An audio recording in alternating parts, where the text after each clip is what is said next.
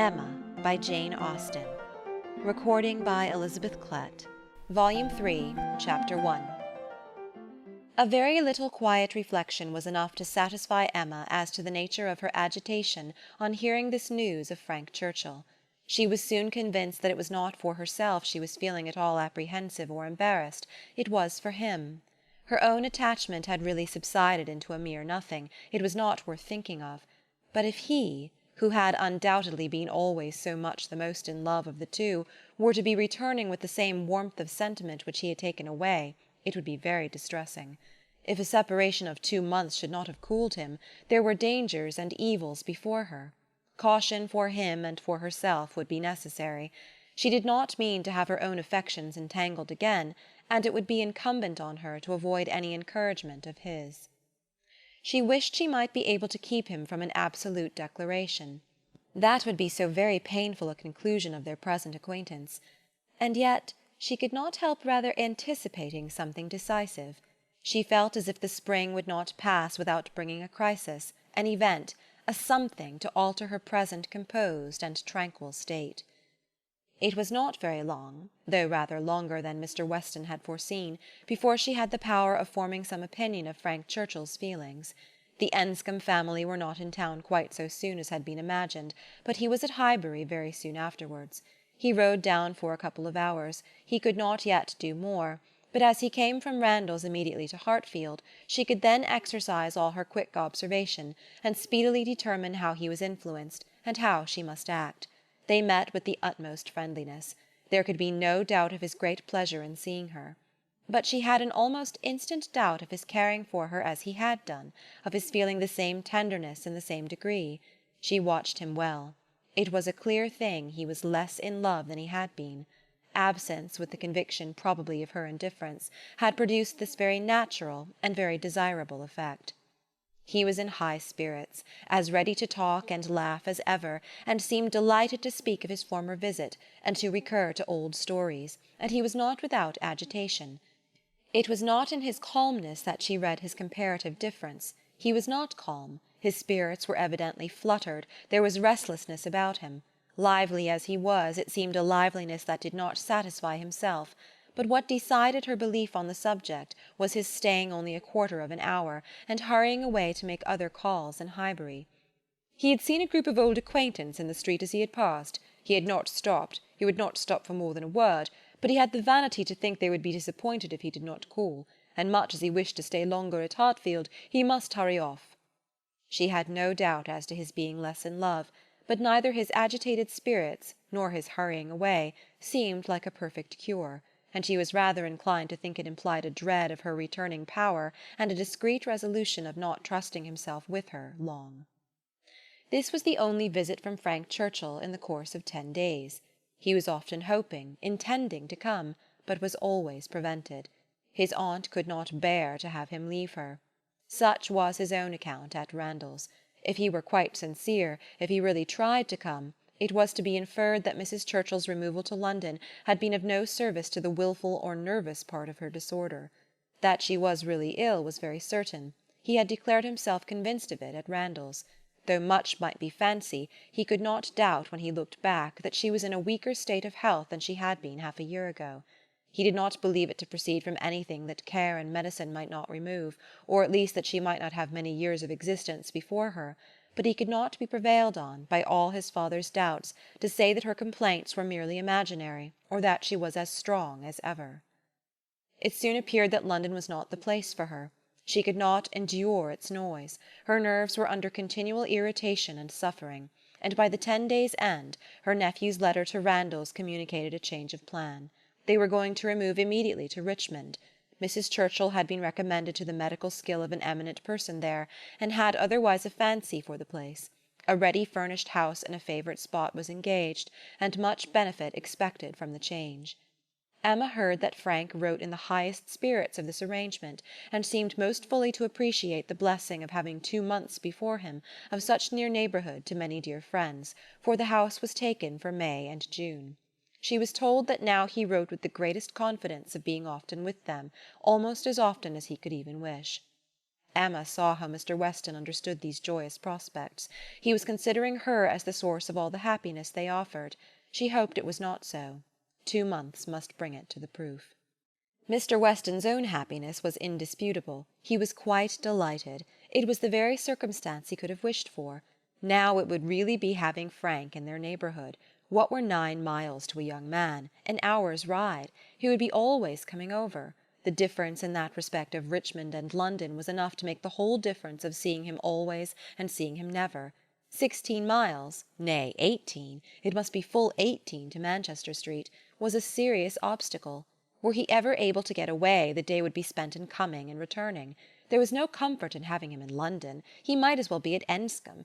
But Richmond was the very distance for easy intercourse. Better than nearer. One good thing was immediately brought to a certainty by this removal. The ball at the Crown. It had not been forgotten before, but it had been soon acknowledged vain to attempt to fix a day. Now, however, it was absolutely to be. Every preparation was resumed, and very soon after the Churchills had removed to Richmond, a few lines from Frank, to say that his aunt felt already much better for the change, and that he had no doubt of being able to join them for 24 hours at any given time, induced them to name as early a day as possible. Mr. Weston's ball was to be a real thing. A very few to-morrows stood between the young people of Highbury and happiness. Mr. Woodhouse was resigned. The time of year lightened the evil to him. May was better for everything than February. Mrs. Bates was engaged to spend the evening at Hartfield. James had due notice, and he sanguinely hoped that neither dear little Henry nor dear little John would have anything the matter with them while dear Emma was gone. Chapter 2. No misfortune occurred again to prevent the ball. The day approached, the day arrived, and after a morning of some anxious watching, Frank Churchill, in all the certainty of his own self, reached Randalls before dinner, and everything was safe. No second meeting had there yet been between him and Emma. The room at the Crown was to witness it, but it would be better than a common meeting in a crowd. Mr. Weston had been so very earnest in his entreaties for her arriving there as soon as possible after themselves, for the purpose of taking her opinion as to the propriety and comfort of the rooms before any other persons came, that she could not refuse him, and must therefore spend some quiet interval in the young man's company. She was to convey Harriet, and they drove to the Crown in good time, the Randalls party just sufficiently before them. Frank Churchill seemed to have been on the watch, and though he did not say much, his eyes declared that he meant to have a delightful evening. They all walked about together, to see that everything was as it should be, and within a few minutes were joined by the contents of another carriage, which Emma could not hear the sound of at first without great surprise. "So unreasonably early!" she was going to exclaim, but she presently found that it was a family of old friends, who were coming, like herself, by a particular desire to help Mr. Weston's judgment, and they were so very closely followed by another carriage of cousins, who had been entreated to come early with the same distinguishing earnestness, on the same errand, that it seemed as if half the company might soon be collected together for the purpose of preparatory inspection. Emma perceived that her taste was not the only taste on which Mr. Weston depended, and felt that to be the favourite and intimate of a man who had so many intimates and confidants was not the very first distinction in the scale of vanity. She liked his open manners, but a little less of open-heartedness would have made him a higher character. General benevolence, but not general friendship, made a man what he ought to be. She could fancy such a man. The whole party walked about, and looked and praised again, and then, having nothing else to do, formed a sort of half-circle round the fire, to observe in their various modes, till other subjects were started, that though May, a fire in the evening was still very pleasant. Emma found that it was not Mr. Weston's fault that the number of privy councillors was not yet larger. They had stopped at Mrs. Bates's door to offer the use of their carriage, but the aunt and niece were to be brought by the Eltons. Frank was standing by her, but not steadily. There was a restlessness which showed a mind not at ease. He was looking about, he was going to the door, he was watching for the sound of other carriages, impatient to begin, or afraid of being always near her. Mrs. Elton was spoken of. "I think she must be here soon," said he. "I have a great curiosity to see Mrs. Elton. I have heard so much of her. It cannot be long, I think, before she comes." A carriage was heard. He was on the move immediately, but coming back said, I am forgetting that I am not acquainted with her. I have never seen either Mr. or Mrs. Elton. I have no business to put myself forward. Mr. and Mrs. Elton appeared, and all the smiles and the proprieties passed. "But Miss Bates and Miss Fairfax," said Mr. Weston, looking about. "We thought you were to bring them." The mistake had been slight. The carriage was sent for them now. Emma longed to know what Frank's first opinion of Mrs. Elton might be, how he was affected by the studied elegance of her dress, and her smiles of graciousness. He was immediately qualifying himself to form an opinion by giving her very proper attention after the introduction had passed. In a few minutes the carriage returned. Somebody talked of rain.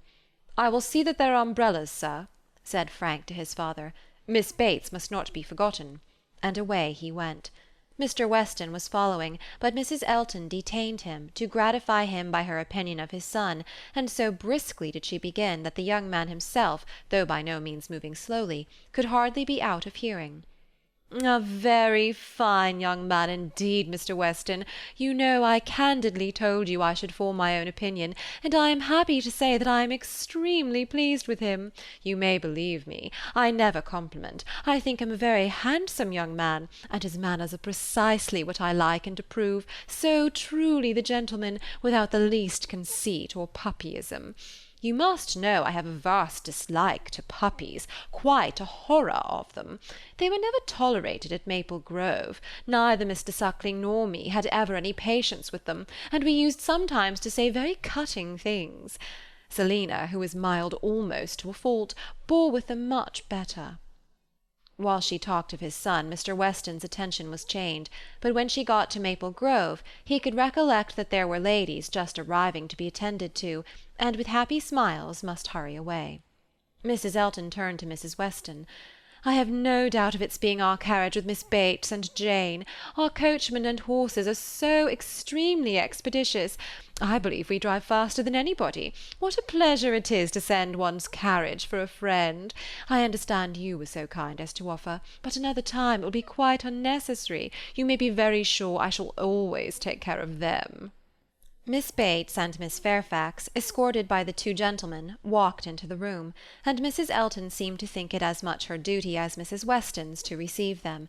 Her gestures and movements might be understood by anyone who looked on like Emma, but her words, everybody's words, were soon lost under the incessant flow of Miss Bates, who came in talking, and had not finished her speech under many minutes after her being admitted into the circle at the fire. As the door opened, she was heard. "Oh, so very obliging of you. No rain at all. Nothing to signify.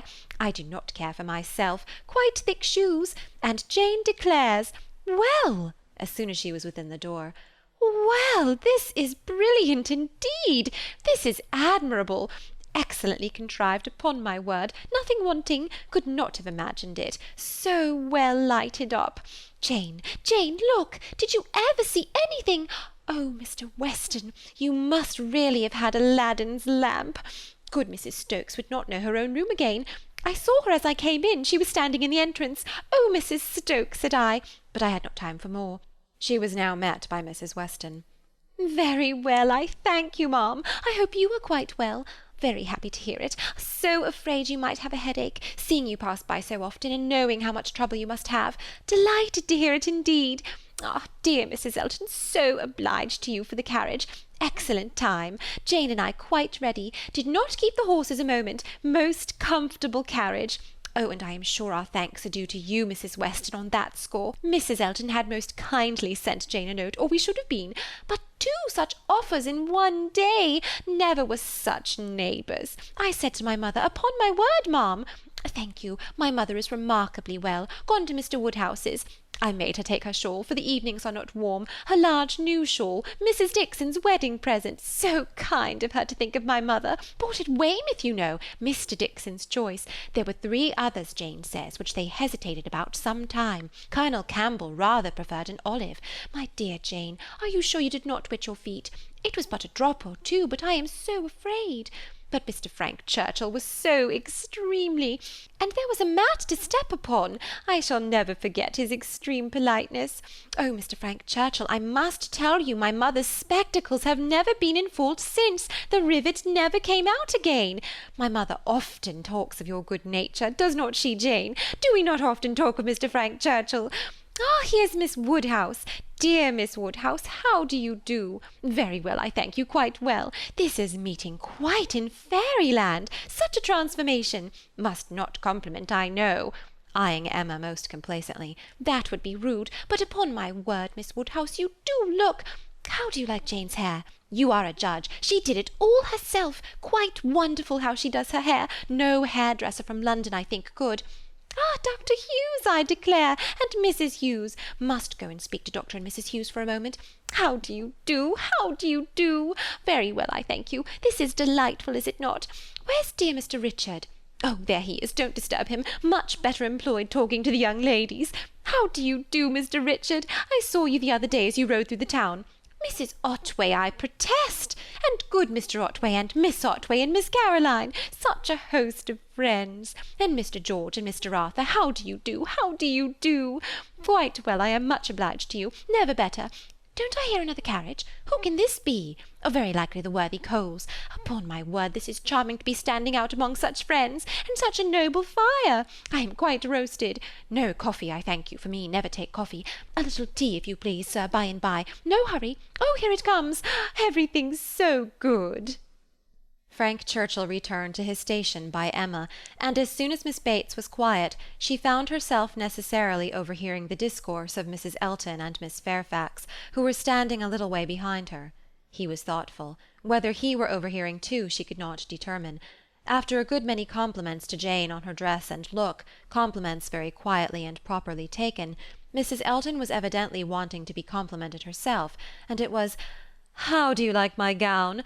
How do you like my trimming? How has Wright done my hair?"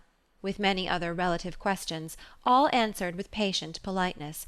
Mrs. Elton then said, "Nobody can think less of dress in general than I do, but upon such an occasion as this, when everybody's eyes are so much upon me, and in compliment to the Westons, who I have no doubt are giving this ball chiefly to do me honour, I would not wish to be inferior to others, and I see very few pearls in the room except mine. So Frank Churchill is a capital dancer, I understand. We shall see if our styles suit. A fine young man certainly is Mr. Frank Churchill. I like him very well." At this moment Frank began talking so vigorously that Emma could not but imagine he had overheard his own praises, and did not want to hear more. And the voices of the ladies were drowned for a while, till another suspension brought Mrs. Elton's tones again distinctly forward. Mr. Elton had just joined them, and his wife was exclaiming, "Oh, so you have found us out at last, have you, in our seclusion? I was this moment telling Jane I thought you would begin to be impatient for tidings of us." "Jane," repeated Frank Churchill with a look of surprise and displeasure. "That is easy, but Miss Fairfax does not disapprove it, I suppose." "How do you like Mrs. Elton?" said Emma in a whisper. "Not at all." "You are ungrateful." "Ungrateful? What do you mean?" Then changing from a frown to a smile, "No, do not tell me. I do not want to know what you mean. Where is my father? When are we to begin dancing?" Emma could hardly understand him. He seemed in an odd humour.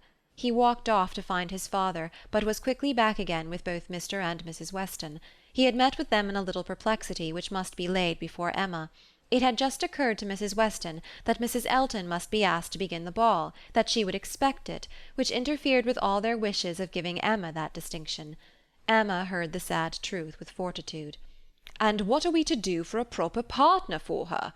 said Mr. Weston. "She will think Frank ought to ask her."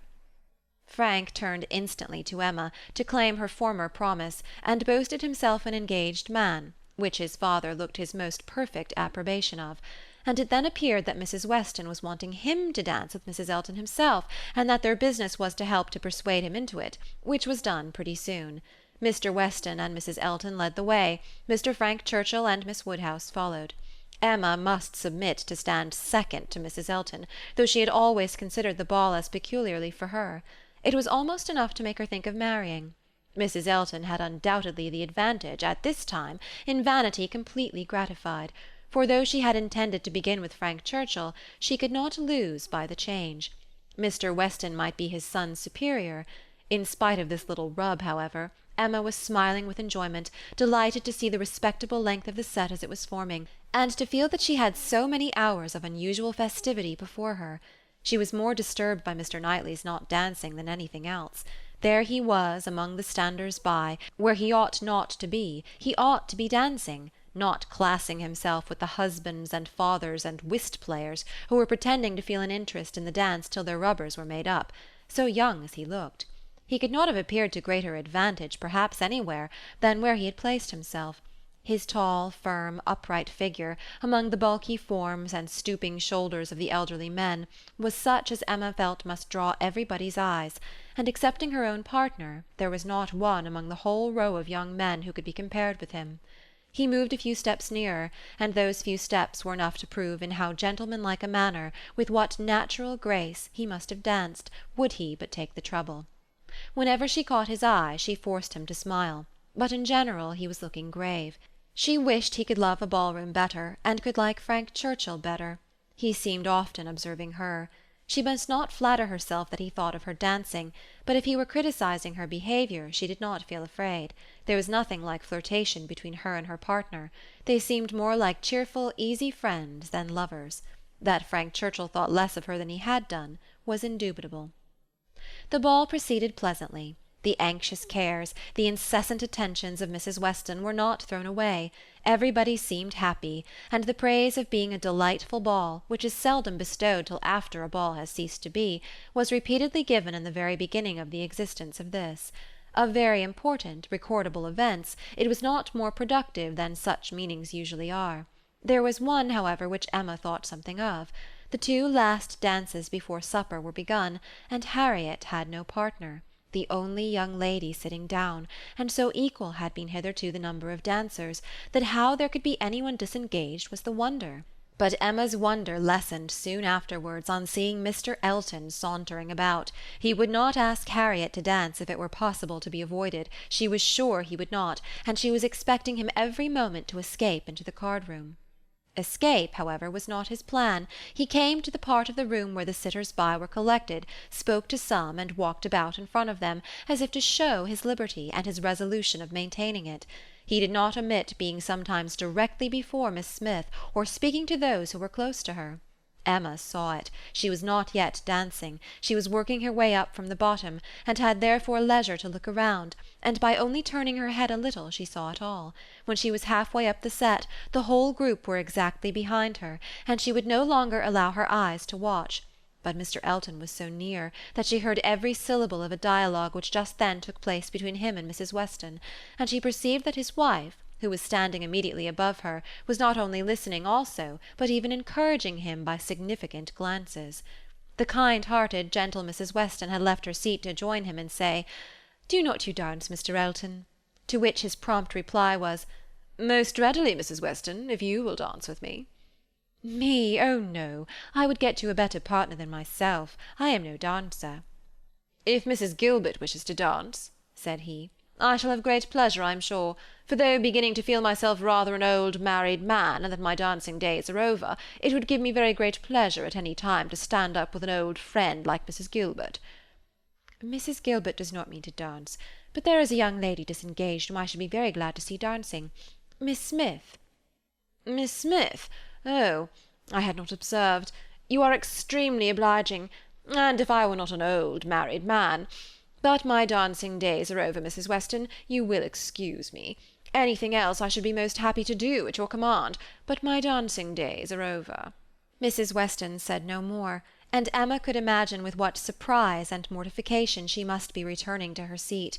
This was Mr. Elton, the amiable, obliging, gentle Mr. Elton. She looked round for a moment. He had joined Mr. Knightley at a little distance, and was arranging himself for settled conversation, while smiles of high glee passed between him and his wife. She would not look again. Her heart was in a glow, and she feared her face might be as hot. In another moment a happier sight caught her. Mr. Knightley leading Harriet to the set! Never had she been more surprised, seldom more delighted, than at that instant. She was all pleasure and gratitude, both for Harriet and herself, and longed to be thanking him, and though too distant for speech, her countenance said much as soon as she could catch his eye again. His dancing proved to be just what she had believed it, extremely good, and Harriet would have seemed almost too lucky if it had not been for the cruel state of things before, and for the very complete enjoyment and very high sense of the distinction which her happy features announced. It was not thrown away on her. She bounded higher than ever, flew farther down the middle, and was in a continual course of smiles. Mr. Elton had retreated into the card-room, looking, Emma trusted, very foolish.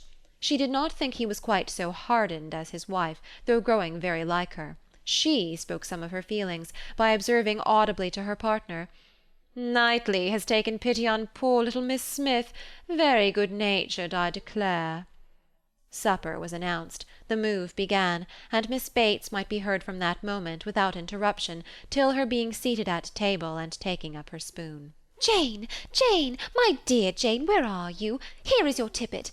Mrs. Weston begs you to put on your tippet. She says she is afraid there will be draughts in the passage, though everything has been done. One door nailed up, quantities of matting. My dear Jane, indeed you must. Mr. Churchill, oh, you are too obliging. How well you put it on! So gratified! Excellent dancing indeed! Yes, my dear, I ran home as I said I should to help grandmamma to bed, and got back again, and nobody missed me. I set off without saying a word, just as I told you. Grandmamma was quite well, had a charming evening with Mr. Woodhouse, a vast deal of chat and backgammon. Tea was made downstairs, biscuits and baked apples and wine before she came away. Amazing luck in some of her throws, and she inquired a great deal about you, how you were amused, and who were your partners. Oh, said I shall not forestall Jane. I left her dancing with Mr. George Otway. She will love to tell you all about it herself to-morrow. Her first partner was Mr. Elton. I do not know who will ask her next, except perhaps Mr. William Cox. My dear sir, you are too obliging. Is there nobody you would not rather? I am not helpless. Sir, you are most kind. Upon my word, Jane on one arm and me on the other. Stop, let us stand a little back. Mrs. Elton is going. Dear Mrs. Elton, how elegant she looks! Beautiful lace. Now we all follow in her train. Quite the queen of the evening. Well, here we are at the passage. 2 steps, Jane. Take care of the 2 steps. Oh, no, there is but one. Well, I was persuaded there were 2. How very odd. I was convinced there were 2, and there is but one. I never saw anything equal to the comfort and style. Candles everywhere. I was telling you of your grandmamma, Jane. There was a little disappointment. The baked apples and biscuits, excellent in their way, you know, but there was a delicate fricassee of sweetbread and some asparagus brought in first, and good Mr. Woodhouse, not thinking the asparagus quite boiled enough, sent it out again. Now there is nothing grandmamma loves better than sweetbread and asparagus, so she was rather disappointed, but we agreed we would not speak of it to anybody, for fear of its getting round to dear Miss Woodhouse, who would be so very much concerned. Well, this is brilliant. I am all amazement. Could not have supposed anything. Such elegance and profusion. I have seen nothing like it since. Well, where shall we sit? Where shall we sit? Anywhere, so that Jane is not in a draught. Where I sit is of no consequence. Oh, do you recommend this side? Well, I am sure, Mr. Churchill, only it seems too good. But just as you please. What you direct in this house cannot be wrong. Dear Jane, how shall we ever recollect half the dishes for grandmamma? Soup too, bless me! I should not be helped so soon, but it smells most excellent, and I cannot help beginning. Emma had no opportunity of speaking to Mr. Knightley till after supper, but when they were all in the ball-room again, her eyes invited him irresistibly to come to her and be thanked. He was warm in his reprobation of Mr. Elton's conduct. It had been unpardonable rudeness, and Mrs. Elton's looks also received the due share of censure. "They aimed at wounding more than Harriet," said he. "Emma, why is it that they are your enemies?" He looked with smiling penetration, and on receiving no answer, added, "She ought not to be angry with you, I suspect, whatever he may be. To that surmise you say nothing, of course, but confess, Emma, that you did want him to marry Harriet." "I did," replied Emma, "and they cannot forgive me." He shook his head, but there was a smile of indulgence with it, and he only said, "I shall not scold you. I leave you to your own reflections." "Can you trust me with such flatterers? Does my vain spirit ever tell me I am wrong?" "Not your vain spirit, but your serious spirit. If one leads you wrong, I am sure the other tells you of it." I do own myself to have been completely mistaken in Mr. Elton. There is a littleness about him which you discovered and which I did not, and I was fully convinced of his being in love with Harriet. It was through a series of strange blunders. And in return for your acknowledging so much, I will do you the justice to say that you would have chosen for him better than he has chosen for himself. Harriet Smith has some first-rate qualities, which Mrs. Elton is totally without. An unpretending, single-minded, artless girl, infinitely to be preferred by any man of sense and taste to a woman such as Mrs. Elton. I found Harriet more conversable than I expected. Emma was extremely gratified.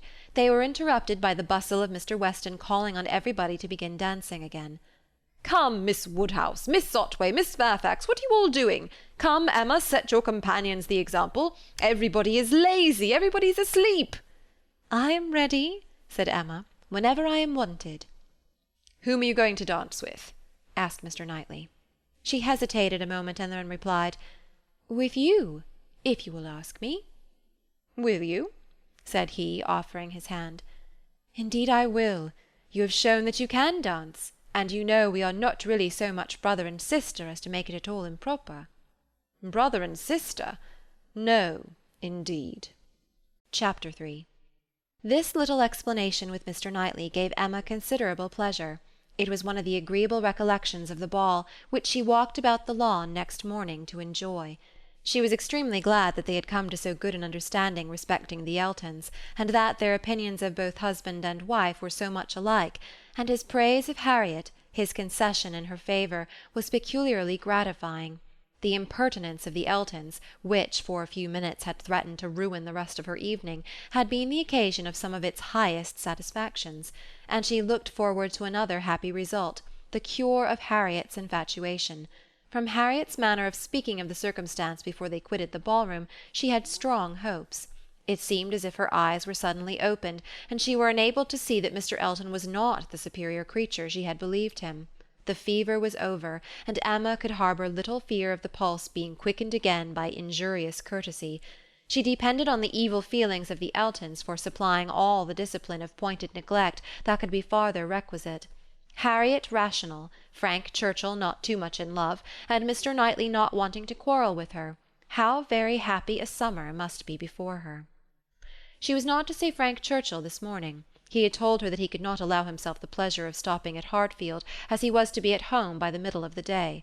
She did not regret it. Having arranged all these matters, looked them through, and put them all to rights, she was just turning to the house with spirits freshened up for the demands of the two little boys, as well as of their grandpapa, when the great iron sweep-gate opened, and two persons entered whom she had never less expected to see together. Frank Churchill, with Harriet leaning on his arm, actually Harriet! A moment sufficed to convince her that something extraordinary had happened. Harriet looked white and frightened, and he was trying to cheer her.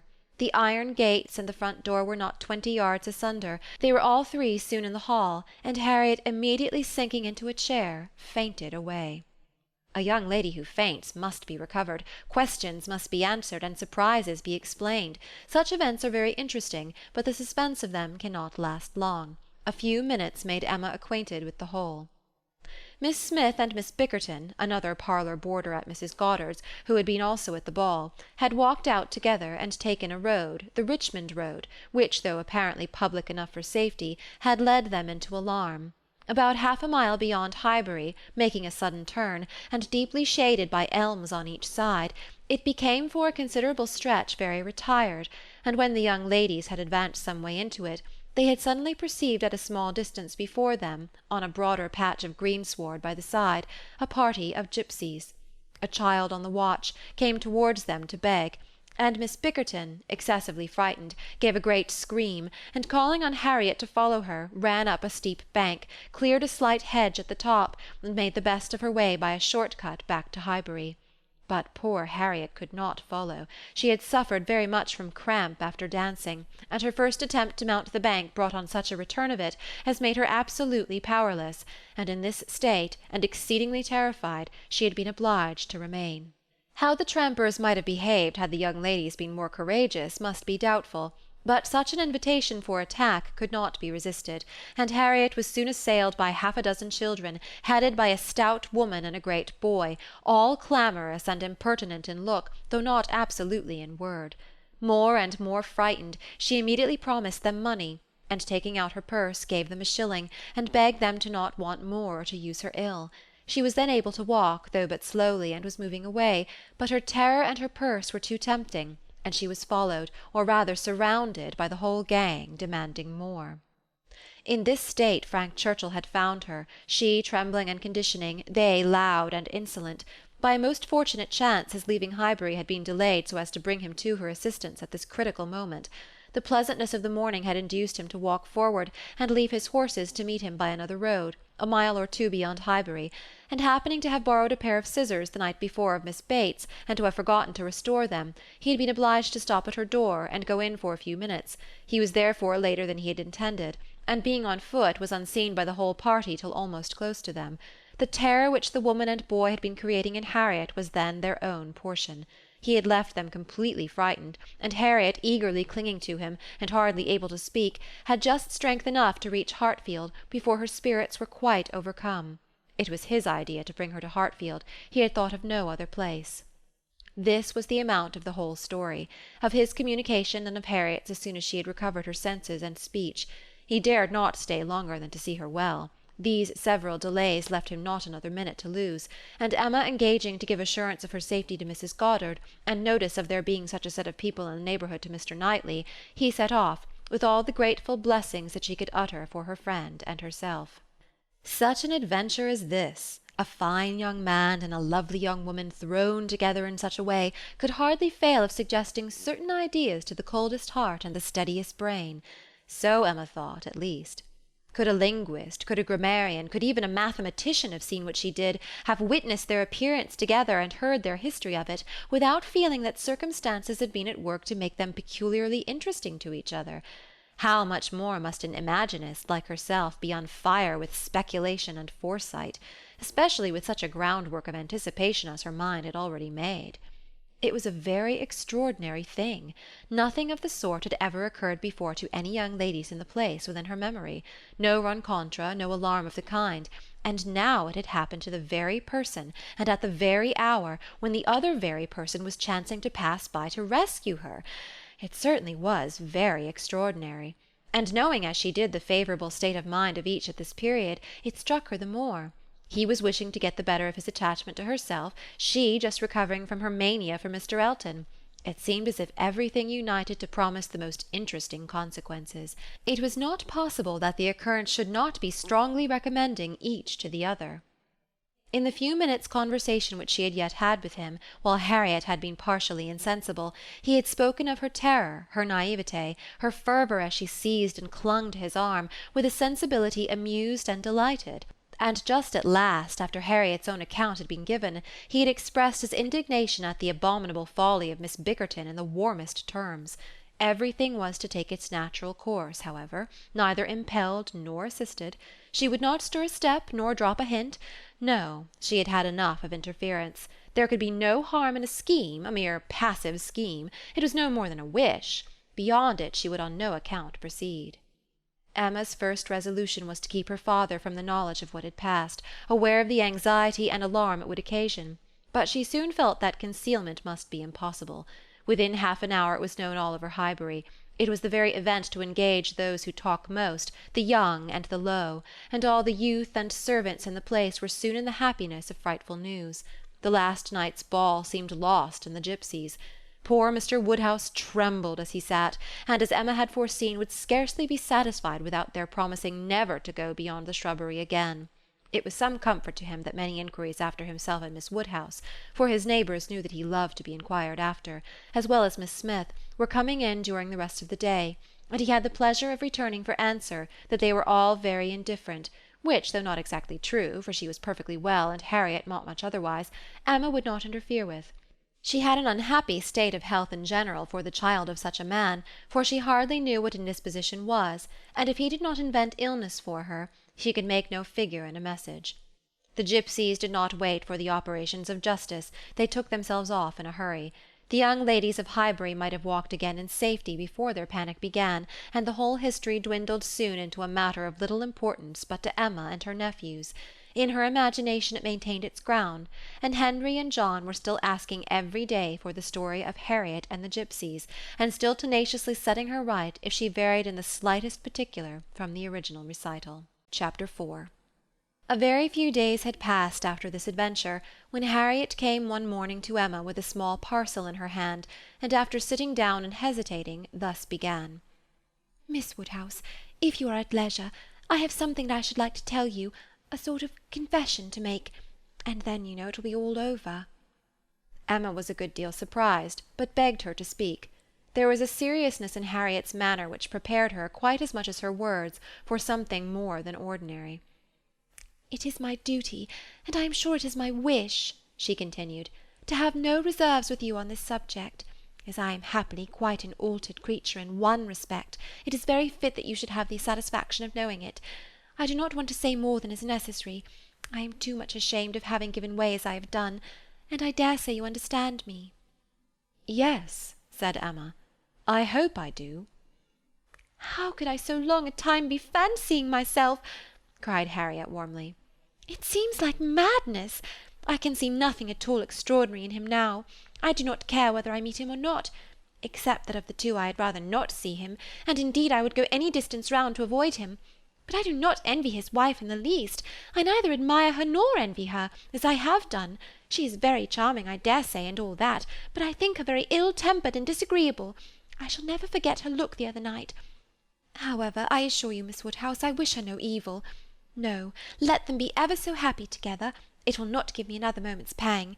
And to convince you that I have been speaking truth, I am now going to destroy what I ought to have destroyed long ago, what I ought never to have kept. I know that very well, blushing as she spoke. However, now I will destroy it all, and it is my particular wish to do it in your presence, that you may see how rational I am grown. Cannot you guess what this parcel holds? Said she with a conscious look. Not the least in the world. Did he ever give you anything? No, I cannot call them gifts, but they are things that I have valued very much. She held the parcel towards her, and Emma read the words, "Most precious treasures," on the top. Her curiosity was greatly excited. Emma unfolded the parcel, and she looked on with impatience. Within abundance of silver paper was a pretty little Tunbridge ware box, which Harriet opened. It was well lined with the softest cotton, but excepting the cotton, Emma saw only a small piece of court-plaster. "Now," said Harriet, "you must recollect." "No, indeed, I do not." "Dear me! I should not have thought it possible you could forget what passed in this very room about court-plaster, one of the very last times we ever met in it. It was but a very few days before I had my sore throat, just before Mr. and Mrs. John Knightley came, I think the very evening. Do you not remember his cutting his finger with your new penknife, and your recommending court-plaster? But as you had none about you, and knew I had, you desired me to supply him, and so I took out mine and cut him a piece, but it was a great deal too large, and he cut it smaller, and kept playing some time with what was left, before he gave it back to me. And so then, in my nonsense, I could not help making a treasure of it. So I put it by never to be used, and looked at it now and then as a great treat." "My dearest Harriet," cried Emma, putting her hand before her face and jumping up, "you make me more ashamed of myself than I can bear. Remember it? Ay, I remember it all now, all except your saving this relic. I knew nothing of that till this moment. But he cutting a finger, and my recommending court-plaster, and saying I had none about me. Oh, my sins, my sins! And I had plenty all the while in my pocket. One of my senseless tricks. I deserve to be under a continual blush all the rest of my life. Well," sitting down again, "go on. What else?" "And had you really some at hand yourself? I am sure I never suspected it, you did it so naturally." "And so you actually put this piece of court-plaster by for his sake?" said Emma, recovering from her state of shame and feeling divided between wonder and amusement. And secretly she added to herself, "Lord bless me, when should I ever have thought of putting by in cotton a piece of court-plaster that Frank Churchill had been pulling about? I never was equal to this." "Here," resumed Harriet, turning to her box again, "here is something still more valuable. I mean that has been more valuable, because this is what really once did belong to him, which the court plaster never did." Emma was quite eager to see this superior treasure. It was the end of an old pencil, the part without any lead. "This was really his," said Harriet.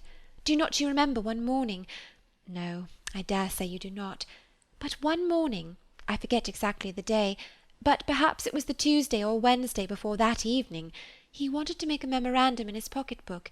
It was about spruce beer. Mr. Knightley had been telling him something about brewing spruce beer, and he wanted to put it down, but when he took out his pencil, there was so little lead that he soon cut it all away, and it would not do, so you lent him another, and this was left upon the table as good for nothing. But I kept my eye on it, and as soon as I dared, caught it up, and never parted with it again from that moment." "I do remember it," cried Emma. "I perfectly remember it. Talking about spruce beer. Oh yes, Mr. Knightley and I both saying we liked it, and Mr. Elton seeming resolved to learn to like it too. I perfectly remember it. Stop, Mr. Knightley was standing just here, was not he? I have an idea he was standing just here." "Ah, I do not know. I cannot recollect. It is very odd, but I cannot recollect. Mr. Elton was sitting here, I remember, much about where I am now."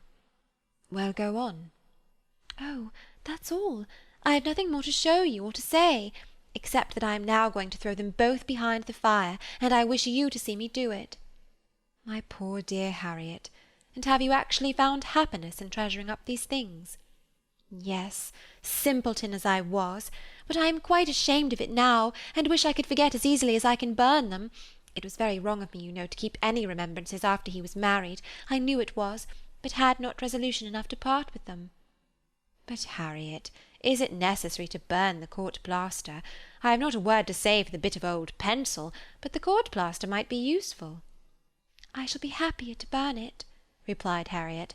"It has a disagreeable look to me. I must get rid of everything. There it goes, and there is an end, thank heaven, of Mr. Elton."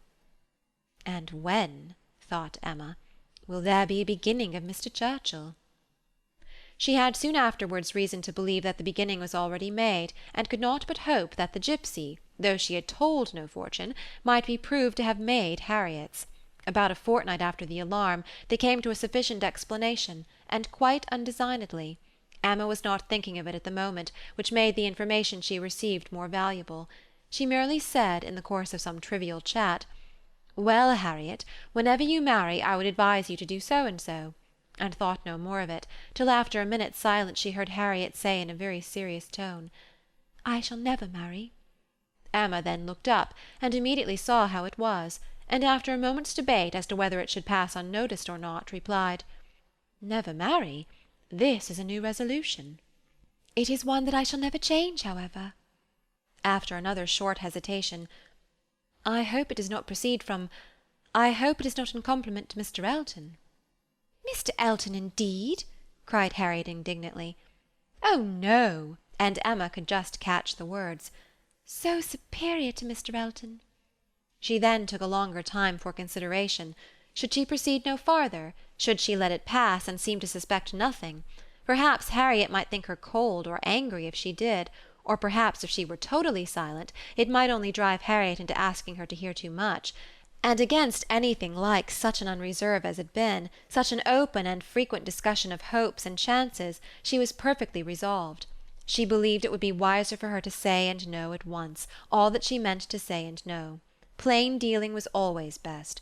She had previously determined how far she would proceed on any application of the sort, and it would be safer for both to have the judicious law of her own brain laid down with speed.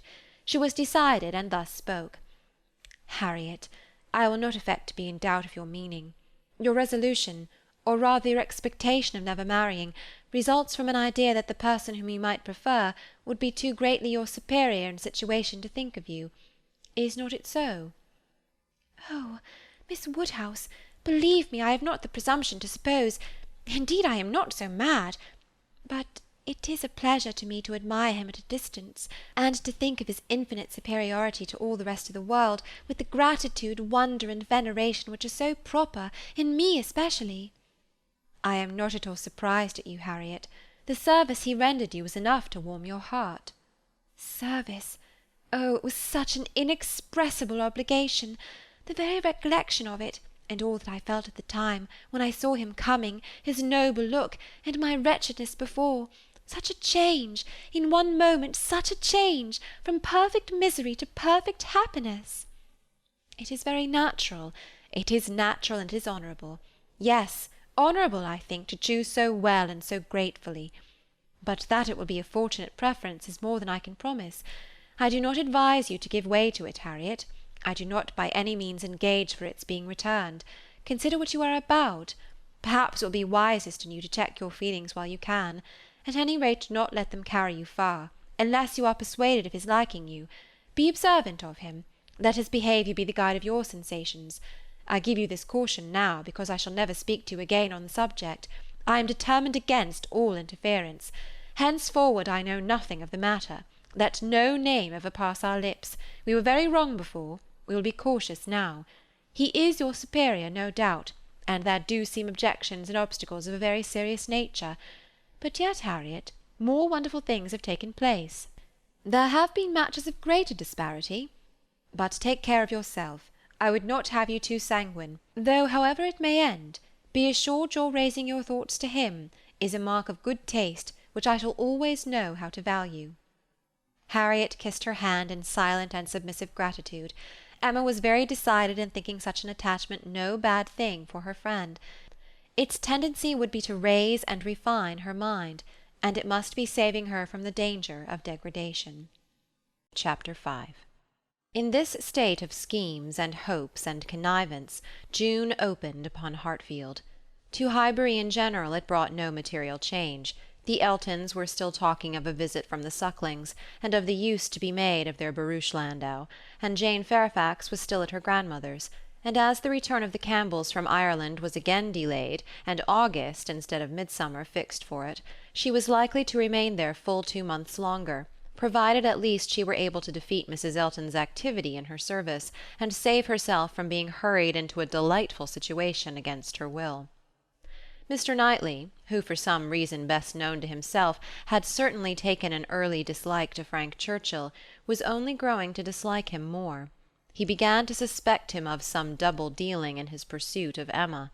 That Emma was his object appeared indisputable. Everything declared it. His own attentions, his father's hints, his mother-in-law's guarded silence. It was all in unison. Words, conduct, discretion, and indiscretion told the same story. But while so many were devoting him to Emma, and Emma herself making him over to Harriet, Mr. Knightley began to suspect him of some inclination to trifle with Jane Fairfax. He could not understand it, but there were symptoms of intelligence between them, he thought so at least, symptoms of admiration on his side, which, having once observed, he could not persuade himself to think entirely void of meaning, however he might wish to escape any of Emma's errors of imagination. She was not present when the suspicion first arose. He was dining with the Randalls family, and Jane at the Eltons, and he had seen a look, more than a single look, at Miss Fairfax, which from the admirer of Miss Woodhouse seemed somewhat out of place. When he was again in their company, he could not help remembering what he had seen, nor could he avoid observations which, unless it were like Cowper and his fire at twilight, myself creating what I saw, brought him yet stronger suspicion of there being a something of private liking, of private understanding even, between Frank Churchill and Jane. He walked up one day after dinner, as he very often did, to spend his evening at Hartfield. Emma and Harriet were going to walk, he joined them, and on returning they fell in with a larger party, who like themselves judged it wisest to take their exercise early, as the weather threatened rain. Mr. and Mrs. Weston and their son, Miss Bates and her niece, who had accidentally met. They all united, and on reaching Hartfield gates, Emma, who knew it was exactly the sort of visiting that would be welcome to her father, pressed them all to go in and drink tea with him. The Randalls' party agreed to it immediately, and after a pretty long speech from Miss Bates, which few persons listened to, she also found it possible to accept dear Miss Woodhouse's most obliging invitation. As they were turning into the grounds, Mr. Perry passed by on horseback. The gentleman spoke of his horse. "By the by," said Frank Churchill to Mrs. Weston presently, "what became of Mr. Perry's plan of setting up his carriage?" Mrs. Weston looked surprised, and said, "I did not know that he ever had any such plan." "Nay, I had it from you," You wrote me word of it 3 months ago." "Me? Impossible." "Indeed you did. I remember it perfectly. You mentioned it as what was certainly to be very soon. Mrs. Perry had told somebody, and was extremely happy about it. It was owing to her persuasion, as she thought his being out in bad weather did him a great deal of harm. You must remember it now." "Upon my word, I never heard of it till this moment." "Never? Really never? Bless me, how could it be? Then I must have dreamt it. But I was completely persuaded. Miss Smith, you walk as if you were tired. You will not be sorry to find yourself at home." "What is this? What is this?" cried Mr. Weston. "About Perry in a carriage? Is Perry going to set up his carriage, Frank? I am glad he can afford it. You had it from himself, had you?" "No, sir," replied his son, laughing. "I seem to have had it from nobody. Very odd. I really was persuaded of Mrs. Weston's having mentioned it in one of her letters to Enscombe many weeks ago, with all these particulars. But as she declares she never heard a syllable of it before, of course it must have been a dream. I am a great dreamer. I dream of everybody at Highbury when I am away, and when I have gone through my particular friends, then I begin dreaming of Mr. and Mrs. Perry." "It is odd, though," observed his father, "that you should have had such a regular connected dream about people whom it was not very likely you should be thinking of at Enscombe. Perry setting up his carriage, and his wife's persuading him to it, out of care for his health. Just what will happen, I have no doubt, some time or other, only a little premature. What an air of probability sometimes runs through a dream, and at others what a heap of absurdities it is. Well, Frank, your dream certainly shows that Highbury is in your thoughts when you are absent. Emma, you are a great dreamer, I think."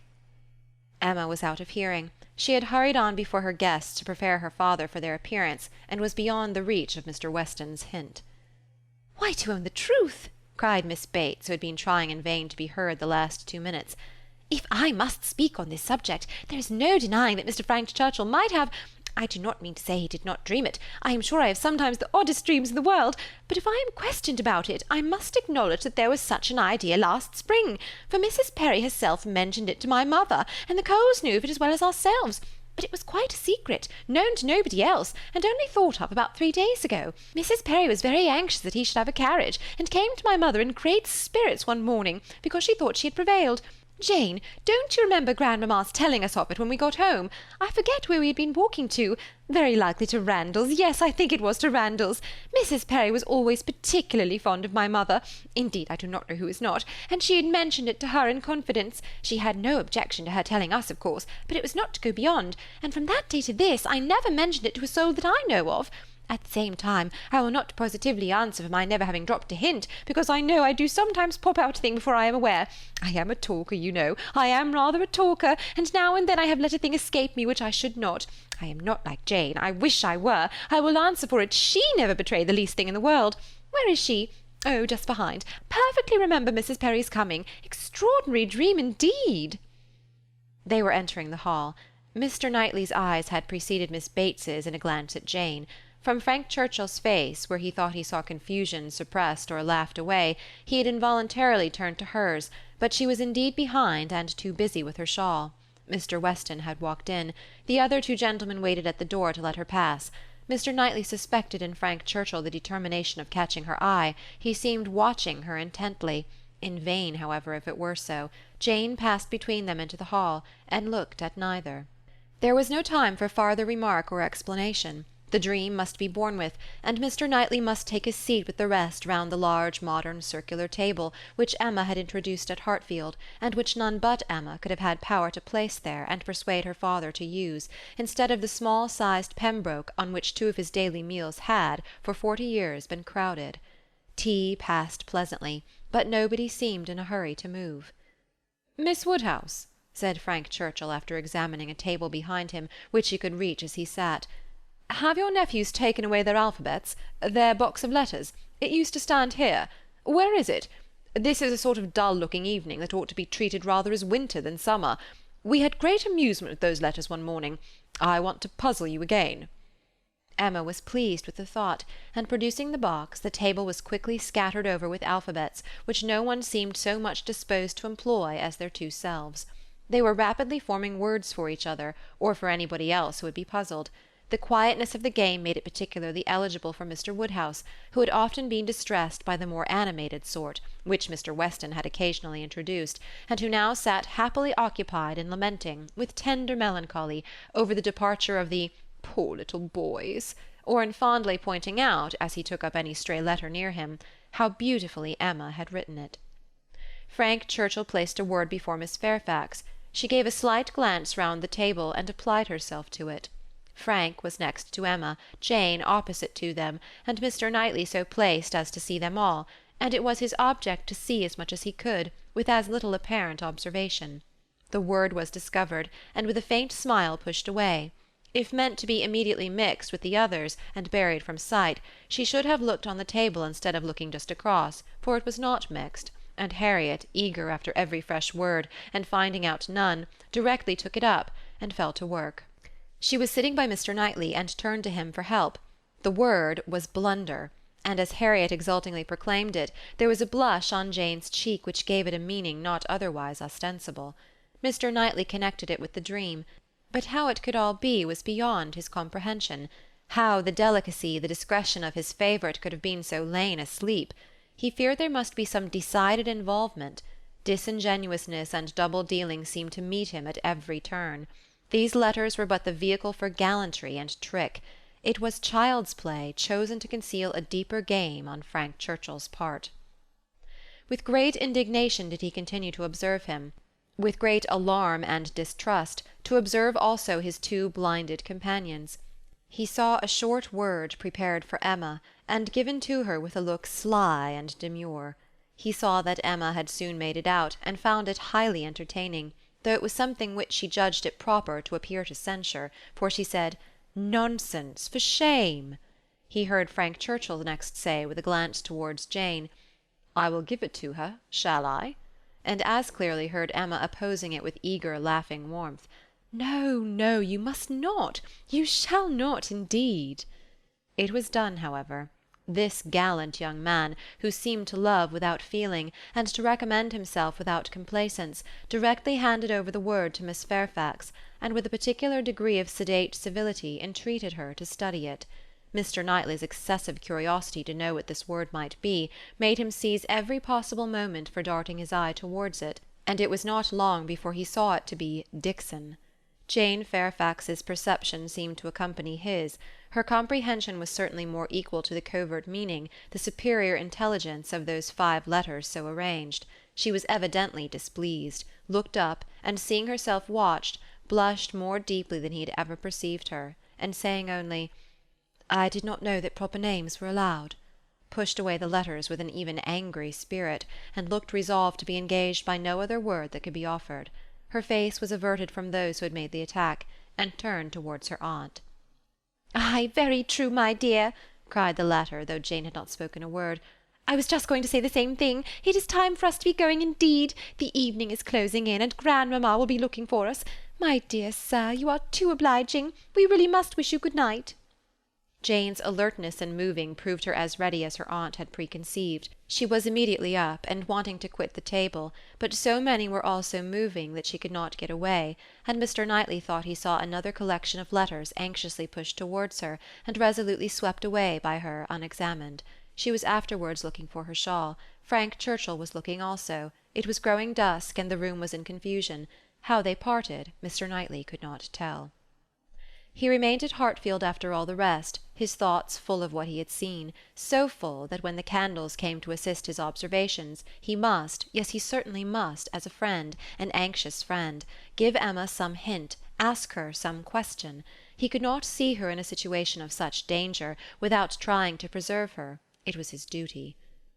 "Pray, Emma," said he, "may I ask in what lay the great amusement, the poignant sting of the last word given to you and Miss Fairfax? I saw the word, and am curious to know how it could be so very entertaining to the one, and so very distressing to the other." Emma was extremely confused. She could not endure to give him the true explanation, for though her suspicions were by no means removed, she was really ashamed of having ever imparted them. "Oh," she cried in evident embarrassment, "it all meant nothing, a mere joke among ourselves." "The joke," he replied gravely, "seemed confined to you and Mr. Churchill." He had hoped she would speak again, but she did not. She would rather busy herself about anything than speak. He sat a little while in doubt. A variety of evils crossed his mind. Interference, fruitless interference. Emma's confusion and the acknowledged intimacy seemed to declare her affection engaged. Yet he would speak. He owed it to her to risk anything that might be involved in an unwelcome interference rather than her welfare, to encounter anything rather than the remembrance of neglect in such a cause. "My dear Emma," said he at last with earnest kindness, "do you think you perfectly understand the degree of acquaintance between the gentleman and lady we have been speaking of?" "Between Mr. Frank Churchill and Miss Fairfax? Oh yes, perfectly. Why do you make a doubt of it?" "Have you never at any time had reason to think that he admired her, or that she admired him?" "Never, never!" she cried with the most open eagerness. "Never for the 20th part of a moment did such an idea occur to me. And how could it possibly come into your head?" "I have lately imagined that I saw symptoms of attachment between them, certain expressive looks which I did not believe meant to be public." "Oh, you amuse me excessively. I am delighted to find that you can vouchsafe to let your imagination wander. But it will not do. Very sorry to check you in your first essay, but indeed it will not do. There is no admiration between them, I do assure you, and the appearances which have caught you have arisen from some peculiar circumstances, feelings rather of a totally different nature. It is impossible exactly to explain. There is a good deal of nonsense in it, but the part which is capable of being communicated, which is sense, is that they are as far from any attachment or admiration for one another as any two beings in the world can be. That is, I presume it to be so on her side, and I can answer for its being so on his. I will answer for the gentleman's indifference." She spoke with a confidence which staggered, with a satisfaction which silenced Mr. Knightley. She was in gay spirits, and would have prolonged the conversation, wanting to hear the particulars of his suspicions, every look described, and all the wheres and hows of a circumstance which highly entertained her, but his gaiety did not meet hers. He found he could not be useful, and his feelings were too much irritated for talking. That he might not be irritated into an absolute fever by the fire which Mr. Woodhouse's tender habits required almost every evening throughout the year, he soon afterwards took a hasty leave, and walked home to the coolness and solitude of Donwell Abbey. Chapter 6. After being long fed with hopes of a speedy visit from Mr. and Mrs. Suckling, the Highbury world were obliged to endure the mortification of hearing that they could not possibly come till the autumn. No such importation of novelties could enrich their intellectual stores at present. In the daily interchange of news, they must be again restricted to the other topics with which for a while the Sucklings' coming had been united, such as the last accounts of Mrs. Churchill, whose health seemed every day to supply a different report, and the situation of Mrs. Weston, whose happiness it was to be hoped might eventually be as much increased by the arrival of a child as that of all her neighbours was by the approach of it. Mrs. Elton was very much disappointed. It was the delay of a great deal of pleasure and parade. Her introductions and recommendations must all wait, and every projected party be still only talked of. So she thought at first, but a little consideration convinced her that everything need not be put off. Why should not they explore to Box Hill, though the Sucklings did not come? They could go there again with them in the autumn. It was settled that they should go to Box Hill. That there was to be such a party had been long generally known. It had even given the idea of another. Emma had never been to Box Hill. She wished to see what everybody found so well worth seeing, and she and Mr. Weston had agreed to choose some fine morning and drive thither.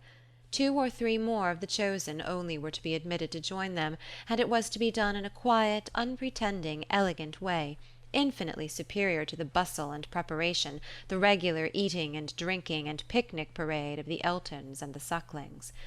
This was so very well understood between them that Emma could not but feel some surprise and a little displeasure on hearing from Mr. Weston that he had been proposing to Mrs. Elton, as her brother and sister had failed her, that the 2 parties should unite and go together, and that as Mrs. Elton had very readily acceded to it, so it was to be, if she had no objection.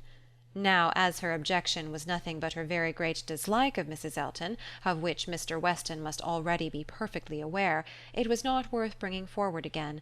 It could not be done without a reproof to him, which would be giving pain to his wife, and she found herself therefore obliged to consent to an arrangement which she would have done a great deal to avoid, an arrangement which would probably expose her even to the degradation of being said to be of Mrs. Elton's party. Every feeling was offended, and the forbearance of her outward submission left a heavy arrear due of secret severity in her reflections on the unmanageable goodwill of Mr. Weston's temper. "I am glad you approve of what I have done," said he very comfortably, "but I thought you would. Such schemes as these are nothing without numbers. One cannot have too large a party. A large party secures its own amusement, and she is a good-natured woman after all. One could not leave her out." Emma denied none of it aloud, and agreed to none of it in private. It was now the middle of June, and the weather fine, and Mrs. Elton was growing impatient to name the day, and settle with Mr. Weston as to pigeon pies and cold lamb, when a lame carriage-horse threw everything into sad uncertainty. It might be weeks, it might be only a few days, before the horse were usable, but no preparations could be ventured on, and it was all melancholy stagnation. Mrs. Elton's resources were inadequate to such an attack. "Is not this most vexatious, Knightley?" she cried. "And such weather for exploring! These delays and disappointments are quite odious. What are we to do? The year will wear away at this rate, and nothing done. Before this time last year, I assure you, we had had a delightful exploring party from Maple Grove to King's Weston." "You had better explore to Donwell," replied Mr. Knightley. "That may be done without horses. Come and eat my strawberries. They are ripening fast." If Mr. Knightley did not begin seriously, he was obliged to proceed so, for his proposal was caught at with delight, and the "Oh, I should like it of all things" was not plainer in words than manner. Donwell was famous for its strawberry beds, which seemed a plea for the invitation, but no plea was necessary. Cabbage beds would have been enough to tempt the lady, who only wanted to be going somewhere. She promised him again and again to come, much oftener than he doubted, and was extremely gratified by such a proof of intimacy, such a distinguishing compliment as she chose to consider it. "You may depend upon me," said she. "I certainly will come. Name your day, and I will come. You will allow me to bring Jane Fairfax?" "I cannot name a day," said he, "till I have spoken to some others whom I would wish to meet you." "Oh, leave all that to me. Only give me a carte blanche. I am lady patroness, you know. It is my party. I will bring friends with me." "I hope you'll bring Elton," said he, "but I will not trouble you to give any other invitations." "Oh, now you are looking very sly. But consider, you need not be afraid of delegating power to me. I am no young lady on her preferment. Married women, you know, may be safely authorized. It is my party. Leave it all to me. I will invite your guests." "No," he calmly replied, "there is but one married woman in the world whom I can ever allow to invite what guests she please to Donwell, and that one is—" "Mrs. Weston, I suppose," interrupted Mrs. Elton, rather mortified. "No, Mrs. Knightley, and till she is in being I will manage such matters myself." "Ah, you are an odd creature," cried she, satisfied to have no one preferred to herself. "You are a humourist, and may say what you like. Quite a humourist. Well, I shall bring Jane with me, Jane and her aunt. The rest I leave to you. I have no objections at all to meeting the Hartfield family. Don't scruple, I know you are attached to them." "You certainly will meet them, if I can prevail, and I shall call on Miss Bates in my way home." "That's quite unnecessary. I see Jane every day. But as you like. It is to be a morning scheme, you know, Knightley, quite a simple thing. I shall wear a large bonnet and bring one of my little baskets hanging on my arm. Here, probably this basket with pink ribbon.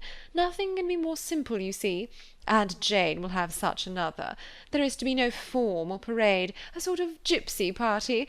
We are to walk about your gardens and gather the strawberries ourselves and sit under trees, and whatever else you may like to provide, it is to be all out of doors, a table spread in the shade, you know, everything as natural and simple as possible. Is not that your idea?" "Not quite. My idea of the simple and the natural will be to have the table spread in the dining-room. The nature and the simplicity of gentlemen and ladies, with their servants and furniture, I think is best observed by meals within doors. When you are tired of eating strawberries in the garden, there shall be cold meat in the house." "Well, as you please. Only don't have a great set out. Can I, or my housekeeper, be of any use to you with your opinion? Pray be sincere, Knightley. If you wish me to talk to Mrs. Hodges, or to inspect anything—" "I have not the least wish for it, I thank you." "Well, but if any difficulties should arise, my housekeeper is extremely clever." "I will answer for it that mine thinks herself full as clever, and would spurn anybody's assistance." "I wish we had a donkey. The thing would be for all of us to come on donkeys. Jane, Miss Bates, and me, and my caro sposo walking by. I really must talk to him about purchasing a donkey. In a country life I conceive it to be a sort of necessary, for let a woman have ever so many resources, it is not possible for her to be always shut up at home, and very long walks, you know. In summer there is dust, and in winter there is dirt." "You will not find either between Donwell and Highbury. Donwell Lane is never dusty, and now it is perfectly dry. Come on a donkey, however, if you prefer it. You can borrow Mrs. Cole's. I would wish everything to be as much to your taste as possible." "That I am sure you would. Indeed I do you justice, my good friend. Under that peculiar sort of dry, blunt manner, I know you have the warmest heart. As I tell Mr. E., you are a thorough humourist. Yes, believe me, Knightley, I am fully sensible of your attention to me in the whole of this scheme. You have hit upon the very thing to please me." Mr. Knightley had another reason for avoiding a table in the shade. He wished to persuade Mr. Woodhouse, as well as Emma, to join the party, and he knew that to have any of them sitting down out of doors to eat would inevitably make him ill. Mr. Woodhouse must not, under the specious pretence of a morning drive, and an hour or two spent at Donwell, be tempted away to his misery. He was invited on good faith. No lurking horrors were to upbraid him for his easy credulity. He did consent. He had not been at Donwell for 2 years. Some very fine morning he and Emma and Harriet could go very well, and he could sit still with Mrs. Weston while the dear girls walked about the gardens. He did not suppose they could be damp now in the middle of the day. He should like to see the old house again exceedingly, and should be very happy to meet Mr. and Mrs. Elton and any other of his neighbours. He could not see any objection at all to his and Emma's and Harriet's going there some very fine morning. He thought it all very well done of Mr. Knightley to invite them. Very kind and sensible, much cleverer than dining out. He was not fond of dining out. Mr. Knightley was fortunate in everybody's most ready concurrence. The invitation was everywhere so well received that it seemed as if, like Mrs. Elton, they were all taking the scheme as a particular compliment to themselves. Emma and Harriet professed very high expectations of pleasure from it, and Mr. Weston, unasked, promised to get Frank over to join them, if possible, a proof of approbation and gratitude which could have been dispensed with. Mr. Knightley was then obliged to say that he should be glad to see him, and Mr. Weston engaged to lose no time in writing, and spare no arguments to induce him to come. In the meanwhile the lame horse recovered so fast that the party to Box Hill was again under happy consideration, and at last Donwell was settled for one day, and Box Hill for the next, the weather appearing exactly right. Under a bright midday sun, at almost midsummer, Mr. Woodhouse was safely conveyed in his carriage, with one window down, to partake of this alfresco party, and in one of the most comfortable rooms in the Abbey, especially prepared for him by a fire all the morning, he was happily placed, quite at his ease, ready to talk with pleasure of what had been achieved, and advise everybody to come and sit down and not to heat themselves. Mrs. Weston, who seemed to have walked there on purpose to be tired, and sit all the time with him, remained, when all the others were invited or persuaded out, his patient listener and sympathizer. It was so long since Emma had been at the Abbey, that as soon as she was satisfied of her father's comfort, she was glad to leave him and look around her, eager to refresh and correct her memory with more particular observation, more exact understanding of a house and grounds which must ever be so interesting to her and all her family. She felt all the honest pride and complacency which her alliance with the present and future proprietor could fairly warrant, as she viewed the respectable size and style of the building, its suitable, becoming, characteristic situation, low and sheltered, its ample gardens stretching down to meadows washed by a stream, of which the Abbey, with all the old neglect of prospect, had scarcely a sight, and its abundance of timber in rows and avenues, which neither fashion nor extravagance had rooted up. The house was larger than Hartfield, and totally unlike it, covering a good deal of ground, rambling and irregular, with many comfortable and one or two handsome rooms. It was just what it ought to be, and it looked what it was, and Emma felt an increasing respect for it as the residence of a family of such true gentility, untainted in blood and understanding. Some faults of temper John Knightley had, but Isabella had connected herself unexceptionably. She had given them neither men, nor names, nor places, that could raise a blush. These were pleasant feelings, and as she walked about and indulged them till it was necessary to do as the others did, and collect round the strawberry beds, the whole party were assembled, excepting Frank Churchill, who was expected every moment from Richmond, and Mrs. Elton, in her apparatus of happiness, her large bonnet and her basket, was very ready to lead the way in gathering, accepting, or talking. Strawberries, and only strawberries, could now be thought or spoken of. The best fruit in England, everybody's favourite, always wholesome. These the finest beds and finest sorts, delightful to gather for one's self, the only way of really enjoying them, morning decidedly the best time, never tired, every sort good, hautboy infinitely superior, no comparison, the others hardly eatable, hautboys very scarce, chili preferred, whitewood finest flavour of all, price of strawberries in London, abundance about Bristol, Maple Grove, cultivation, beds when to be renewed, gardeners thinking exactly different, no general rule, gardeners never to be put out of their way, delicious fruit, only too rich to be eaten much of, inferior to cherries, currants more refreshing, only objection to gathering strawberries the stooping, glaring sun, tired to death, could bear it no longer, must go and sit in the shade. Such for half an hour was the conversation, interrupted only once by Mrs. Weston, who came out, in her solicitude after her son-in-law, to inquire if he were come, and she was a little uneasy. She had some fears of his horse. Seats tolerably in the shade were found, and now Emma was obliged to overhear what Mrs. Elton and Jane Fairfax were talking of. A situation, a most desirable situation, was in question. Mrs. Elton had received notice of it that morning, and was in raptures. It was not with Mrs. Suckling, it was not with Mrs. Bragg, but in felicity and splendour it fell short only of them. It was with a cousin of Mrs. Bragg, an acquaintance of Mrs. Suckling, a lady known at Maple Grove. Delightful, charming, superior, first circles, spheres, lines, ranks, everything, and Mrs. Elton was wild to have the offer closed with immediately. On her side all was warmth, energy, and triumph, and she positively refused to take her friend's negative, though Miss Fairfax continued to assure her that she would not at present engage in anything, repeating the same motives which she had been heard to urge before. Still Mrs. Elton insisted on being authorized to write an acquiescence by the morning's post. How Jane could bear it at all was astonishing to Emma. She did look vexed, she did speak pointedly, and at last, with a decision of action unusual to her, proposed a removal. Should they not walk? Would not Mr. Knightley show them the gardens, all the gardens? She wished to see the whole extent. The pertinacity of her friend seemed more than she could bear.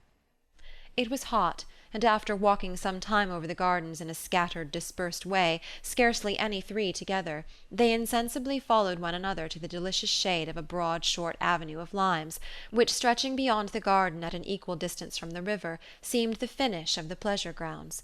It led to nothing, nothing but a view at the end over a low stone wall with high pillars, which seemed intended, in their erection, to give the appearance of an approach to the house, which never had been there. Disputable, however, as might be the taste of such a termination, it was in itself a charming walk, and the view which closed it extremely pretty. The considerable slope, at nearly the foot of which the abbey stood, gradually acquired a steeper form beyond its grounds, and at half a mile distant was a bank of considerable abruptness and grandeur, well clothed with wood, and at the bottom of this bank, favourably placed and sheltered, rose the Abbey Mill farm, with meadows in front, and the river making a close and handsome curve around it. It was a sweet view, sweet to the eye and the mind, English verdure, English culture, English comfort, seen under a sun bright without being oppressive.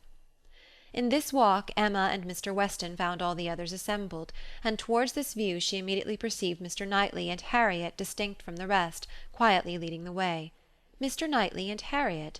It was an odd tête-à-tête, but she was glad to see it. There had been a time when he would have scorned her as a companion, and turned from her with little ceremony. Now they seemed in pleasant conversation.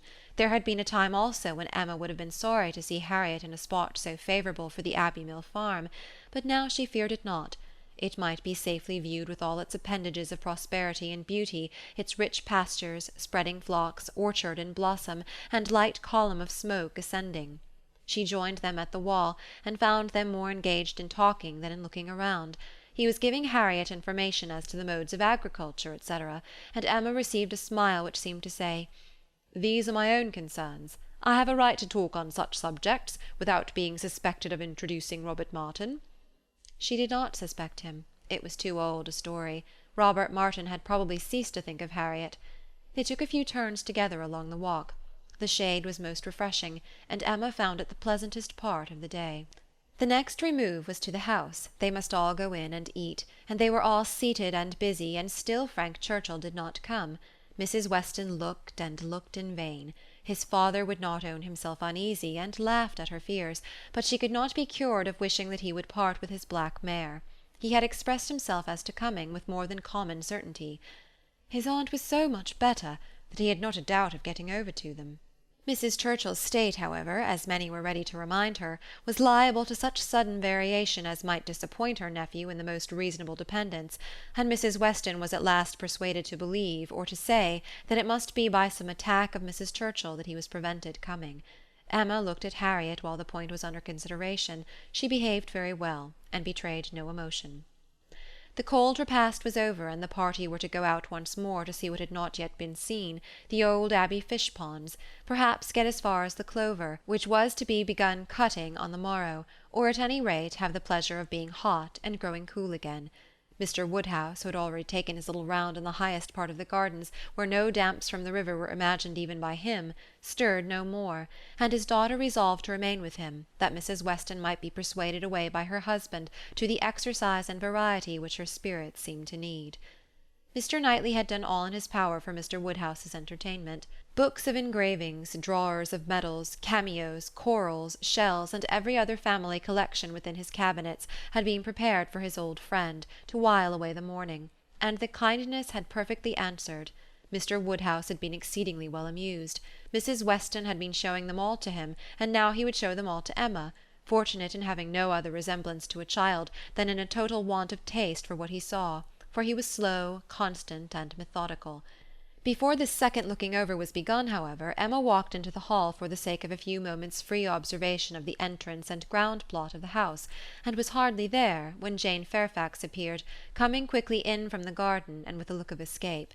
Little expecting to meet Miss Woodhouse so soon, there was a start at first, but Miss Woodhouse was the very person she was in quest of.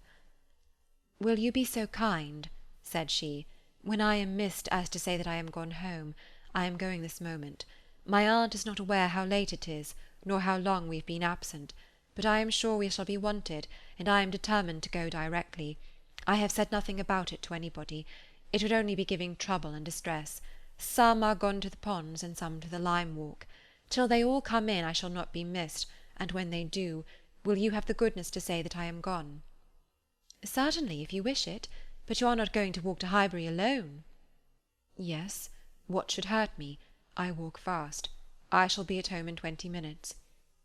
"But it is too far. Indeed it is, to be walking quite alone. Let my father's servant go with you. Let me order the carriage. It can be round in 5 minutes." Thank you, but on no account. I would rather walk. And for me to be afraid of walking alone, I who may so soon have to guard others." She spoke with great agitation, and Emma very feelingly replied, "That can be no reason for your being exposed to danger now. I must order the carriage. The heat even would be danger. You are fatigued already." "I am," she answered. "I am fatigued, but it is not the sort of fatigue. Quick walking will refresh me. Miss Woodhouse, we all know at times what it is to be wearied in spirits. Mine, I confess, are exhausted. The greatest kindness you can show me will be to let me have my own way, and only say that I am gone when it is necessary." Emma had not another word to oppose. She saw it all, and entering into her feelings, promoted her quitting the house immediately, and watched her safely off with the zeal of a friend. Her parting look was grateful, and her parting words, "Oh, Miss Woodhouse, the comfort of being sometimes alone," seemed to burst from an overcharged heart, and to describe somewhat of the continual endurance to be practised by her, even towards some of those who loved her best. "Such a home indeed! Such an aunt!" said Emma as she turned back into the hall again. "I do pity you, and the more sensibility you betray of their just horrors, the more I shall like you." Jane had not been gone a quarter of an hour, and they had only accomplished some views of St. Mark's Place, Venice, when Frank Churchill entered the room. Emma had not been thinking of him. She had forgotten to think of him, but she was very glad to see him. Mrs. Weston would be at ease. The black mare was blameless. They were right who had named Mrs. Churchill as the cause. He had been detained by a temporary increase of illness in her, a nervous seizure which had lasted some hours, and he had quite given up every thought of coming till very late. And had he known how hot a ride he should have, and how late, with all his hurry, he must be, he believed he should not have come at all. The heat was excessive. He had never suffered anything like it, almost wished he had stayed at home. Nothing killed him like heat. He could bear any degree of cold, etc., but heat was intolerable, and he sat down at the greatest possible distance from the slight remains of Mr. Woodhouse's fire, looking very deplorable. "You will soon be cooler if you sit still," said Emma. "As soon as I am cooler I shall go back again. I can very ill be spared, but such a point had been made of my coming. You will all be going soon, I suppose, the whole party breaking up. I met one as I came. Madness in such weather, absolute madness." Emma listened and looked, and soon perceived that Frank Churchill's state might be best defined by the expressive phrase of being out of humour. Some people were always cross when they were hot. Such might be his constitution, and as she knew that eating and drinking were often the cure of such incidental complaints, she recommended his taking some refreshment. He would find abundance of everything in the dining-room, and she humanely pointed out the door. No, he should not eat. He was not hungry. It would only make him hotter. In 2 minutes, however, he relented in his own favour, and muttering something about spruce beer, walked off. Emma returned all her attention to her father, saying in secret, "I am glad I have done being in love with him. I should not like a man who is so soon discomposed by a hot morning. Harriet's sweet easy temper will not mind it." He was gone long enough to have had a very comfortable meal, and came back all the better, grown quite cool, and with good manners, like himself, able to draw a chair close to them, take an interest in their employment, and regret in a reasonable way that he should be so late. He was not in his best spirits, but seemed trying to improve them, and at last made himself talk nonsense very agreeably. They were looking over views in Switzerland. "As soon as my aunt gets well, I shall go abroad," said he. "I shall never be easy till I've seen some of these places. You will have my sketches some time or other to look at, or my tour to read, or my poem. I shall do something to expose myself." "That may be, but not by sketches in Switzerland. You will never go to Switzerland. Your aunt and uncle will never allow you to leave England." "They may be induced to go too. A warm climate may be prescribed for her. I have more than half an expectation of our all going abroad. I assure you I have. I feel a strong persuasion this morning that I shall soon be abroad. I ought to travel. I am tired of doing nothing. I want a change. I am serious, Miss Woodhouse, whatever your penetrating eyes may say. I am sick of England, and would leave it tomorrow if I could." "You are sick of prosperity and indulgence. Cannot you invent a few hardships for yourself, and be contented to stay?" "I sick of prosperity and indulgence?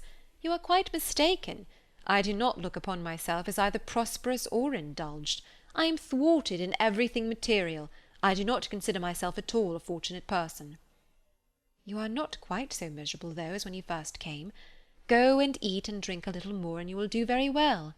Another slice of cold meat, another draught of Madeira and water, will make you nearly on a par with the rest of us." "No, I shall not stir. I shall sit by you. You are my best cure." "We are going to Box Hill tomorrow. You will join us. It is not Switzerland, but it will be something for a young man so much in want of a change. You will stay and go with us?" "No, certainly not. I shall go home in the cool of the evening." "But you may come again in the cool of tomorrow morning." "No, it will not be worth while. If I come, I shall be cross." Then pray stay at Richmond. But if I do, I shall be crosser still. I can never bear to think of you all there without me. These are difficulties which you must settle for yourself. Choose your own degree of crossness. I shall press you no more. The rest of the party were now returning, and all were soon collected. With some there was great joy at the sight of Frank Churchill, others took it very composedly, but there was a very general distress and disturbance on Miss Fairfax's disappearance being explained. That it was time for everybody to go concluded the subject, and with a short final arrangement for the next day's scheme, they parted. Frank Churchill's little inclination to exclude himself increased so much that his last words to Emma were, "Well, if you wish me to stay and join the party, I will." She smiled her acceptance, and nothing less than a summons from Richmond was to take him back before the following evening. Chapter 7. They had a very fine day for Box Hill, and all the other outward circumstances of arrangement, accommodation, and punctuality were in favour of a pleasant party. Mr. Weston directed the whole, officiating safely between Hartfield and the vicarage, and everybody was in good time. Emma and Harriet went together, Miss Bates and her niece, with the Eltons, the gentlemen on horseback. Mrs. Weston remained with Mr. Woodhouse. Nothing was wanting but to be happy when they got there. 7 miles were travelled in expectation of enjoyment, and everybody had a burst of admiration on first arriving. But in the general amount of the day there was deficiency. There was a languor, a want of spirits, a want of union, which could not be got over. They separated too much into parties. The Eltons walked together. Mr. Knightley took charge of Miss Bates and Jane, and Emma and Harriet belonged to Frank Churchill. And Mr. Weston tried in vain to make them harmonize better. It seemed at first an accidental division, but it never materially varied. Mr. and Mrs. Elton, indeed, showed no unwillingness to mix, and might be as agreeable as they could, but during the 2 whole hours that were spent on the hill, there seemed a principle of separation between the other parties, too strong for any fine prospects, or any cold collation, or any cheerful Mr. Weston to remove. At first it was downright dullness to Emma. She had never seen Frank Churchill so silent and stupid. He said nothing worth hearing, looked without seeing, admired without intelligence, listened without knowing what she said.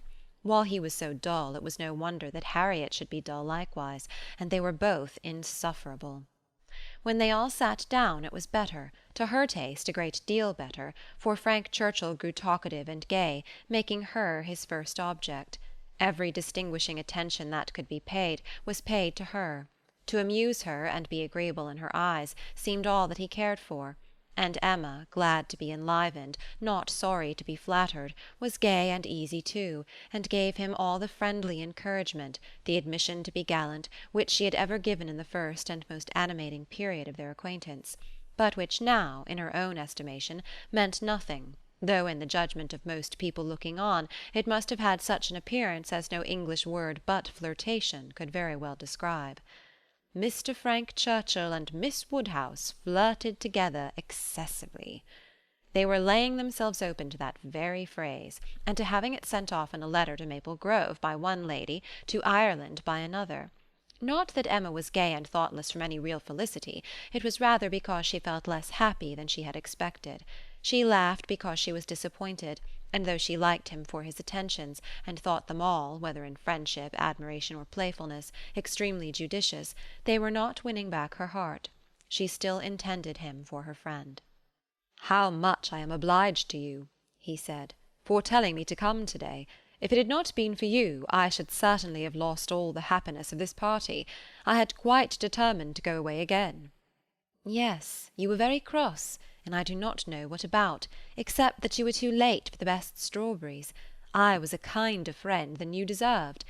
But you were humble, you begged hard to be commanded to come." "Don't say I was cross. I was fatigued. The heat overcame me." "It is hotter to-day." "Not to my feelings. I am perfectly comfortable to-day." "You are comfortable because you are under command." "Your command? Yes." "Perhaps I intended you to say so, but I meant self-command. You had, somehow or other, broken bounds yesterday, and run away from your own management, but to-day you are got back again, and as I cannot always be with you, it is best to believe your temper under your own command rather than mine. It comes to the same thing. I can have no self-command without a motive. You order me whether you speak or not, and you can always be with me. You are always with me.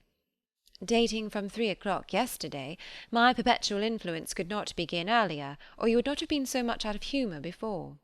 3 o'clock yesterday? That is your date. I thought I had seen you first in February. Your gallantry is really unanswerable. But, lowering her voice, nobody speaks except ourselves, and it is rather too much to be talking nonsense for the entertainment of 7 silent people. I say nothing of which I am ashamed, replied he with a lively impudence. I saw you first in February. Let everybody on the hill hear me if they can. Let my accent swell to Mickleham on one side and Dorking on the other. I saw you first in February. And then, whispering, our companions are excessively stupid. What shall we do to rouse them? Any nonsense will serve. They shall talk. Ladies and gentlemen, I am ordered by Miss Woodhouse, who, wherever she is, presides, to say that she desires to know what you're all thinking of. Some laughed and answered good-humouredly. Miss Bates said a great deal. Mrs. Elton swelled at the idea of Miss Woodhouse's presiding. Mr. Knightley's answer was the most distinct. Is Miss Woodhouse sure that she would like to hear what we are all thinking of? Oh, no, no, cried Emma, laughing as carelessly as she could. Upon no account in the world. It is the very last thing I would stand the brunt of just now. Let me hear anything rather than what you're all thinking of. I will not say quite all. There are 1 or 2, perhaps, glancing at Mr. Weston and Harriet, whose thoughts I might not be afraid of knowing. It is a sort of thing, cried Mrs. Elton emphatically, which I should not have thought myself privileged to inquire into, though perhaps as the chaperone of the party I never was in any circle. Exploring parties, young ladies, married women. Her mutterings were chiefly to her husband, and he murmured in reply, Very true, my love, very true. Exactly so, indeed, quite unheard of. But some ladies say anything. Better pass it off as a joke. Everybody knows what is due to you. It will not do, whispered Frank to Emma. They are most of them affronted. I will attack them with more address. Ladies and gentlemen, I am ordered by Miss Woodhouse to say that she waives her right of knowing exactly what you may be all thinking of, and only requires something very entertaining from each of you in a general way. Here are 7 of you besides myself, who, she is pleased to say, is very entertaining already, and she only demands from each of you either 1 thing very clever, be it prose or verse, original or repeated, or 2 things moderately clever, or 3 things very dull indeed, and she engages to laugh heartily at them all. Oh, very well, exclaimed Miss Bates. Then I need not be uneasy. 3 things very dull indeed. That will just do for me, you know. I shall be sure to say 3 dull things as soon as ever I open my mouth, shan't I? Looking round with a most good-humoured dependence on everybody's assent. Do not you all think I shall? Emma could not resist. Ah, ma'am, but there may be a difficulty. Pardon me, but you will be limited as to number. Only 3 at once. Miss Bates, deceived by the mock ceremony of her manner, did not immediately catch her meaning, but when it burst on her, it could not anger, though a slight blush showed that it could pain her. Ah, well, to be sure. Yes, I see what she means, turning to Mr. Knightley. And I will try to hold my tongue. I must make myself very disagreeable, or she would not have said such a thing to an old friend. I like your plan, cried Mr. Weston. Agreed, agreed. I will do my best. I am making a conundrum. How will a conundrum reckon? Low, I am afraid, sir, very low, answered his son. But we shall be indulgent, especially to anyone who leads the way. No, no, said Emma. It will not reckon low. A conundrum of Mr. Weston's shall clear him and his next neighbour. Come, sir, pray let me hear it. I doubt its being very clever myself, said Mr. Weston. It is too much a matter of fact, but here it is. What 2 letters of the alphabet are there that express perfection? What 2 letters express perfection? I am sure I do not know. Ah, you will never guess. You, to Emma, I am certain will never guess. I will tell you. M and A. M-ma. Do you understand?" Understanding and gratification came together. It might be a very indifferent piece of wit, but Emma found a great deal to laugh at and enjoy in it. So did Harriet and Frank. It did not seem to touch the rest of the party equally. Some looked very stupid about it, and Mr. Knightley gravely said, "This explains the sort of clever thing that is wanted, and Mr. Weston has done very well for himself, but he must have knocked up everybody else. Perfection should not have come quite so soon." "Oh, for myself, I protest I must be excused," said Mrs. Elton. "I really cannot attempt. I am not at all fond of the sort of thing. I had an acrostic once sent me upon my own name, which I was not at all pleased with. I knew who it came from, an abominable puppy. You know who I mean," nodding to her husband. "These kinds of things are very well at Christmas, when one is sitting round the fire, but quite out of place, in my opinion, when one is exploring about the country in summer. Miss Woodhouse must excuse me. I am not one of those who have witty things at everybody's service. I do not pretend to be a wit. I have a great deal of vivacity in my own way, but really I must be allowed to judge when to speak and when to hold my tongue. Pass us, if you please, Mr. Churchill. Pass Mr. E., Knightley, Jane, and myself. We have nothing clever to say, not one of us." "Yes, yes. Pray pass me," added her husband, with a sort of sneering consciousness. "I have nothing to say that can entertain Miss Woodhouse, or any other young lady. An old married man, quite good for nothing. Shall we walk, Augusta?" "With all my heart. I am really tired of exploring so long on one spot. Come, Jane, take my other arm." Jane declined it, however, and the husband and wife walked off. "Happy couple," said Frank Churchill, as soon as they were out of hearing. "How well they suit one another. Very lucky, marrying as they did upon an acquaintance formed only in a public place. They only knew each other, I think, a few weeks in Bath. Peculiarly lucky. For as to any real knowledge of a person's disposition that Bath or any other public place can give, it is all nothing. There can be no knowledge. It is only by seeing women in their own homes, among their own set, just as they always are, that you can form any just judgment. Short of that, it is all guess and luck, and will generally be ill luck. How many a man has committed himself on short acquaintance, and rued it all the rest of his life?" Miss Fairfax, who had seldom spoken before, except among her own confederates, spoke now. "Such things do occur, undoubtedly." She was stopped by a cough. Frank Churchill turned towards her to listen. "You were speaking," said he, gravely. She recovered her voice. "I was only going to observe that though such unfortunate circumstances do occur sometimes both to men and women, I cannot imagine them to be very frequent. A hasty and imprudent attachment may arise, but there is generally time to recover from it afterwards. I would be understood to mean that it can only be weak, irresolute characters, whose happiness must be always at the mercy of chance, who will suffer an unfortunate acquaintance to be an inconvenience, an oppression for ever." He made no answer, merely looked and bowed in submission, and soon afterwards said in a lively tone, "Well, I have so little confidence in my own judgment that whenever I marry I hope somebody will choose my wife for me. Will you?" turning to Emma. "Will you choose a wife for me? I am sure I should like anybody fixed on by you. You provide for the family, you know," with a smile at his father. "Find somebody for me. I am in no hurry. Adopt her, educate her." "And make her like myself?" "By all means, if you can." "Very well. I undertake the commission. You shall have a charming wife." "She must be very lively and have hazel eyes. I care for nothing else. I shall go abroad for a couple of years, and when I return I shall come to you for my wife. Remember."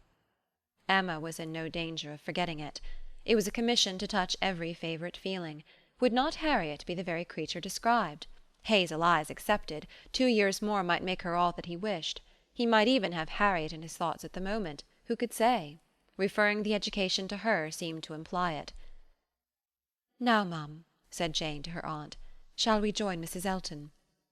"If you please, my dear, with all my heart. I am quite ready. I was ready to have gone with her, but this will do just as well.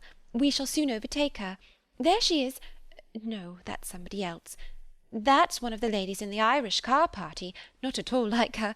Well, I declare—" They walked off, followed in half a minute by Mr. Knightley. Mr. Weston, his son, Emma, and Harriet only remained, and the young man's spirits now rose to a pitch almost unpleasant.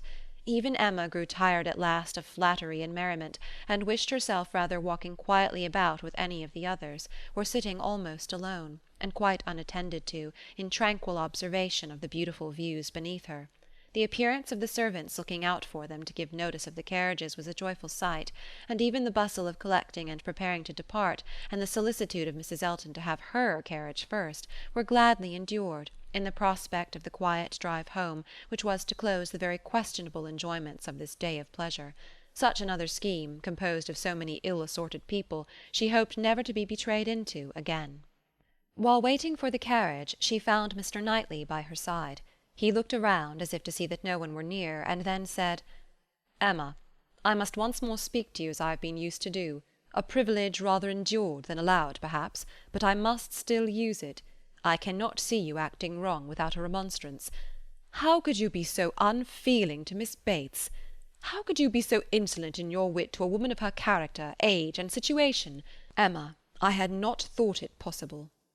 Emma recollected, blushed, was sorry, but tried to laugh it off. "Nay, how could I help saying what I did? Nobody could have helped it. It was not so very bad. I dare say she did not understand me." "I assure you she did. She felt your full meaning. She has talked of it since. I wish you could have heard how she talked of it, with what candour and generosity. I wish you could have heard her honouring your forbearance in being able to pay her such attentions as she was for ever receiving from yourself and your father, when her society must be so irksome." "Oh," cried Emma, "I know there is not a better creature in the world, but you must allow that what is good and what is ridiculous are most unfortunately blended in her." "They are blended," said he, "I acknowledge, and were she prosperous, I could allow much for the occasional prevalence of the ridiculous over the good. Were she a woman of fortune, I would leave every harmless absurdity to take its chance. I would not quarrel with you for any liberties of manner. Were she your equal in situation. But, Emma, consider how far this is from being the case. She is poor. She has sunk from the comfort she was born to, and if she live to old age must probably sink more. Her situation should secure your compassion. It was badly done indeed.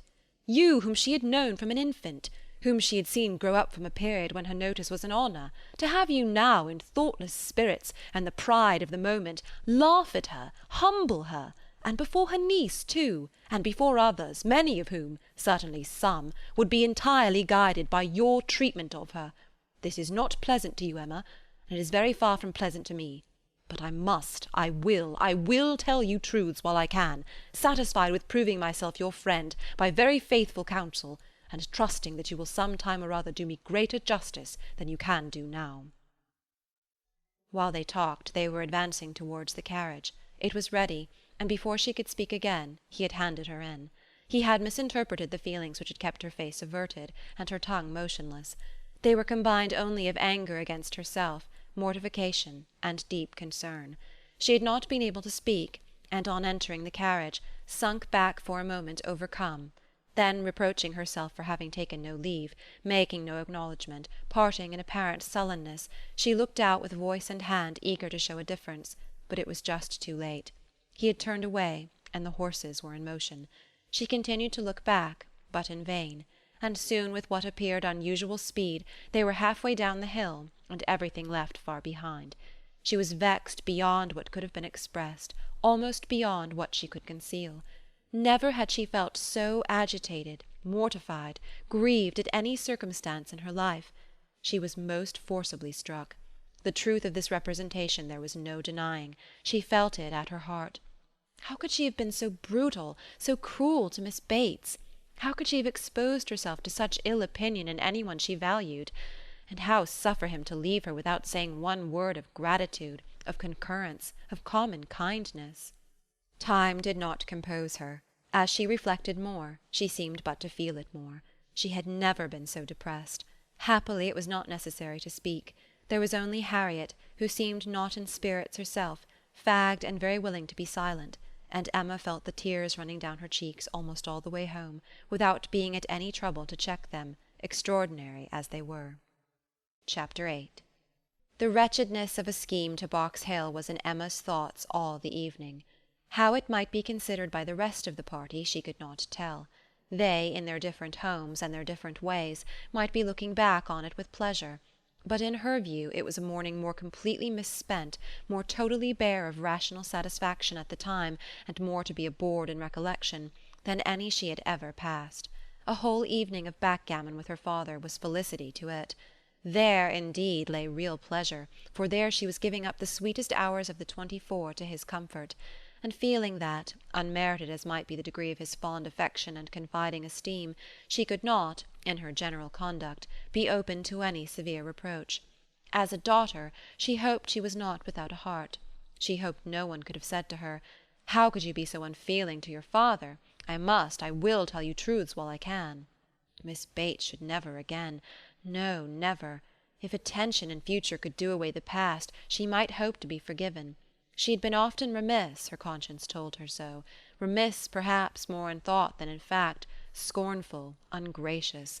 But it should be so no more. In the warmth of true contrition she would call upon her the very next morning, and it should be the beginning, on her side, of a regular, equal, kindly intercourse. She was just as determined when the morrow came, and went early, that nothing might prevent her. It was not unlikely, she thought, that she might see Mr. Knightley in her way, or perhaps he might come in while she were paying her visit. She had no objection. She would not be ashamed of the appearance of the penitence, so justly and truly hers. Her eyes were towards Donwell as she walked, but she saw him not. The ladies were all at home. She had never rejoiced at the sound before, nor ever before entered the passage, nor walked up the stairs, with any wish of giving pleasure, but in conferring obligation, or of deriving it except in subsequent ridicule. There was a bustle on her approach, a good deal of moving and talking. She heard Miss Bates's voice, something was to be done in a hurry, the maid looked frightened and awkward, hoped she would be pleased to wait a moment, and then ushered her in too soon. The aunt and niece seemed both escaping into the adjoining room. Jane she had a distinct glimpse of, looking extremely ill, and before the door had shut them out, she heard Miss Bates saying, "Well, my dear, I shall say you are laid down upon the bed, and I am sure you are ill enough." Poor old Mrs. Bates, civil and humble as usual, looked as if she did not quite understand what was going on. "I am afraid Jane is not very well," said she, "but I do not know. They tell me she is well. I dare say my daughter will be here presently, Miss Woodhouse. I hope you find a chair. I wish Hetty had not gone. I am very little able. Have you a chair, ma'am? Do you sit where you like? I am sure she will be here presently."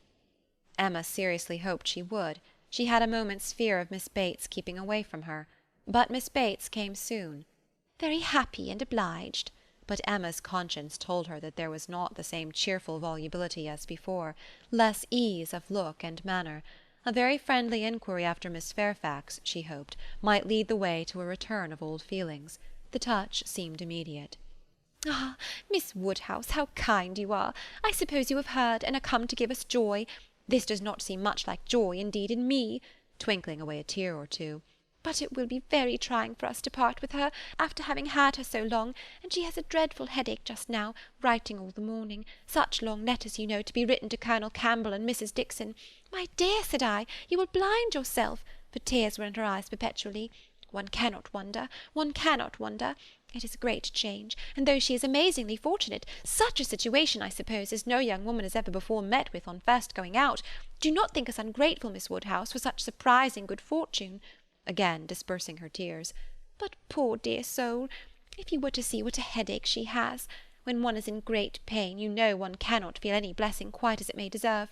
She is as low as possible. To look at her, nobody would think how delighted and happy she is to have secured such a situation. You will excuse her not coming to you. She is not able. She has gone into her own room. I want her to lie down upon the bed. My dear, said I shall say you are laid down upon the bed. But however she is not. She is walking about the room. But now that she has written her letters, she says she shall soon be well. She will be extremely sorry to miss seeing you, Miss Woodhouse, but your kindness will excuse her. You were kept waiting at the door. I was quite ashamed, but somehow there was a little bustle, for it so happened that we had not heard the knock, and till you were on the stairs we did not know anybody was coming. It is only Mrs. Cole, said I, depend upon it, nobody else would come so early. Well, said she, it must be borne some time or other, and it may as well be now. But then Patty came in and said it was you. Oh, said I, it is Miss Woodhouse. I am sure you will like to see her. I can see nobody, said she, and up she got and would go away, and that was what made us keep you waiting, and extremely sorry and ashamed we were. If you must go, my dear, said I, you must, and I will say you are laid down upon the bed. Emma was most sincerely interested. Her heart had been long growing kinder towards Jane, and this picture of her present sufferings acted as a cure of every former ungenerous suspicion, and left her nothing but pity, and the remembrance of the less just and less gentle sensations of the past obliged her to admit that Jane might very naturally resolve on seeing Mrs. Cole, or any other steady friend, when she might not bear to see herself. She spoke as she felt, with earnest regret and solicitude, sincerely wishing that the circumstances which she collected from Miss Bates to be now actually determined on might be as much for Miss Fairfax's advantage and comfort as possible. It must be a severe trial to them all. She had understood it was to be delayed till Colonel Campbell's return.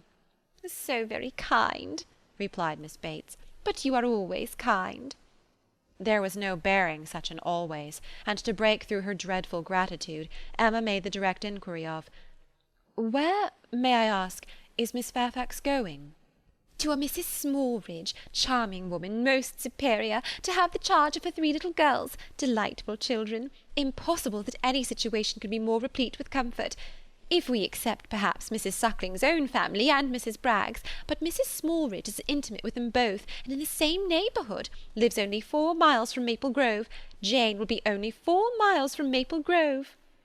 Mrs. Elton, I suppose, has been the person to whom Miss Fairfax owes? Yes, our good Mrs. Elton, the most indefatigable true friend. She would not take denial. She would not let Jane say no, for when Jane first heard of it was the day before yesterday, the very morning we were at Donwell, when Jane first heard of it, she was quite decided against accepting the offer, and for the reasons you mention. Exactly as you say, she had made up her mind to close with nothing till Colonel Campbell's return, and nothing should induce her to enter into any engagement at present, and so she told Mrs. Elton over and over again, and I am sure I had no more idea that she would change her mind. But that good Mrs. Elton, whose judgment never fails her, saw farther than I did. It is not everybody that would have stood out in such a kind way as she did, and refused to take Jane's answer. But she positively declared she would not write any such denial yesterday as Jane wished her. She would wait, and sure enough, yesterday evening it was all settled that Jane should go. Quite a surprise to me. I had not the least idea. Jane took Mrs. Elton aside and told her at once that upon thinking over the advantages of Mrs. Smallridge's situation, she had come to the resolution of accepting it. I did not know a word of it till it was all settled. You spent the evening with Mrs. Elton? Yes, all of us. Mrs. Elton would have us come. It was settled so upon the hill while we were walking about with Mr. Knightley. You all must spend your evening with us, said she. I positively must have you all come. Mr. Knightley was there too, was he? No, not Mr. Knightley. He declined it from the first, and though I thought he would come, because Mrs. Elton declared she would not let him off, he did not. But my mother and Jane and I were all there, and a very agreeable evening we had. Such kind friends, you know, Miss Woodhouse, one must always find agreeable, though everybody seemed rather fagged after the morning's party. Even pleasure, you know, is fatiguing, and I cannot say that any of them seemed very much to have enjoyed it. However, I shall always think it a very pleasant party, and feel extremely obliged to the kind friends who included me in it. Miss Fairfax, I suppose, though you were not aware of it, had been making up her mind the whole day. I dare say she had. Whenever the time may come, it must be unwelcome to her and all her friends, but I hope her engagement will have every alleviation that is possible. I mean as to the character and manners of the family. Thank you, dear Miss Woodhouse. Yes, indeed, there is everything in the world that could make her happy in it. Except the Sucklings and Braggs, there is not such another nursery establishment so liberal and elegant in all Mrs. Elton's acquaintance. Mrs. Smallridge, a most delightful woman, a style of living almost equal to Maple Grove.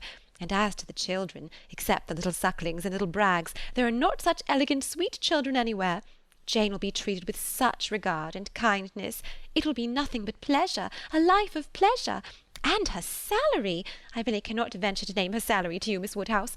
Even you, used as you are to great sums, would hardly believe that so much could be given to a young person like Jane. Ah, madam, cried Emma, if other children are at all like what I remember to have been myself, I should think 5 times the amount of what I have ever yet heard named as a salary on such occasions dearly earned. You are so noble in your ideas. And when is Miss Fairfax to leave you?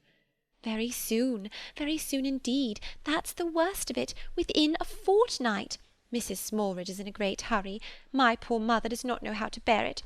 So then I try to pull it out of her thoughts and say, "Come, ma'am, do not let us think about it any more." Her friends must all be sorry to lose her, and will not Colonel and Mrs. Campbell be sorry to find that she has engaged herself before their return?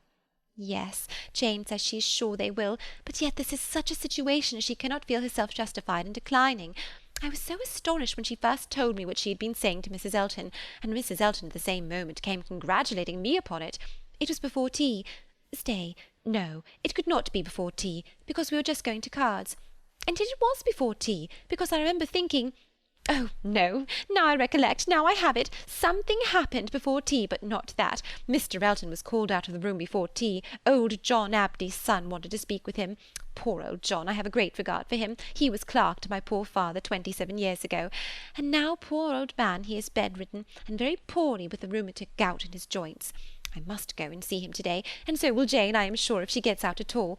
And poor John's son came to talk to Mr. Elton about relief from the parish. He's very well to do himself, you know, being head man at the Crown, ostler and everything of that sort, but still he cannot keep his father without some help. And so when Mr. Elton came back, he told us what John Ostler had been telling him, and then it came out about the shares having been sent to Randalls to take Mr. Frank Churchill to Richmond. That was what happened before tea. It was after tea that Jane spoke to Mrs. Elton. Miss Bates would hardly give Emma time to say how perfectly new this circumstance was to her, but as without supposing it possible that she could be ignorant of any of the particulars of Mr. Frank Churchill's going, she proceeded to give them all, it was of no consequence.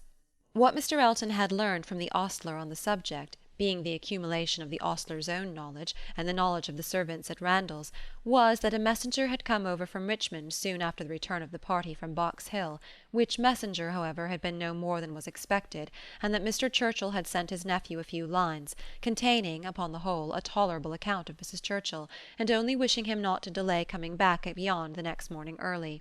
But that Mr. Frank Churchill, having resolved to go home directly, without waiting at all, and his horse seeming to have got a cold, Tom had been sent off immediately for the Crown chaise, and the ostler had stood out and seen it pass by, the boy going a good pace, and driving very steady. There was nothing in all this either to astonish or interest, and it caught Emma's attention only as it united with the subject which already engaged her mind. The contrast between Mrs. Churchill's importance in the world and Jane Fairfax's struck her. One was everything, the other nothing, and she sat musing on the difference of woman's destiny, and quite unconscious on what her eyes were fixed, till roused by Miss Bates's saying, I see what you were thinking of, the pianoforte. What is to become of that? Very true. Poor dear Jane was talking of it just now. You must go, said she, you and I must part. You will have no business here. Let it stay, however, said she. Give it house-room till Colonel Campbell comes back. I shall talk about it to him. He will settle for me. He will help me out of all my difficulties. And to this day, I do believe, she knows not whether it was his present or his daughter's. Now Emma was obliged to think of the pianoforte, and the remembrance of all her former fanciful and unfair conjectures was so little pleasing that she soon allowed herself to believe her visit had been long enough, and with a repetition of everything that she could venture to say of the good wishes which she really felt, took leave. Chapter 9. Emma's pensive meditations as she walked home were not interrupted, but on entering the parlour she found those who must rouse her. Mr. Knightley and Harriet had arrived during her absence, and were sitting with her father. Mr. Knightley immediately got up, and in a manner decidedly graver than usual said, "I would not go away without seeing you, but I have no time to spare, and therefore must now be gone directly. I am going to London, to spend a few days with John and Isabella. Have you anything to send or say, besides the love which nobody carries?" "Nothing at all. But is not this a sudden scheme?" "Yes, rather. I have been thinking of it some little time." Emma was sure he had not forgiven her. He looked unlike himself. Time, however, she thought, would tell him that they ought to be friends again. While he stood, as if meaning to go, but not going, her father began his inquiries. "Well, my dear, and did you get there safely? And how did you find my worthy old friend and her daughter? I dare say they must have been very much obliged to you for coming. Dear Emma has been to call on Mrs. and Miss Bates, Mr. Knightley, as I told you before. She is always so attentive to them." Emma's colour was heightened by this unjust praise, and with a smile and shake of the head which spoke much, she looked at Mr. Knightley. It seemed as if there were an instantaneous impression in her favour, as if his eyes received the truth from hers, and all that had passed of good in her feelings were at once caught and honoured. He looked at her with a glow of regard. She was warmly gratified, and in another moment still more so, by a little movement of more than common friendliness on his part. He took her hand. Whether she had not herself made the first motion, she could not say. She might, perhaps, have rather offered it, but he took her hand, pressed it, and certainly was on the point of carrying it to his lips, when, from some fancy or other, he suddenly let it go. Why he should feel such a scruple, why he should change his mind when it was all but done, she could not perceive. He would have judged better, she thought, if he had not stopped. The intention, however, was indubitable, and whether it was that his manners had in general so little gallantry, or however else it happened, but she thought nothing became him more. It was with him of so simple, yet so dignified a nature. She could not but recall the attempt with great satisfaction. It spoke such perfect amity. He left them immediately afterwards, gone in a moment. He always moved with the alertness of a mind which could neither be undecided nor dilatory, but now he seemed more sudden than usual in his disappearance. Emma could not regret her having gone to Miss Bates, but she wished she had left her 10 minutes earlier. It would have been a great pleasure to talk over Jane Fairfax's situation with Mr. Knightley. Neither would she regret that he should be going to Brunswick Square, for she knew how much his visit would be enjoyed, but it might have happened at a better time, and to have had longer notice of it would have been pleasanter. They parted thorough friends, however. She could not be deceived as to the meaning of his countenance and his unfinished gallantry. It was all done to assure her that she had fully recovered his good opinion. He had been sitting with them half an hour, she found. It was a pity that she had not come back earlier. In the hope of diverting her father's thoughts from the disagreeableness of Mr. Knightley's going to London, and going so suddenly, and going on horseback, which she knew would be all very bad, Emma communicated her news of Jane Fairfax, and her dependence on the effect was justified. It supplied a very useful check, interested without disturbing him. He had long made up his mind to Jane Fairfax's going out as governess, and could talk of it cheerfully, but Mr. Knightley's going to London had been an unexpected blow. "I am very glad indeed, my dear, to hear she is to be so comfortably settled. Mrs. Elton is very good-natured and agreeable, and I dare say her acquaintances are just what they ought to be. I hope it is a dry situation, and that her health will be taken good care of. It ought to be a first object, as I am sure poor Miss Taylor's always was with me.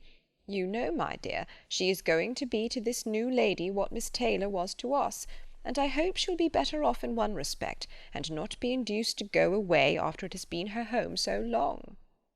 The following day brought news from Richmond to throw everything else into the background. An express arrived at Randalls to announce the death of Mrs. Churchill. Though her nephew had had no particular reason to hasten back on her account, she had not lived above 36 hours after his return. A sudden seizure of a different nature from anything foreboded by her general state had carried her off after a short struggle. The great Mrs. Churchill was no more.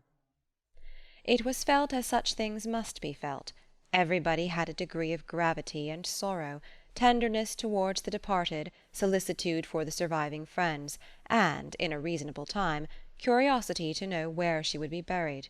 Goldsmith tells us that when lovely woman stoops to folly, she has nothing to do but to die, and when she stoops to be disagreeable, it is equally to be recommended as a clear of ill fame. Mrs. Churchill, after being disliked at least 25 years, was now spoken of with compassionate allowances. In one point she was fully justified. She had never been admitted before to be seriously ill. The event acquitted her of all the fancifulness and all the selfishness of imaginary complaints. Poor Mrs. Churchill! No doubt she had been suffering a great deal, more than anybody had ever supposed, and continual pain would try the temper. It was a sad event, a great shock. With all her faults, what would Mr. Churchill do without her? Mr. Churchill's loss would be dreadful indeed. Mr. Churchill would never get over it. Even Mr. Weston shook his head and looked solemn and said, "Ah, poor woman, who would have thought it?" and resolved that his mourning should be as handsome as possible, and his wife sat sighing and moralizing over her broad hems with a commiseration and good sense, true and steady. How it would affect Frank was among the earliest thoughts of both. It was also a very early speculation with Emma. The character of Mrs. Churchill, the grief of her husband, her mind glanced over them both with awe and compassion, and then rested with lightened feelings on how Frank might be affected by the event, how benefited, how freed. She saw in a moment all the possible good. Now an attachment to Harriet Smith would have nothing to encounter. Mr. Churchill, independent of his wife, was feared by nobody, an easy, guidable man to be persuaded into anything by his nephew. All that remained to be wished was, that the nephew should form the attachment, as, with all her goodwill in the cause, Emma could feel no certainty of its being already formed. Harriet behaved extremely well on the occasion, with great self-command. Whatever she might feel of brighter hope, she betrayed nothing. Emma was gratified to observe such a proof in her of strengthened character, and refrained from any allusion that might endanger its maintenance. They spoke, therefore, of Mrs. Churchill's death with mutual forbearance. Short letters from Frank were received at Randalls, communicating all that was immediately important of their state and plans. Mr. Churchill was better than could be expected, and their first removal, on the departure of the funeral for Yorkshire, was to be to the house of a very old friend in Windsor, to whom Mr. Churchill had been promising a visit the last 10 years. At present there was nothing to be done for Harriet.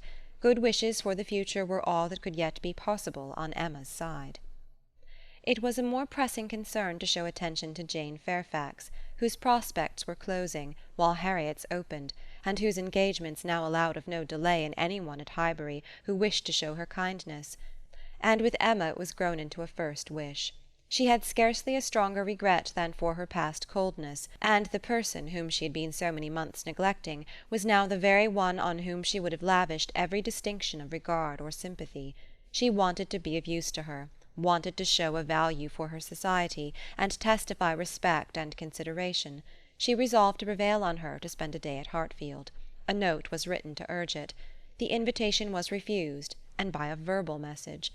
Miss Fairfax was not well enough to write, and when Mr. Perry called at Hartfield the same morning, it appeared that she was so much indisposed as to have been visited, though against her own consent, by himself, and that she was suffering under severe headaches and a nervous fever to a degree which made him doubt the possibility of her going to Mrs. Smallridge's at the time proposed.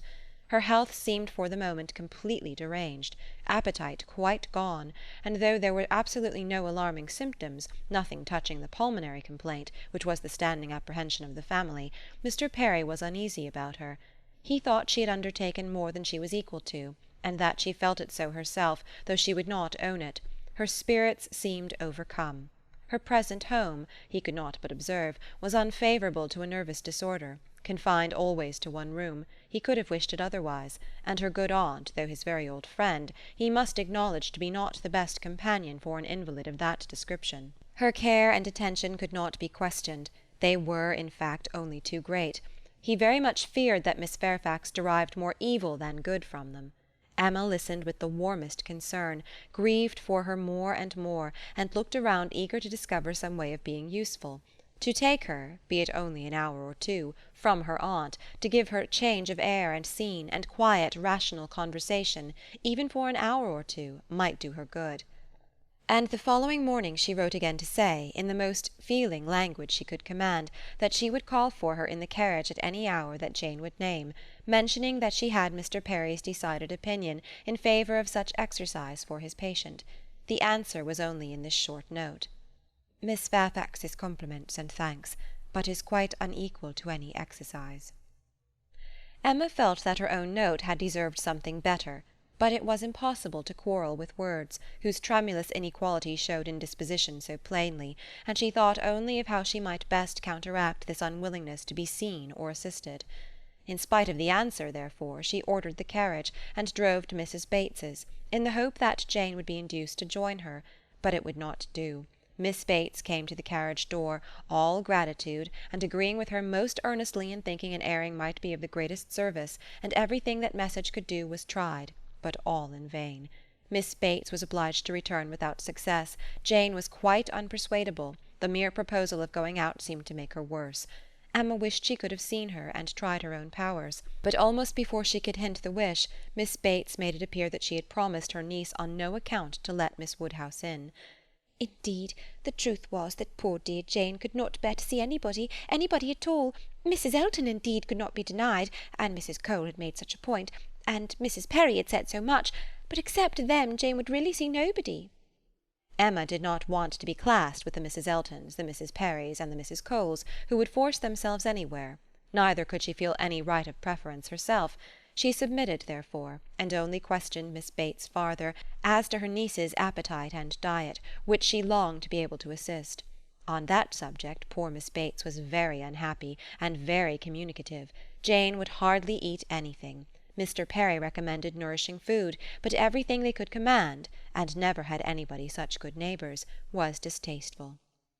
Emma, on reaching home, called the housekeeper directly to an examination of her stores, and some arrowroot of very superior quality was speedily dispatched to Miss Bates with a most friendly note. In half an hour the arrowroot was returned, with 1,000 thanks from Miss Bates, but dear Jane would not be satisfied without its being sent back. It was a thing she could not take, and moreover she insisted on her saying that she was not at all in want of anything. When Emma afterwards heard that Jane Fairfax had been seen wandering about the meadows at some distance from Highbury on the afternoon of the very day on which she had, under the plea of being unequal to any exercise, so peremptorily refused to go out with her in the carriage, she could have no doubt, putting everything together, that Jane was resolved to receive no kindness from her. She was sorry, very sorry.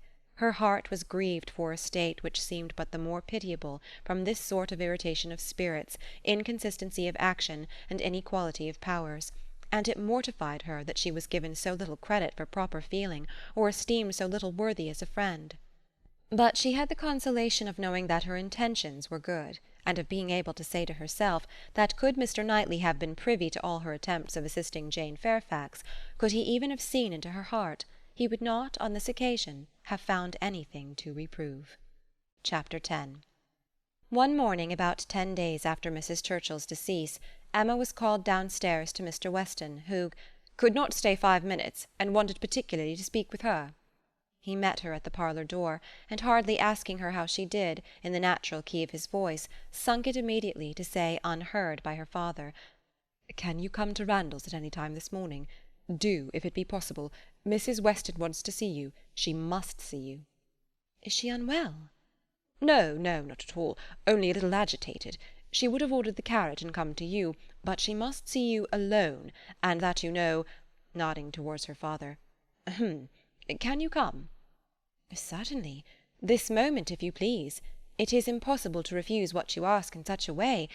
But what can be the matter? Is she really not ill?" "Depend upon me, but ask no more questions. You will know it all in time. The most unaccountable business. But hush, hush."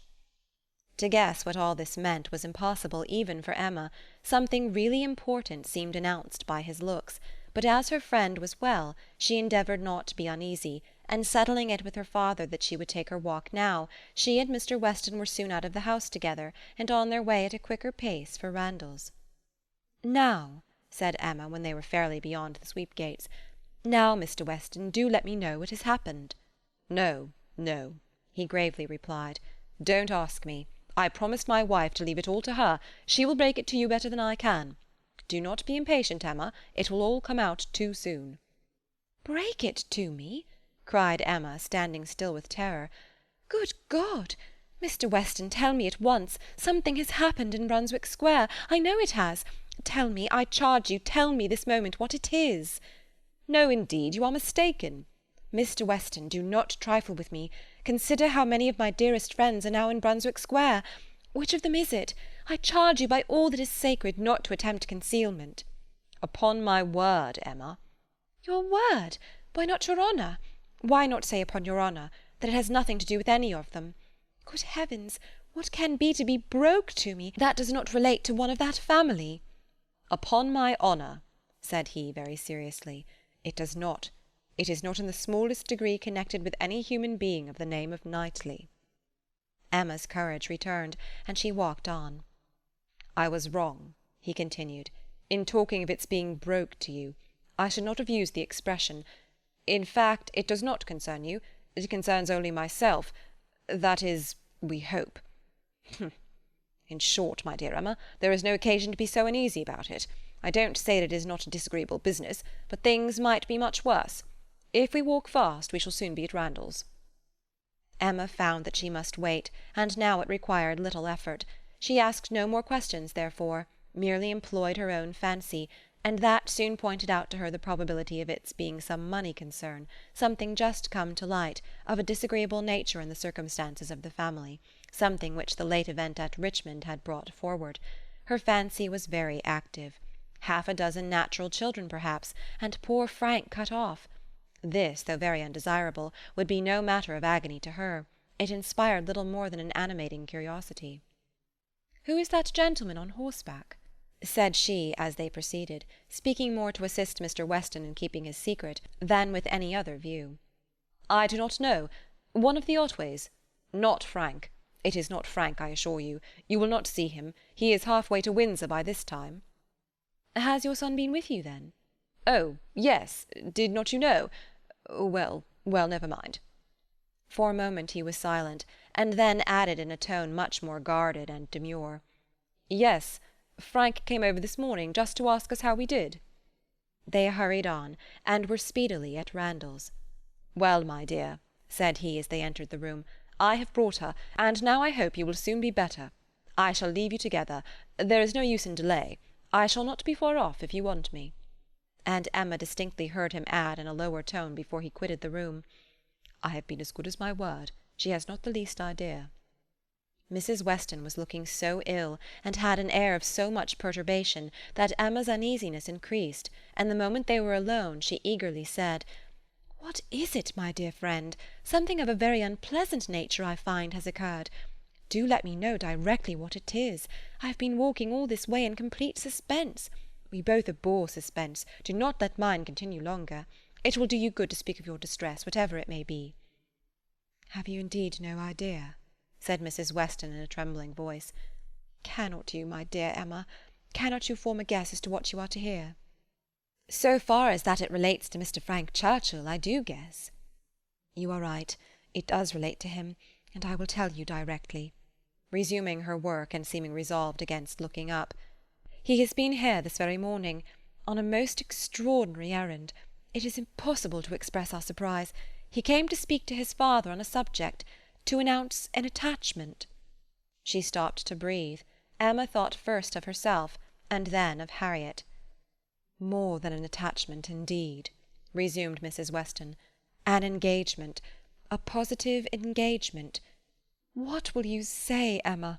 What will anybody say, when it is known that Frank Churchill and Miss Fairfax are engaged, nay, that they have been long engaged?"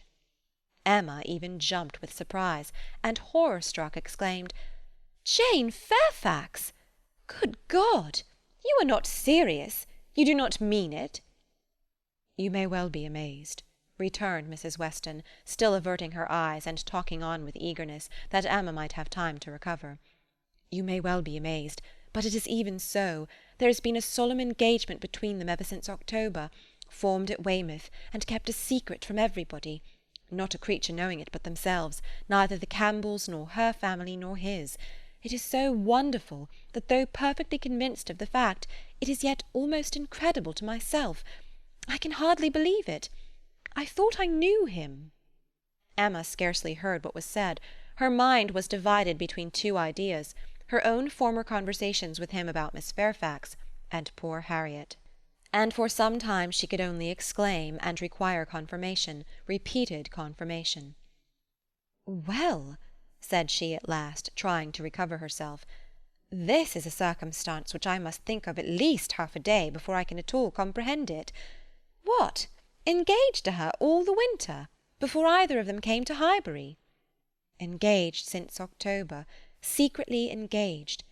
It has hurt me, Emma, very much. It has hurt his father equally. Some part of his conduct we cannot excuse." Emma pondered a moment, and then replied, "I will not pretend not to understand you, and to give you all the relief in my power. Be assured that no such effect has followed his attentions to me as you are apprehensive of."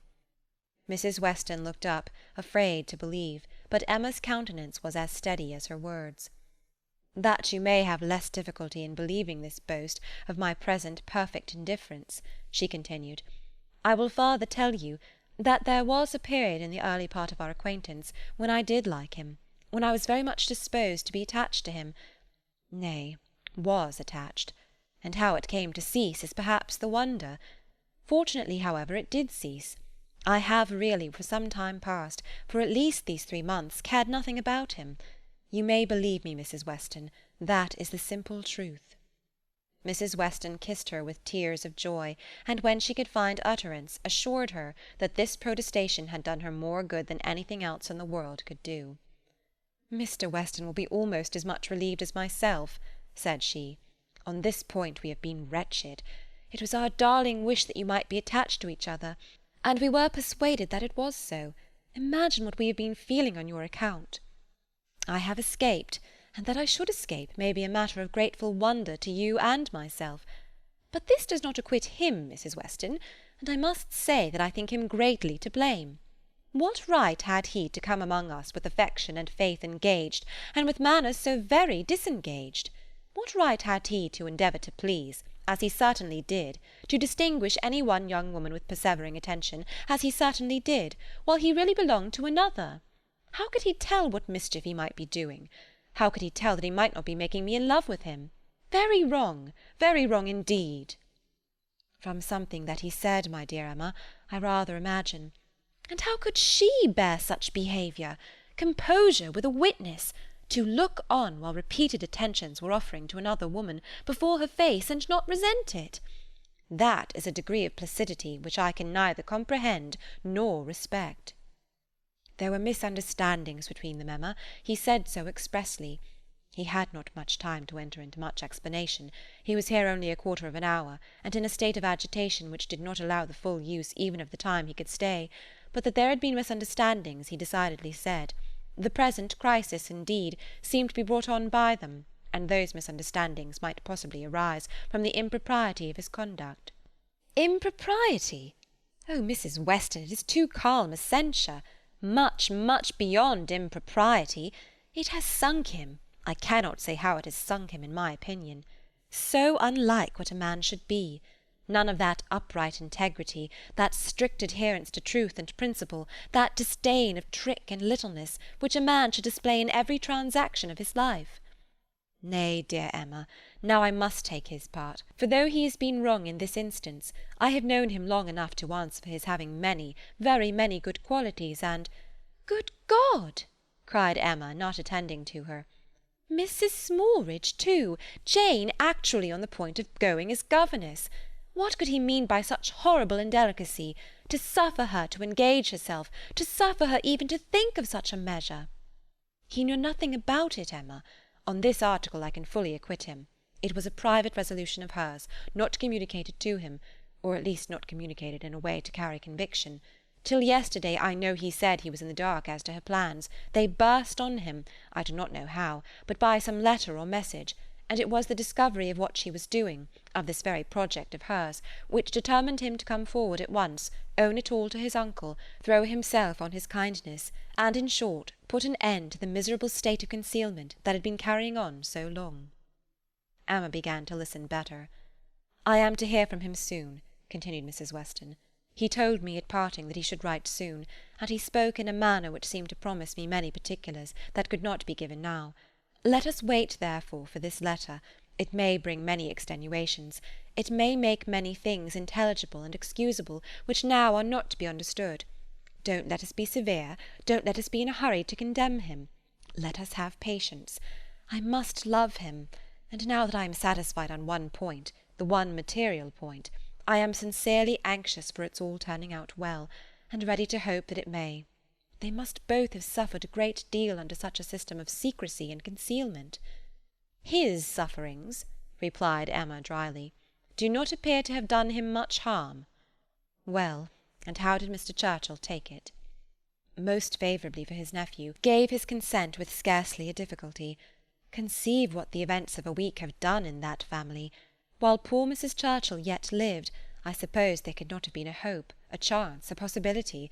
But scarcely are her remains at rest in the family vault than her husband is persuaded to act exactly opposite to what she would have required. What a blessing it is when undue influence does not survive the grave! He gave his consent with very little persuasion. Ah, thought Emma, he would have done as much for Harriet. This was settled last night, and Frank was off with the light this morning. He stopped at Highbury, at the Bateses, I fancy, some time, and then came on hither, but was in such a hurry to get back to his uncle, to whom he is just now more necessary than ever, that, as I tell you, he could stay with us but a quarter of an hour. He was very much agitated, very much indeed, to a degree that made him appear quite a different creature from anything I had ever seen before. In addition to all the rest, there had been the shock of finding her so very unwell, which he had had no previous suspicion of, and there was every appearance of his having been feeling a great deal. "And do you really believe the affair to have been carrying on with such perfect secrecy? The Campbells, the Dixons, did none of them know of the engagement?" Emma could not speak the name of Dixon without a little blush. "None, not one. He positively said that it had been known to no being in the world but their two selves." "Well," said Emma, "I suppose we shall gradually grow reconciled to the idea, and I wish them very happy. But I shall always think it a very abominable sort of proceeding. What has it been but a system of hypocrisy and deceit, espionage and treachery? To come among us with professions of openness and simplicity, and such a league in secret to judge us all. Here have we been, the whole winter and spring, completely duped, fancying ourselves all on an equal footing of truth and honour, with two people in the midst of us who may have been carrying round, comparing and sitting in judgment on sentiments and words that were never meant for both to hear.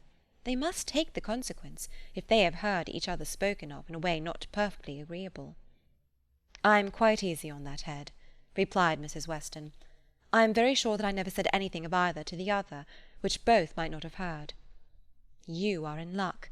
Your only blunder was confined to my ear, when you imagined a certain friend of ours was in love with the lady." "True, but as I have always had a thoroughly good opinion of Miss Fairfax, I never could, under any blunder, have spoken ill of her, and as to speaking ill of him, there I must have been safe." At this moment Mr. Weston appeared at a little distance from the window, evidently on the watch. His wife gave him a look which invited him in, and while he was coming round, added, "Now, dearest Emma, let me entreat you to say and look everything that may set his heart at ease, and incline him to be satisfied with the match. Let us make the best of it, and indeed almost everything may be fairly said in her favour. It is not a connection to gratify, but if Mr. Churchill does not feel that, why should we? And it may be a very fortunate circumstance for him, for Frank, I mean, that he should have attached himself to a girl of such steadiness of character and good judgment as I have always given her credit for, and still am disposed to give her credit for, in spite of this one great deviation from the strict rule of right. And how much may be said in her situation for even that error?" "Much indeed," cried Emma feelingly. "If a woman can ever be excused for thinking only of herself, it is in a situation like Jane Fairfax's. Of such one may almost say that the world is not theirs, nor the world's law." She met Mr. Weston on his entrance with a smiling countenance, exclaiming, "A very pretty trick you have been playing me, upon my word. This was a device, I suppose, to sport with my curiosity, and exercise my talent of guessing.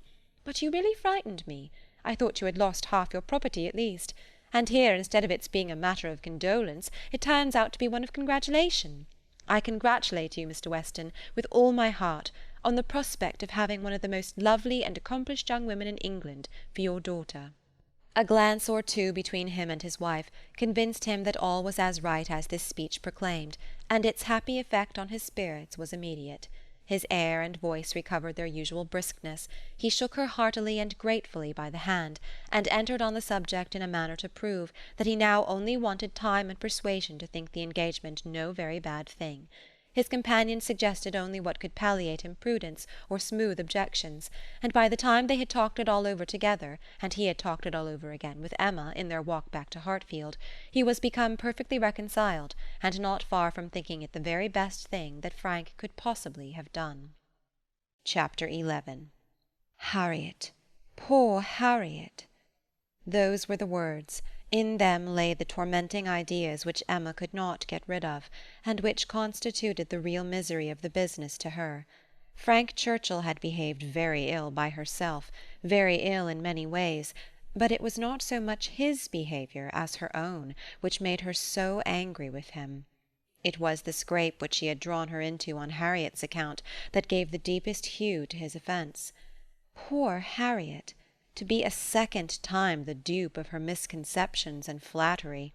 Mr. Knightley had spoken prophetically when he once said, "Emma, you have been no friend to Harriet Smith." She was afraid she had done her nothing but disservice. It was true that she had not to charge herself, in this instance as in the former, with being the sole and original author of the mischief, with having suggested such feelings as might otherwise never have entered Harriet's imagination, for Harriet had acknowledged her admiration and preference of Frank Churchill before she had ever given her a hint on the subject.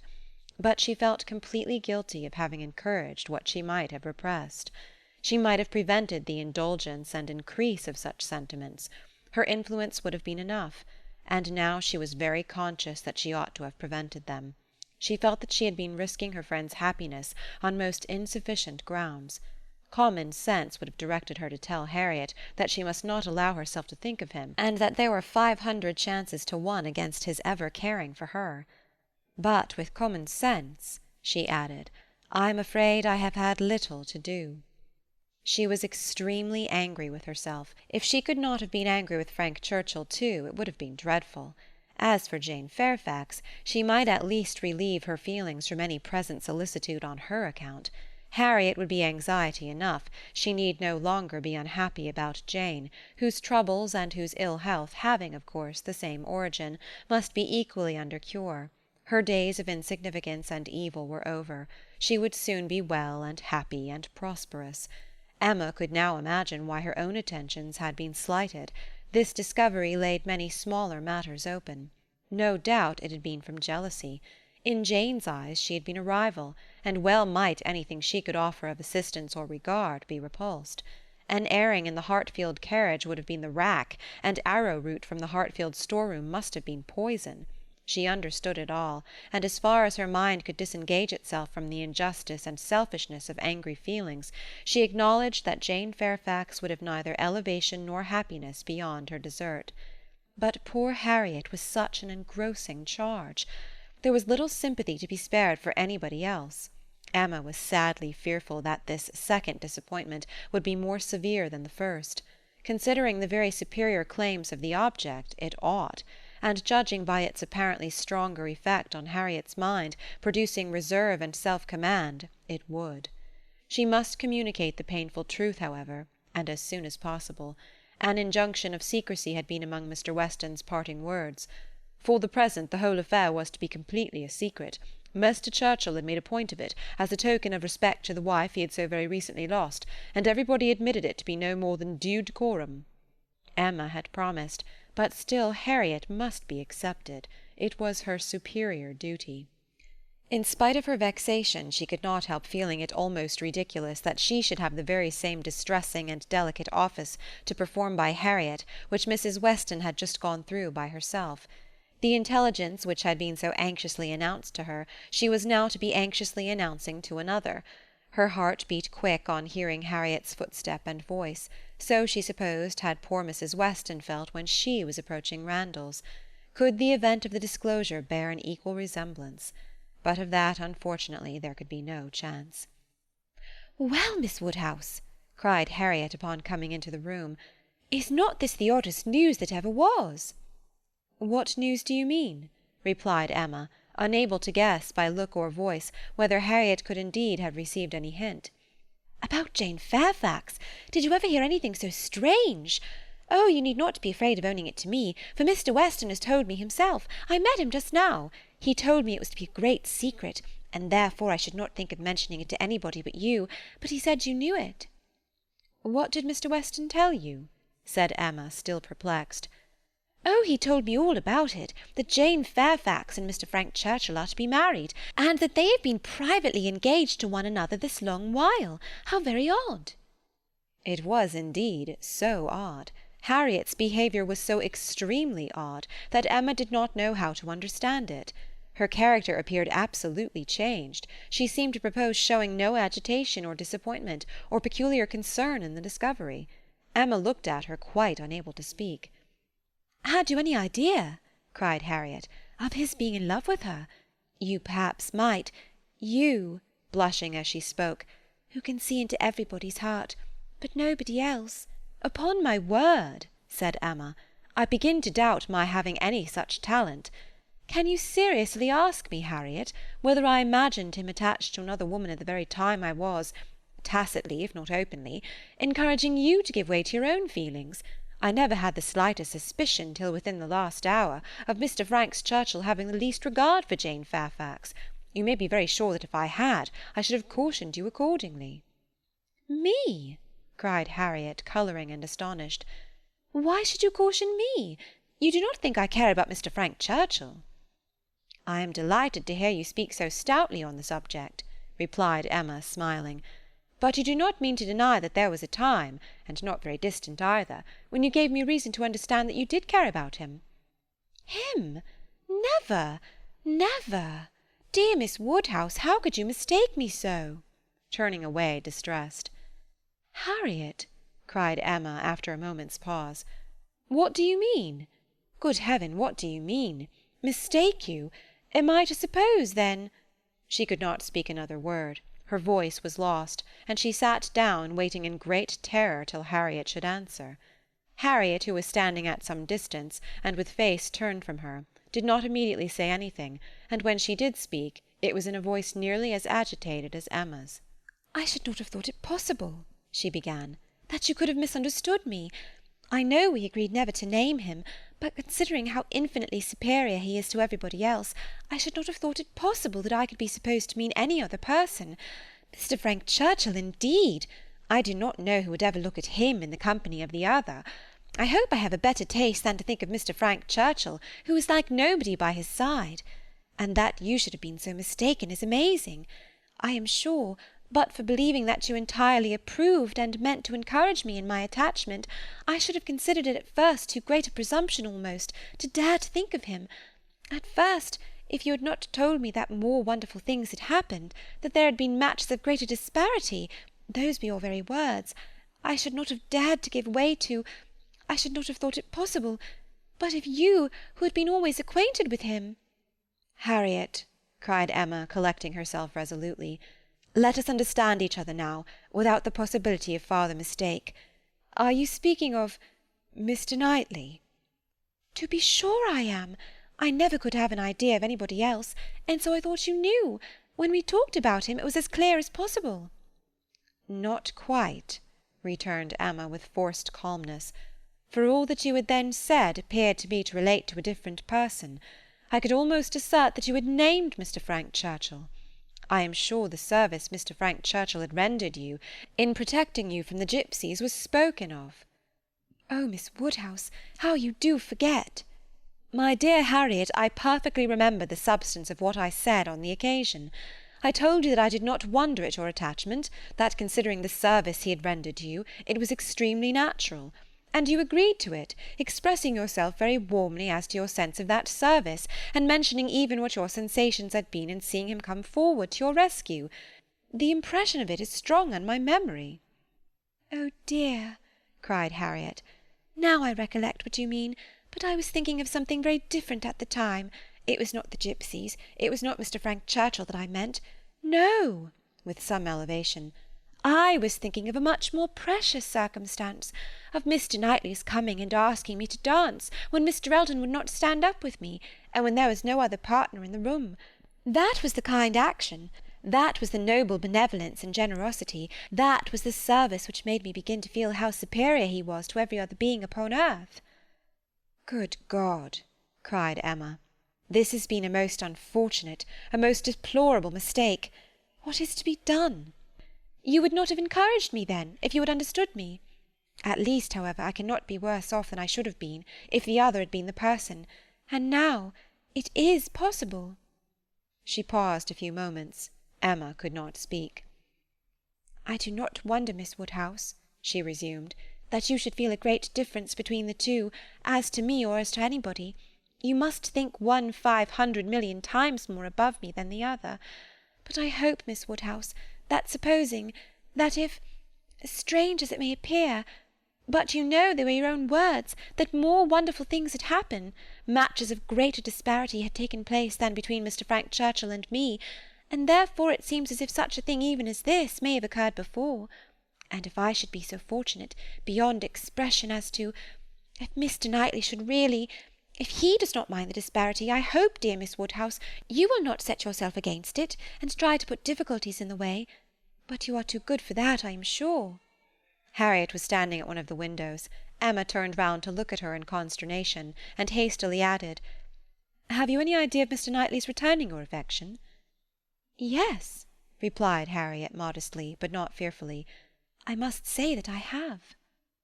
Emma's eyes were instantly withdrawn, and she sat silently meditating in a fixed attitude for a few minutes. A few minutes were sufficient for making her acquainted with her own heart.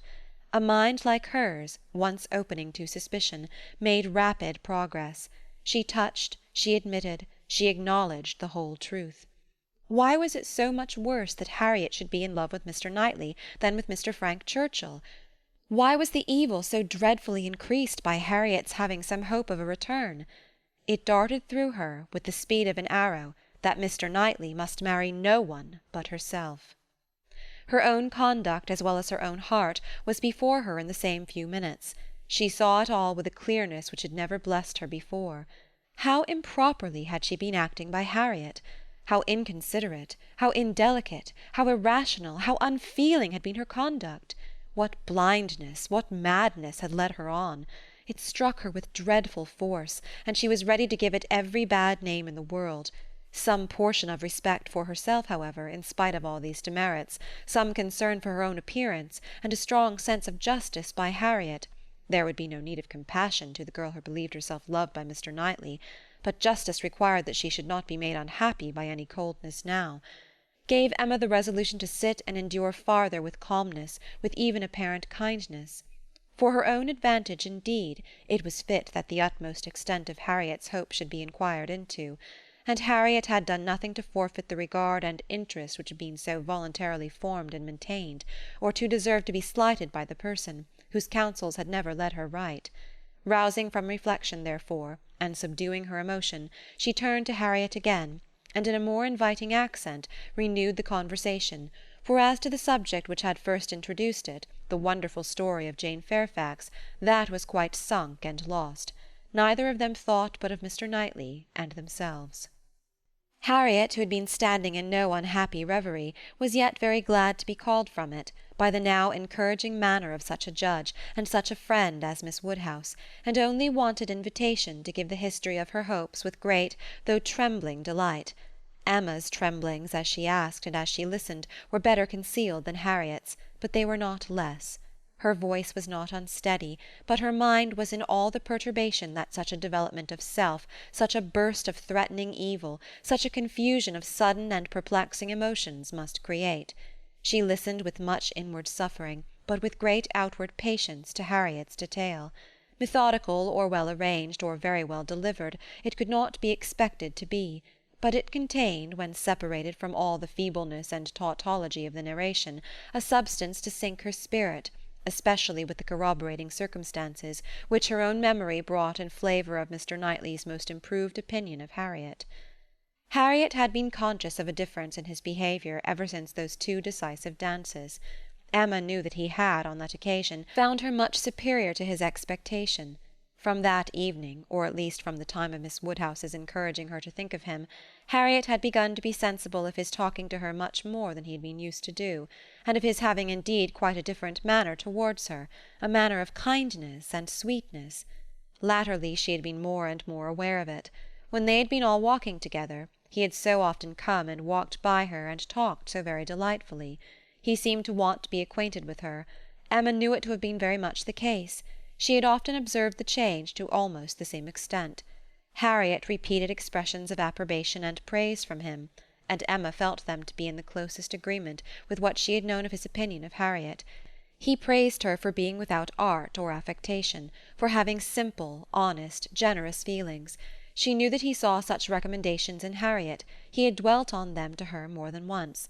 Much that lived in Harriet's memory, many little particulars of the notice she had received from him, a look, a speech, a removal from one chair to another, a compliment implied, a preference inferred, had been unnoticed, because unsuspected, by Emma. Circumstances that might swell to half an hour's relation, and contained multiplied proofs to her who had seen them, had passed undiscerned by her who now heard them. But the two latest occurrences to be mentioned, the two of strongest promise to Harriet, were not without some degree of witness from Emma herself. The first was his walking with her apart from the others, in the lime walk at Donwell, where they had been walking some time before Emma came, and he had taken pains, as she was convinced, to draw her from the rest to himself. And at first he had talked to her in a more particular way than he had ever done before, in a very particular way indeed. Harriet could not recall it without a blush. He seemed to be almost asking her whether her affections were engaged. But as soon as she, Miss Woodhouse, appeared likely to join them, he changed the subject, and began talking about farming. The second was his having sat talking with her nearly half an hour before Emma came back from her visit, the very last morning of his being at Hartfield, though when he first came in he had said that he could not stay 5 minutes, and his having told her, during their conversation, that though he must go to London, it was very much against his inclination that he left home at all, which was much more, as Emma felt, than he had acknowledged to her. The superior degree of confidence towards Harriet, which this one article marked, gave her severe pain. On the subject of the first of the two circumstances, she did, after a little reflection, venture the following question. "Might he not, is not it possible, that when inquiring, as you thought, into the state of your affections, he might be alluding to Mr. Martin? He might have Mr. Martin's interest in view." But Harriet rejected the suspicion with spirit. "Mr. Martin! No, indeed! There was not a hint of Mr. Martin. I hope I know better now than to care for Mr. Martin, or to be suspected of it." When Harriet had closed her evidence, she appealed to her dear Miss Woodhouse to say whether she had not got good ground for hope. "I should never have presumed to think of it at first," said she, "but for you. You told me to observe him carefully, and let his behaviour be the rule of mine, and so I have. But now I seem to feel that I may deserve him, and that if he does choose me, it will not be anything so very wonderful." The bitter feelings occasioned by this speech, the many bitter feelings, made the utmost exertion necessary on Emma's side, to enable her to say on reply, "Harriet, I will only venture to declare that Mr. Knightley is the last man in the world who would intentionally give any woman the idea of his feeling more for her than he really does." Harriet seemed ready to worship her friend for a sentence so satisfactory, and Emma was only saved from raptures and fondness, which at that moment would have been dreadful penance, by the sound of her father's footsteps. He was coming through the hall. Harriet was too much agitated to encounter him. "She could not compose herself. Mr. Woodhouse would be alarmed. She had better go." With most ready encouragement from her friend, therefore, she passed off through another door, and the moment she was gone, this was the spontaneous burst of Emma's feelings. "Oh God, that I had never seen her!" The rest of the day, the following night, were hardly enough for her thoughts. She was bewildered amidst the confusion of all that had rushed on her within the last few hours. Every moment had brought a fresh surprise, and every surprise must be matter of humiliation to her. How to understand it all? How to understand the deception she had been thus practising on herself and living under? The blunders, the blindness of her own head and heart? She sat still, she walked about, she tried her own room, she tried the shrubbery. In every place, every posture, she perceived that she had acted most weakly, that she had been imposed on by others in a most mortifying degree, that she had been imposing on herself in a degree yet more mortifying, that she was wretched, and should probably find this day but the beginning of wretchedness. To understand, thoroughly understand her own heart, was the first endeavour. To that point went every leisure moment which her father's claims on her allowed, and every moment of involuntary absence of mind. How long had Mr. Knightley been so dear to her, as every feeling declared him now to be? When had his influence, such influence, begun? When had he succeeded to that place in her affection which Frank Churchill had once, for a short period, occupied? She looked back, she compared the two, compared them as they had always stood in her estimation, from the time of the latter's becoming known to her, and as they must at any time have been compared by her, had it, Oh, had it, by any blessed felicity, occurred to her to institute the comparison! She saw that there never had been a time when she did not consider Mr. Knightley as infinitely the superior, or when his regard for her had not been infinitely the most dear. She saw that in persuading herself, in fancying, in acting to the contrary, she had been entirely under a delusion, totally ignorant of her own heart, and in short that she had never really cared for Frank Churchill at all. This was the conclusion of the first series of reflection. This was the knowledge of herself on the first question of inquiry which she reached, and without being long in reaching it. She was most sorrowfully indignant, ashamed of every sensation but the one revealed to her, her affection for Mr. Knightley. Every other part of her mind was disgusting. With insufferable vanity had she believed herself in the secret of everybody's feelings, with unpardonable arrogance proposed to arrange everybody's destiny.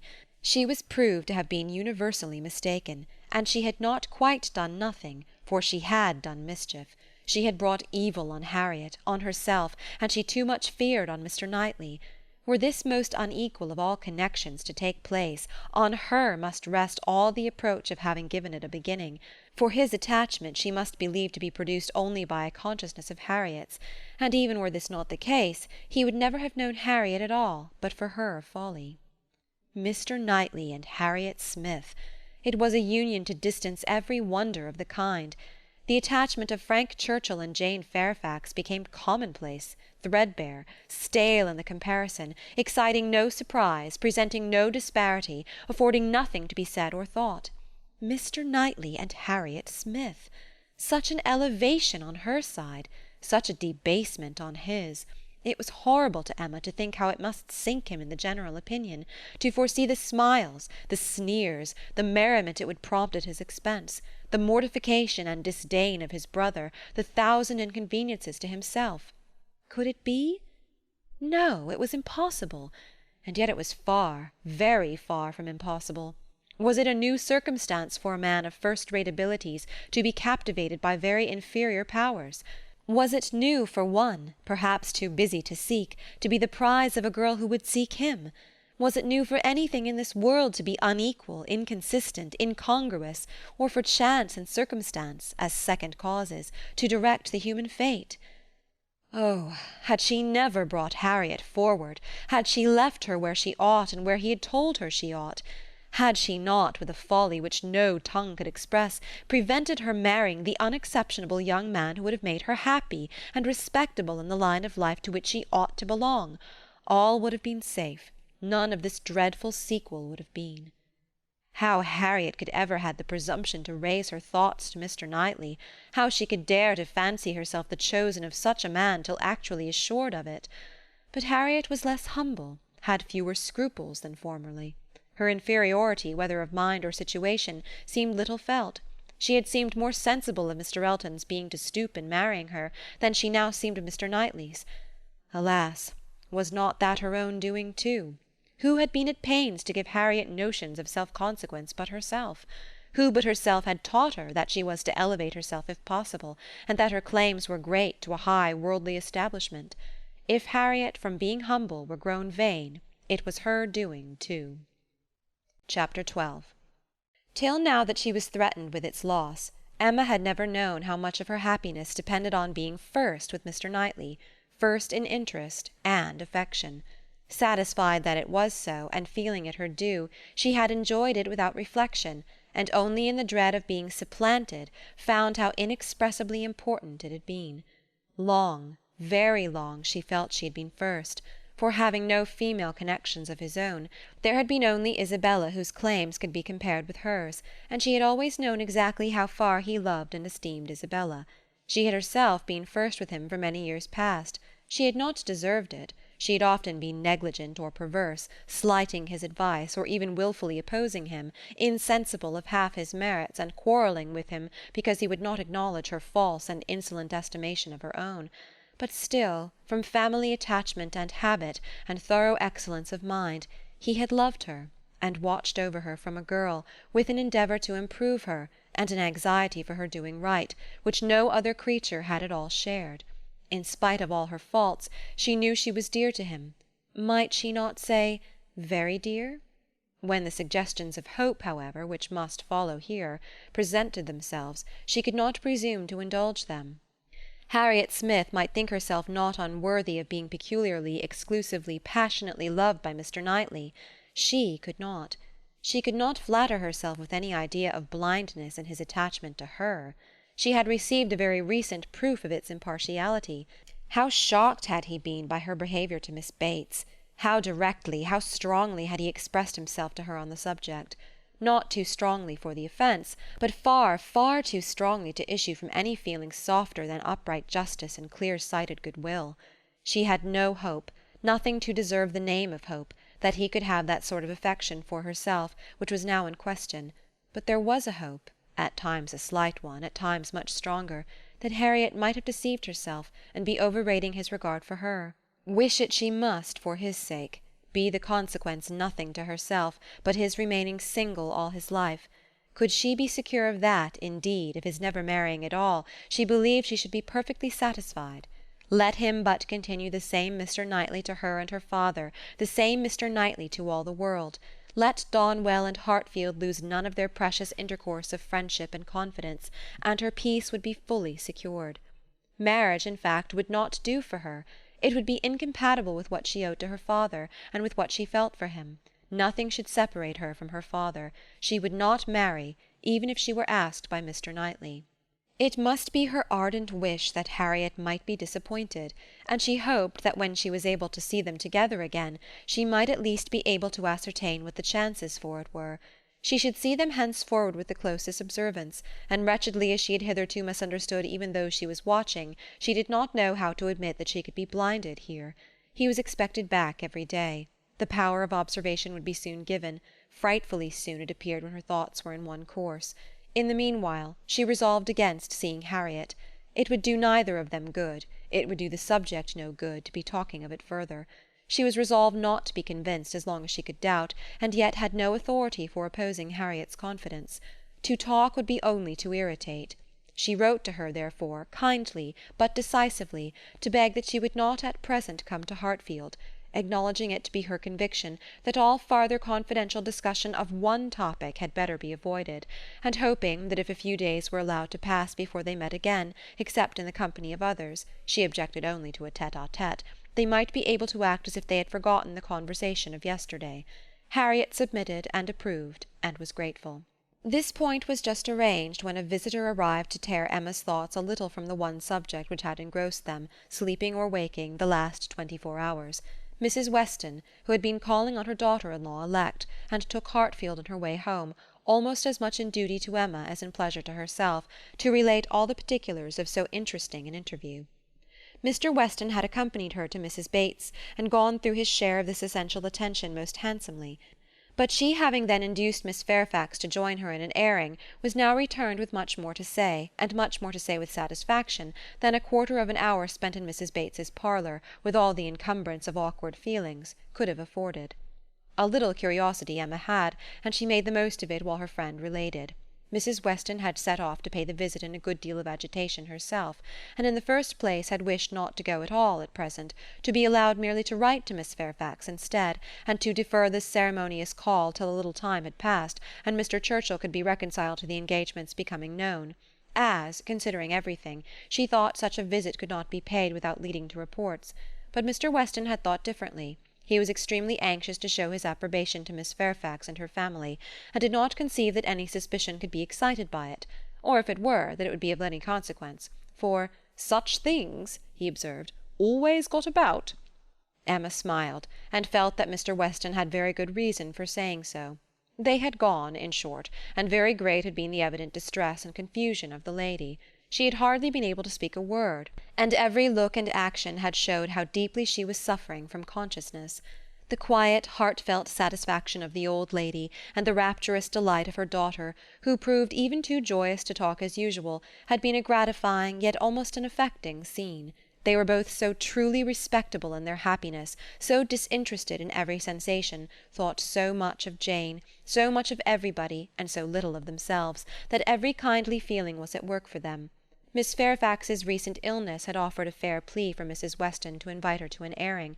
She had drawn back and declined at first, but on being pressed had yielded, and in the course of their drive Mrs. Weston had, by gentle encouragement, overcome so much of her embarrassment as to bring her to converse on the important subject.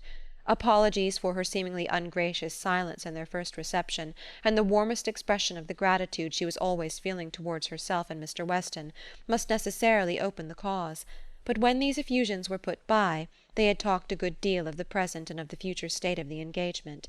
Mrs. Weston was convinced that such conversation must be the greatest relief to her companion, pent up within her own mind as everything had so long been, and was very much pleased with all that she had said on the subject.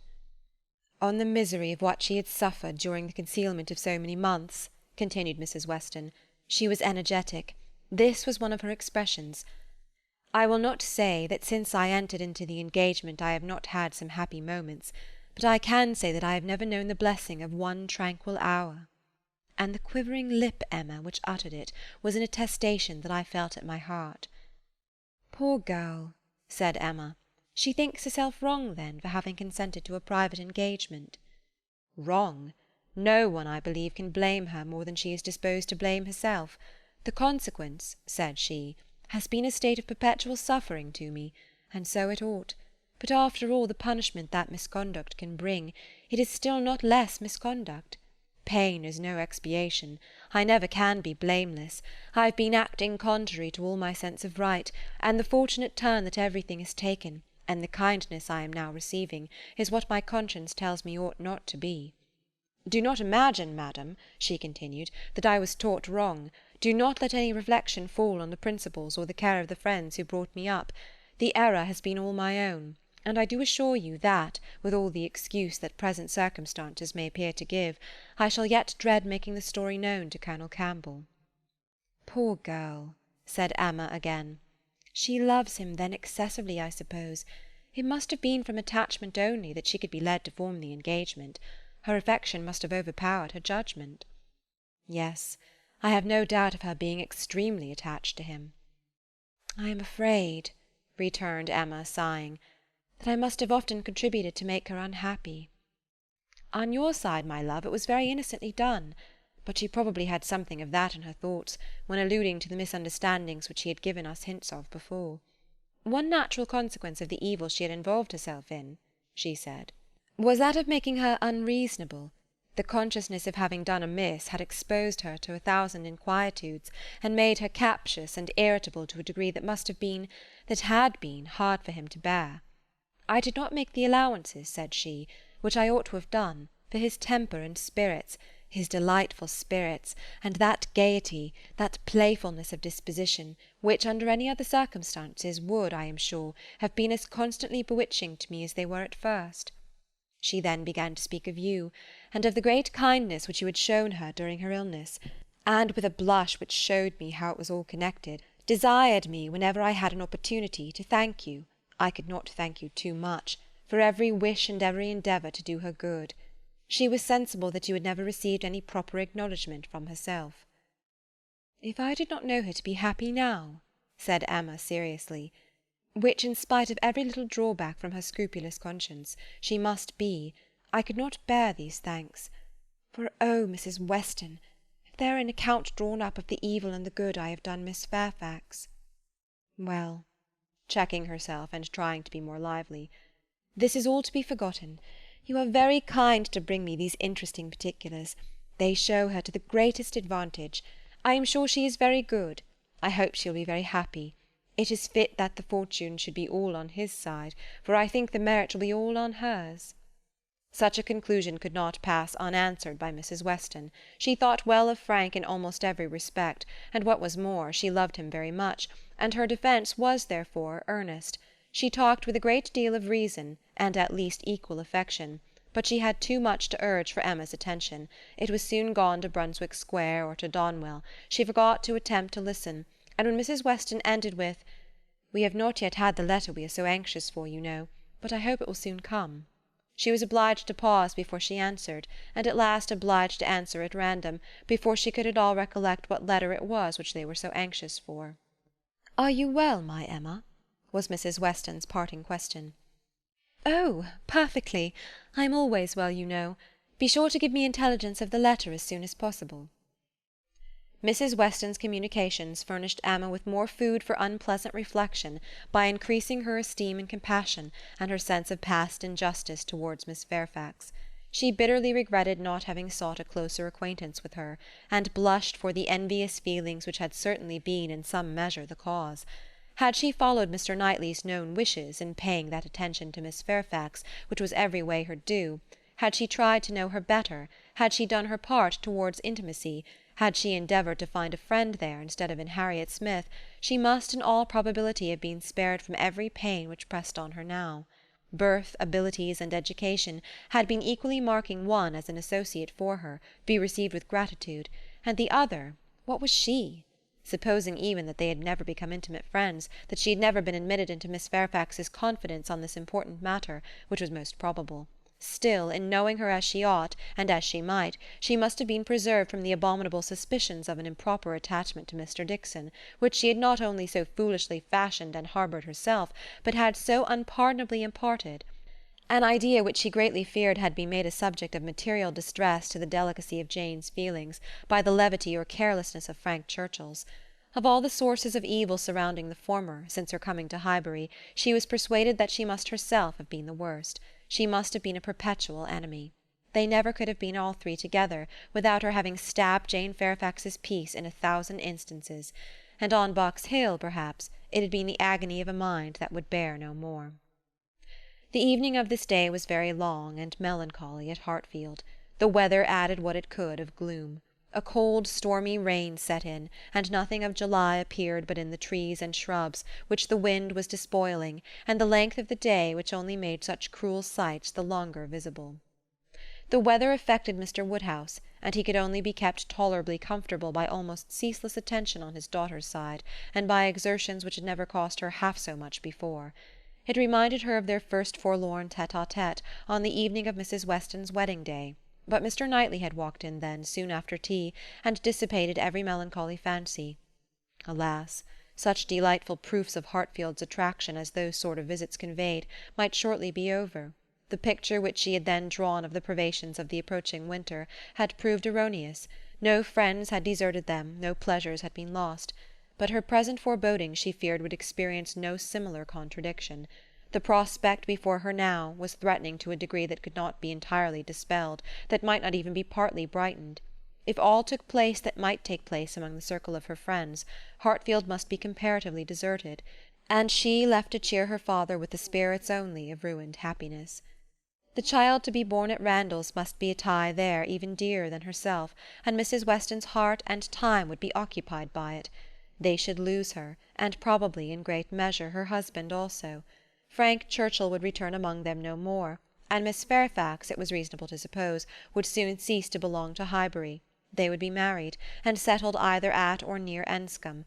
All that were good would be withdrawn, and if to these losses the loss of Donwell were to be added, what would remain of cheerful or of rational society within their reach? Mr. Knightley to be no longer coming there for his evening comfort, no longer walking in at all hours, as if ever willing to change his own home for theirs. How was it to be endured? And if he were to be lost to them for Harriet's sake, if he were to be thought of hereafter as finding in Harriet's society all that he wanted, if Harriet were to be the chosen, the first, the dearest, the friend, the wife to whom he looked for all the best blessings of existence, what could be increasing Emma's wretchedness but the reflection never far distant from her mind that it had all been her own work? When it came to such a pitch as this, she was not able to refrain from a start, or a heavy sigh, or even from walking about the room for a few seconds, and the only source whence anything like consolation or composure could be drawn was in the resolution of her own better conduct, and the hope that, however inferior in spirit and gaiety might be the following in every future winter of her life to the past, it would yet find her more rational, more acquainted with herself, and leave her less to regret when it were gone. Chapter 13. The weather continued much the same all the following morning, and the same loneliness and the same melancholy seemed to reign at Hartfield, but in the afternoon it cleared, the wind changed into a softer quarter, the clouds were carried off, the sun appeared, it was summer again. With all the eagerness which such a transition gives, Emma resolved to be out of doors as soon as possible. Never had the exquisite sight, smell, sensation of nature, tranquil, warm, and brilliant after a storm, been more attractive to her. She longed for the serenity they might gradually introduce, and on Mr. Perry's coming in soon after dinner with a disengaged hour to give her father, she lost no time in hurrying into the shrubbery. There, with spirits freshened, and thoughts a little relieved, she had taken a few turns, when she saw Mr. Knightley passing through the garden door and coming towards her.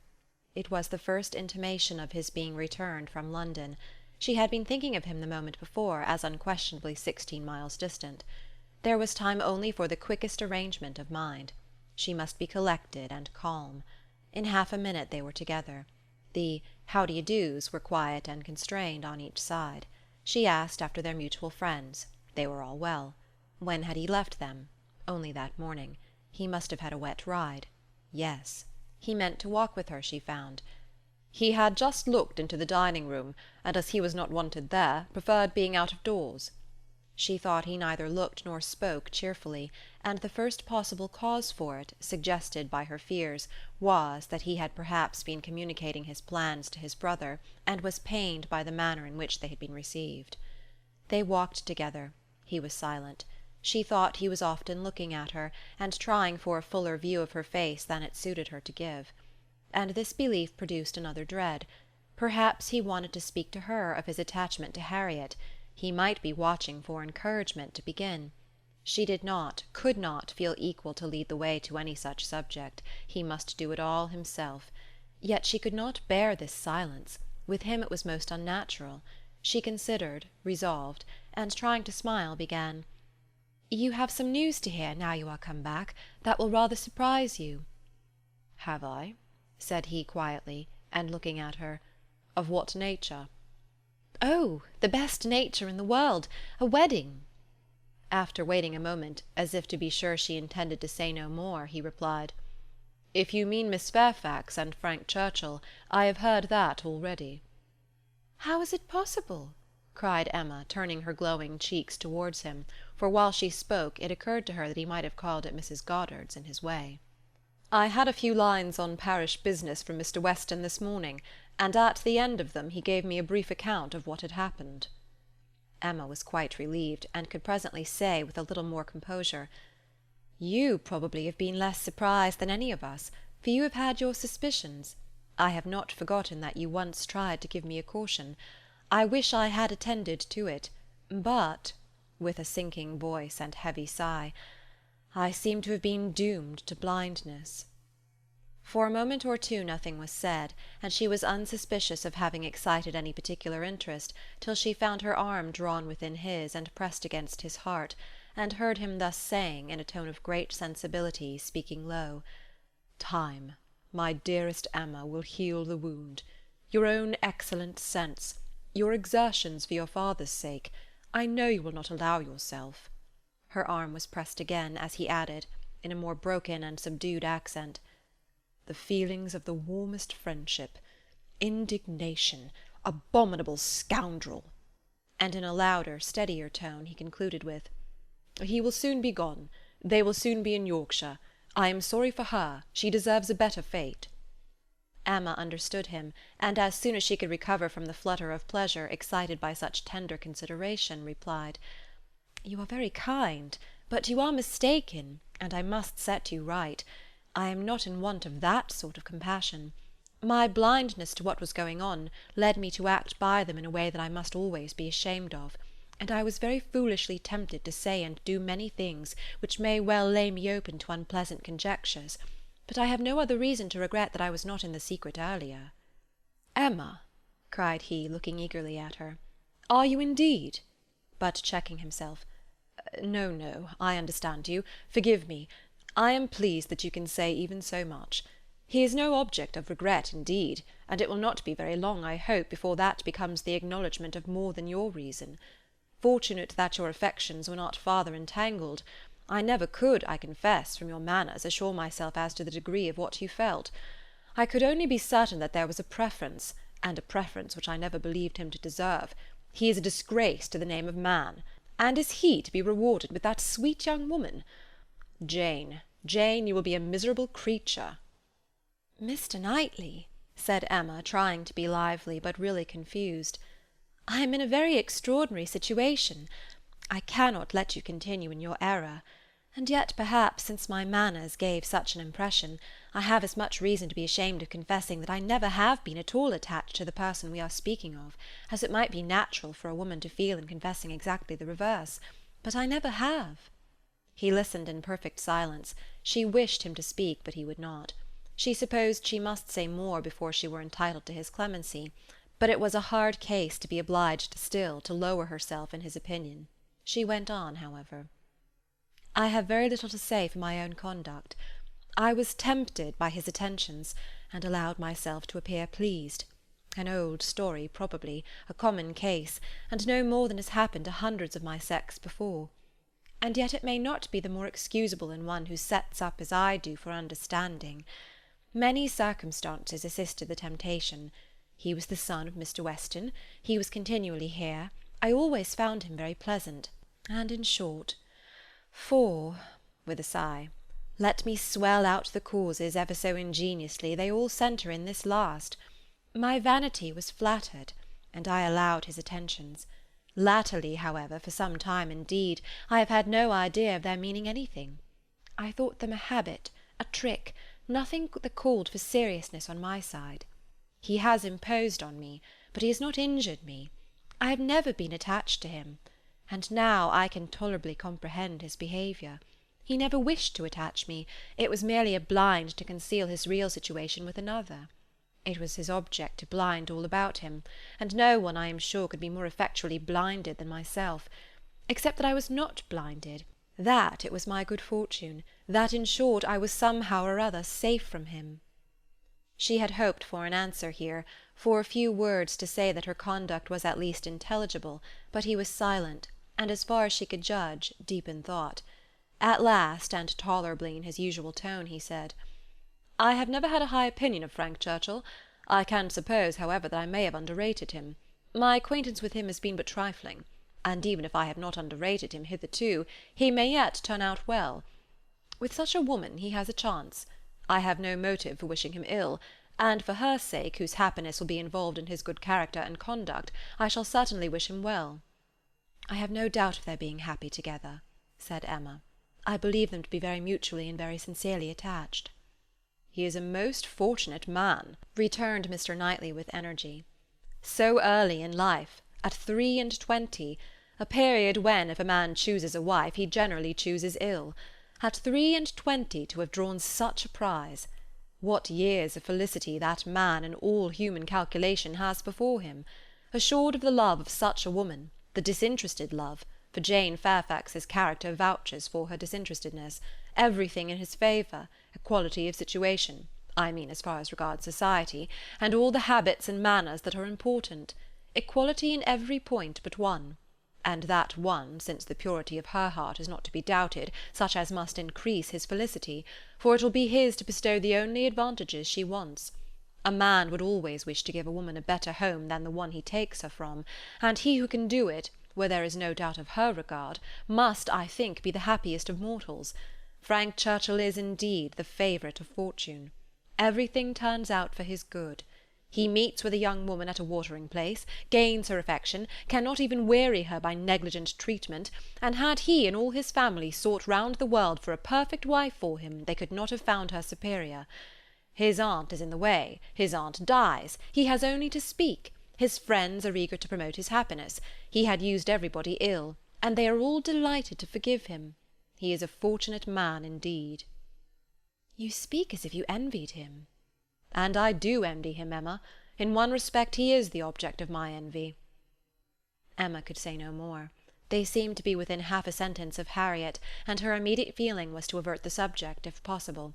She made her plan. She would speak of something totally different, the children in Brunswick Square, and she waited only for breath to begin, when Mr. Knightley startled her by saying, "You will not ask me what is the point of envy. You are determined, I see, to have no curiosity. You are wise. But I cannot be wise. Emma, I must tell you what you will not ask, though I may wish it unsaid the next moment." "Oh, then don't speak it, don't speak it!" she eagerly cried. Take a little time. Consider. Do not commit yourself." "Thank you," said he, in an accent of deep mortification, and not another syllable followed. Emma could not bear to give him pain. He was wishing to confide in her, perhaps to consult her. Cost her what it would, she would listen. She might assist his resolution, or reconcile him to it. She might give just praise to Harriet, or by representing to him his own independence, relieve him from that state of indecision which must be more intolerable than any alternative to such a mind as his. They had reached the house. "You are going in, I suppose?" said he. "No," replied Emma, quite confirmed by the depressed manner in which he still spoke. "I should like to take another turn. Mr. Perry is not gone." And after proceeding a few steps, she added, "I stopped you ungraciously just now, Mr. Knightley, and I am afraid gave you pain. But if you have any wish to speak openly to me as a friend, or to ask my opinion of anything that you may have in contemplation, as a friend indeed you may command me. I will hear whatever you like. I will tell you exactly what I think." "As a friend," repeated Mr. Knightley. "Emma, that, I fear, is a word— No, I have no wish. Stay, yes, why should I hesitate? I have gone too far already for concealment. Emma, I accept your offer. Extraordinary as it may seem, I accept it, and refer myself to you as a friend. Tell me, then, have I no chance of ever succeeding?" He stopped in his earnestness to look the question, and the expression of his eyes overpowered her. "My dearest Emma," said he, "for dearest you will always be, whatever the event of this hour's conversation, my dearest, most beloved Emma, tell me at once, say no if it is to be said." She could really say nothing. "You are silent," he cried with great animation. "Absolutely silent. At present I ask no more." Emma was almost ready to sink under the agitation of this moment. The dread of being awakened from the happiest dream was perhaps the most prominent feeling. "I cannot make speeches, Emma," he soon resumed, and in a tone of such sincere, decided, intelligible tenderness as was tolerably convincing. "If I loved you less, I might be able to talk about it more. But you know what I am. You hear nothing but truth from me. I have blamed you and lectured you, and you have borne it as no other woman in England would have borne it. Bear with the truths I would tell you now, dearest Emma, as well as you have borne with them. The manner, perhaps, may have as little to recommend them.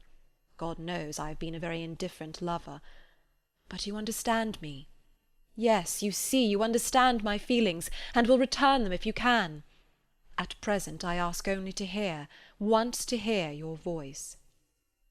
While he spoke, Emma's mind was most busy, and with all the wonderful velocity of thought had been able, and yet without losing a word, to catch and comprehend the exact truth of the whole, to see that Harriet's hopes had been entirely groundless, a mistake, a delusion, as complete a delusion as any of her own, that Harriet was nothing, that she was everything herself, that what she had been saying relative to Harriet had been all taken as the language of her own feelings, and that her agitation, her doubts, her reluctance, her discouragement, had been all received as discouragement from herself. And not only was there time for these convictions, with all their glow of attendant happiness, there was time also to rejoice that Harriet's secret had not escaped her, and to resolve that it need not and should not. It was all the service she could now render her poor friend, for as to any of that heroism of sentiment which might have prompted her to entreat him to transfer his affection from herself to Harriet, as infinitely the most worthy of the two, or even the more simple sublimity of resolving to refuse him at once and for ever, without vouchsafing any motive, because he could not marry them both, Emma had it not. She felt for Harriet with pain and with contrition, but no flight of generosity run mad, opposing all that could be probable or reasonable, entered her brain. She had led her friend astray, and it would be a reproach to her forever, but her judgment was as strong as her feelings, and as strong as it had ever been before, in reprobating any such alliance for him, as most unequal and degrading. Her way was clear, though not quite smooth. She spoke then, on being so entreated. What did she say? Just what she ought, of course. A lady always does. She said enough to show there need not be despair, and to invite him to say more himself. He had despaired at one period. He had received such an injunction to caution and silence as for the time crushed every hope. She had begun by refusing to hear him. The change had perhaps been somewhat sudden, her proposal of taking another turn, her renewing the conversation which she had just put an end to, might be a little extraordinary. She felt its inconsistency, but Mr. Knightley was so obliging as to put up with it, and seek no farther explanation. Seldom, very seldom does complete truth belong to any human disclosure. Seldom can it happen that something is not a little disguised or a little mistaken. But where, as in this case, though the conduct is mistaken, the feelings are not, it may not be very material. Mr. Knightley could not impute to Emma a more relenting heart than she possessed, or a heart more disposed to accept of his. He had, in fact, been wholly unsuspicious of his own influence. He had followed her into the shrubbery with no idea of trying it. He had come, in his anxiety to see how she bore Frank Churchill's engagement, with no selfish view, no view at all, but of endeavouring, if she allowed him an opening, to soothe or to counsel her. The rest had been the work of the moment, the immediate effect of what he heard on his feelings. The delightful assurance of her total indifference towards Frank Churchill, of her having a heart completely disengaged from him, had given birth to the hope that in time he might gain her affection himself. But it had been no present hope. He had only, in the momentary conquest of eagerness over judgment, aspired to be told that she did not forbid his attempt to attach her. The superior hopes which gradually opened were so much the more enchanting. The affection which he had been asking to be allowed to create, if he could, was already his. Within half an hour he had passed from a thoroughly distressed state of mind to something so like perfect happiness that it could bear no other name. Her change was equal. This 1 half-hour had given to each the same precious certainty of being beloved, had cleared from each the same degree of ignorance, jealousy, or distrust. On his side there had been a long-standing jealousy, old as the arrival, or even the expectation, of Frank Churchill. He had been in love with Emma, and jealous of Frank Churchill, from about the same period, one sentiment having probably enlightened him as to the other. It was his jealousy of Frank Churchill that had taken him from the country. The Box Hill party had decided him on going away. He would save himself from witnessing again such permitted encouraged attentions. He had gone to learn to be indifferent. But he had gone to a wrong place. There was too much domestic happiness in his brother's house. Woman wore too amiable a form in it. Isabella was too much like Emma, differing only in those striking inferiorities which always brought the other in brilliancy before him, for much to have been done, even had his time been longer. He had stayed on, however, vigorously, day after day, till this very morning's post had conveyed the history of Jane Fairfax.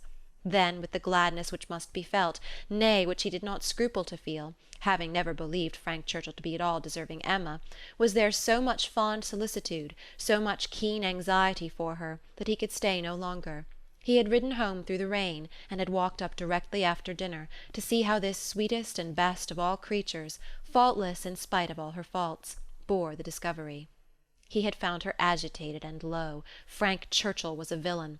He heard her declare that she had never loved him. Frank Churchill's character was not desperate. She was his own Emma, by hand and word, when they returned into the house, and if he could have thought of Frank Churchill then, he might have deemed him a very good sort of fellow. Chapter 14. What totally different feelings did Emma take back into the house from what she had brought out! She had then been only daring to hope for a little respite of suffering. She was now in an exquisite flutter of happiness, and such happiness, moreover, as she believed must still be greater when the flutter should have passed away. They sat down to tea, the same party round the same table. How often it had been collected! And how often had her eyes fallen on the same shrubs in the lawn, and observed the same beautiful effect of the western sun! But never in such a state of spirits, never in anything like it, and it was with difficulty that she could summon enough of her usual self to be the attentive lady of the house, or even the attentive daughter. Poor Mr. Woodhouse little suspected what was plotting against him in the breast of that man whom he was so cordially welcoming, and so anxiously hoping might not have taken cold from his ride. Could he have seen the heart, he would have cared very little for the lungs. But without the most distant imagination of the impending evil, without the slightest perception of anything extraordinary in the looks or ways of either, he repeated to them very comfortably all the articles of news he had received from Mr. Perry, and talked on with much self-contentment, totally unsuspicious of what they could have told him in return. As long as Mr. Knightley remained with them, Emma's fever continued, but when he was gone she began to be a little tranquillized and subdued. and in the course of the sleepless night, which was the tax for such an evening, she found one or two such very serious points to consider as made her feel that even her happiness must have some alloy: her father and Harriet. She could not be alone without feeling the full weight of their separate claims, and how to guard the comfort of both to the utmost was the question. With respect to her father it was a question soon answered. She hardly knew yet what Mr. Knightley would ask, but a very short parley with her own heart produced the most solemn resolution of never quitting her father. She even wept over the idea of it, as a sin of thought.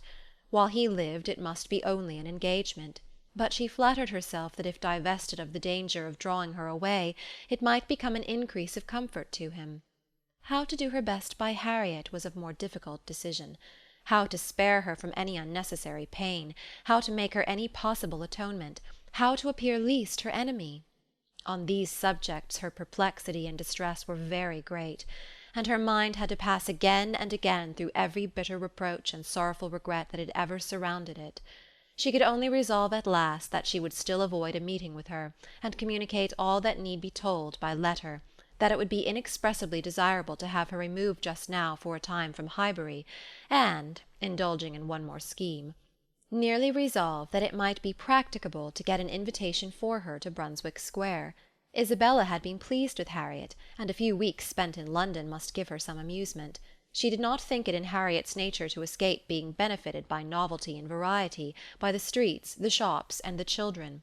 At any rate, it would be a proof of attention and kindness in herself, from whom everything was due, a separation for the present, an averting of the evil day when they must all be together again. She rose early, and wrote her letter to Harriet, an employment which left her so very serious, so nearly sad, that Mr. Knightley, in walking up to Hartfield to breakfast, did not arrive at all too soon, and half an hour stolen afterwards to go over the same ground again with him, literally and figuratively, was quite necessary to reinstate her in a proper share of the happiness of the evening before. He had not long left her, by no means long enough for her to have the slightest inclination for thinking of anybody else, when a letter was brought her from Randalls, a very thick letter. She guessed what it must contain, and deprecated the necessity of reading it. She was now in perfect charity with Frank Churchill. She wanted no explanations, she wanted only to have her thoughts to herself, and as for understanding anything he wrote, she was sure she was incapable of it. It must be waded through, however. She opened the packet. It was too surely so. A note from Mrs. Weston to herself ushered in the letter from Frank to Mrs. Weston. I have the greatest pleasure, my dear Emma, in forwarding to you the enclosed. I know what thorough justice you will do it, and have scarcely a doubt of its happy effect. I think we shall never materially disagree about the writer again, but I will not delay you by a long preface. We are quite well. This letter has been the cure of all the little nervousness I have been feeling lately. I did not quite like your looks on Tuesday, but it was an ungenial morning, and though you will never own being affected by weather, I think everybody feels a north-east wind. I felt for your dear father very much in the storm of Tuesday afternoon and yesterday morning, but had the comfort of hearing last night by Mr. Perry that it had not made him ill. Yours ever, A. W. To Mrs. Weston, Windsor, July. My dear Madam, if I made myself intelligible yesterday, this letter will be expected, but expected or not, I know it will be read with candour and indulgence. You are all goodness, and I believe there will be need of even all your goodness to allow for some parts of my past conduct. But I have been forgiven by one who had still more to resent. My courage rises while I write it. It is very difficult for the prosperous to be humble. I have already met with such success in 2 applications for pardon, that I may be in danger of thinking myself too sure of yours, and of those among your friends who have had any ground of offence. You must all endeavour to comprehend the exact nature of my situation when I first arrived at Randalls. You must consider me as having a secret which was to be kept at all hazards. This was the fact. My right to place myself in a situation requiring such concealment is another question. I shall not discuss it here. For my temptation to think it a right, I refer every caviller to a brick house, sashed windows below, and casements above, in Highbury. I dared not address her openly. My difficulties in the then state of Enscombe must be too well known to require definition, and I was fortunate enough to prevail before we parted at Weymouth, and to induce the most upright female mind in the creation to stoop in charity to a secret engagement. Had she refused, I should have gone mad. But you will be ready to say, what was your hope in doing this? What did you look forward to? To anything, everything, to time, chance, circumstance, slow effects, sudden bursts, perseverance and weariness, health and sickness. Every possibility of good was before me, and the first of blessings secured, in obtaining her promises of faith and correspondence. If you need farther explanation, I have the honour, my dear madam, of being your husband's son, and the advantage of inheriting a disposition to hope for good, which no inheritance of houses or lands can ever equal the value of. See me, then, under these circumstances, arriving on my first visit to Randalls, and here I am conscious of wrong, for that visit might have been sooner paid. You will look back and see that I did not come till Miss Fairfax was in Highbury, and as you were the person slighted, you will forgive me instantly. But I must work on my father's compassion by reminding him that so long as I absented myself from his house, so long I lost the blessing of knowing you. My behaviour during the very happy fortnight which I spent with you did not, I hope, lay me open to reprehension, excepting on one point. And now I come to the principal, the only important part of my conduct while belonging to you, which excites my own anxiety, or requires very solicitous explanation. With the greatest respect and the warmest friendship do I mention Miss Woodhouse. My father perhaps will think I ought to add, with the deepest humiliation. A few words which dropped from him yesterday spoke his opinion, and some censure I acknowledge myself liable to. My behaviour to Miss Woodhouse indicated, I believe, more than it ought. In order to assist a concealment so essential to me, I was led on to make more than an allowable use of the sort of intimacy into which we were immediately thrown. I cannot deny that Miss Woodhouse was my ostensible object, but I am sure you will believe the declaration, that had I not been convinced of her indifference, I would not have been induced by any selfish views to go on. Amiable and delightful as Miss Woodhouse is, she never gave me the idea of a young woman likely to be attached, and that she was perfectly free from any tendency to being attached to me was as much my conviction as my wish. She received my attentions with an easy, friendly, good-humoured playfulness which exactly suited me. We seemed to understand each other. From our relative situation, those attentions were her due, and were felt to be so. Whether Miss Woodhouse really began to understand me before the expiration of that fortnight, I cannot say. When I called to take leave of her, I remember that I was within a moment of confessing the truth, and I then fancied she was not without suspicion. But I have no doubt of her having since detected me, at least in some degree. She may not have surmised the whole, but her quickness must have penetrated a part. I cannot doubt it.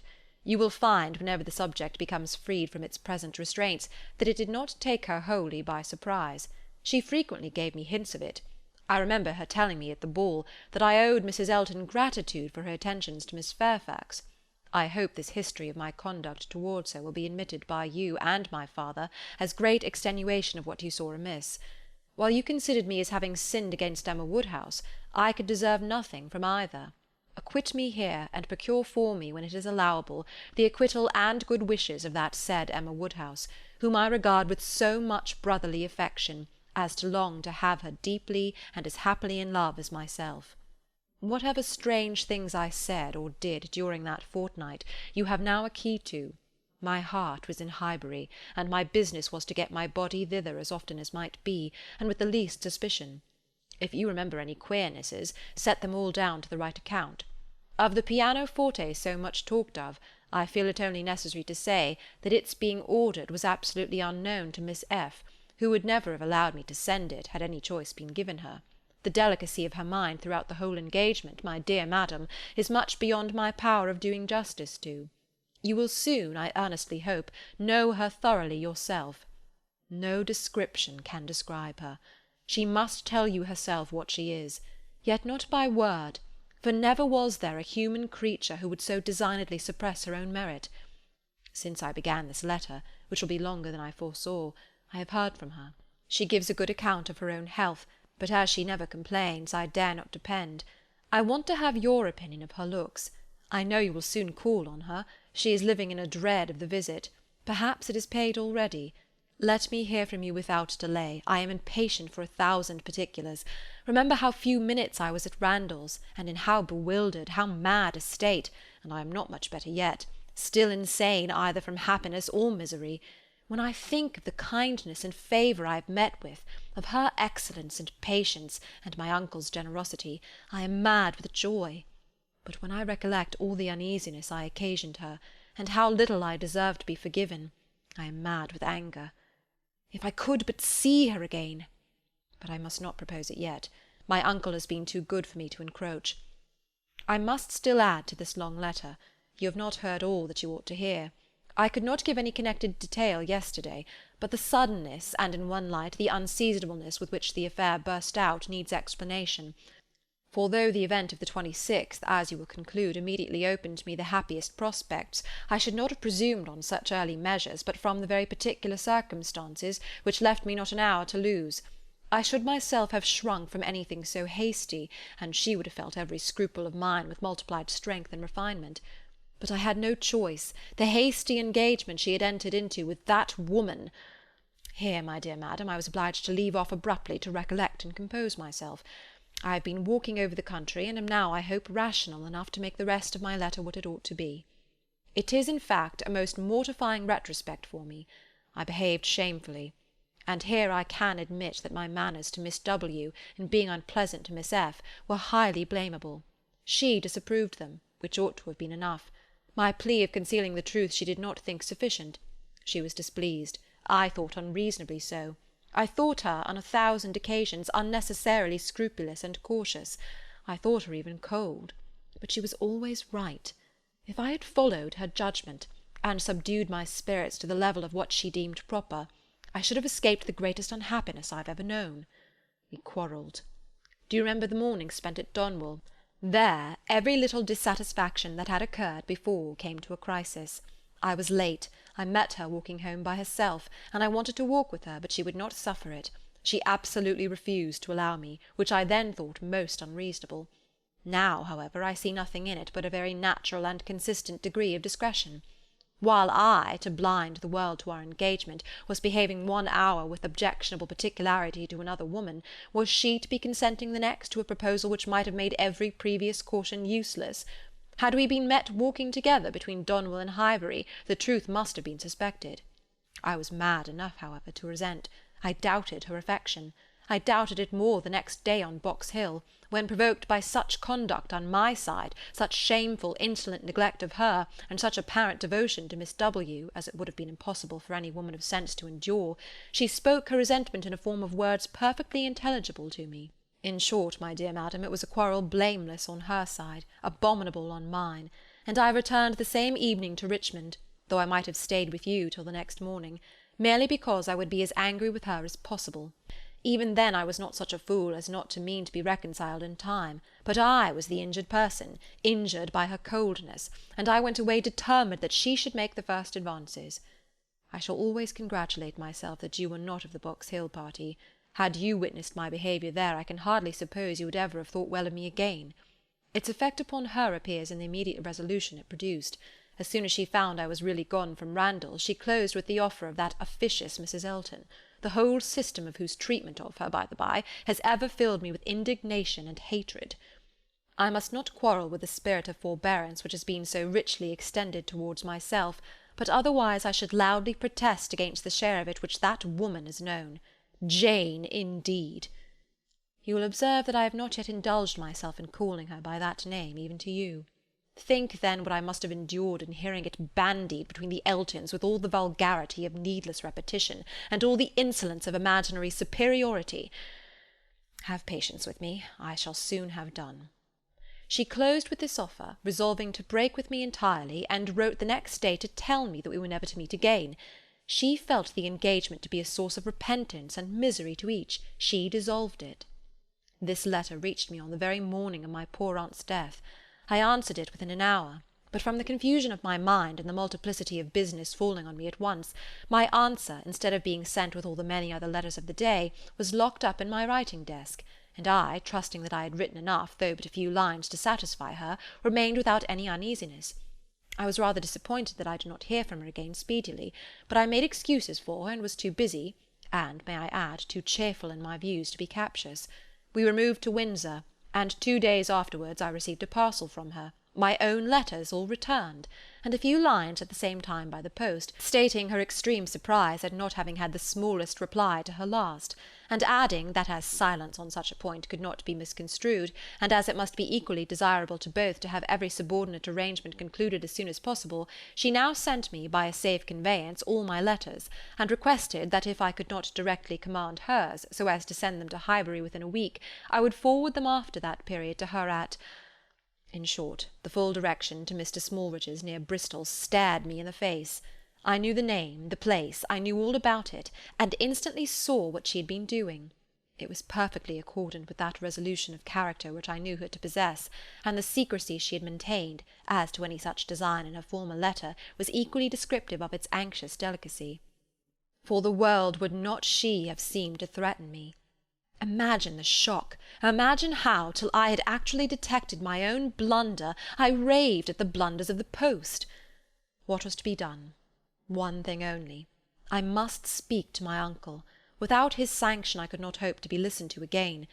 I spoke. Circumstances were in my favour. The late event had softened away all his pride, and he was, earlier than I could have anticipated, wholly reconciled and complying, and could say at last, poor man, with a deep sigh, that he wished I might find as much happiness in the marriage state as he had done. I felt that it would be of a different sort.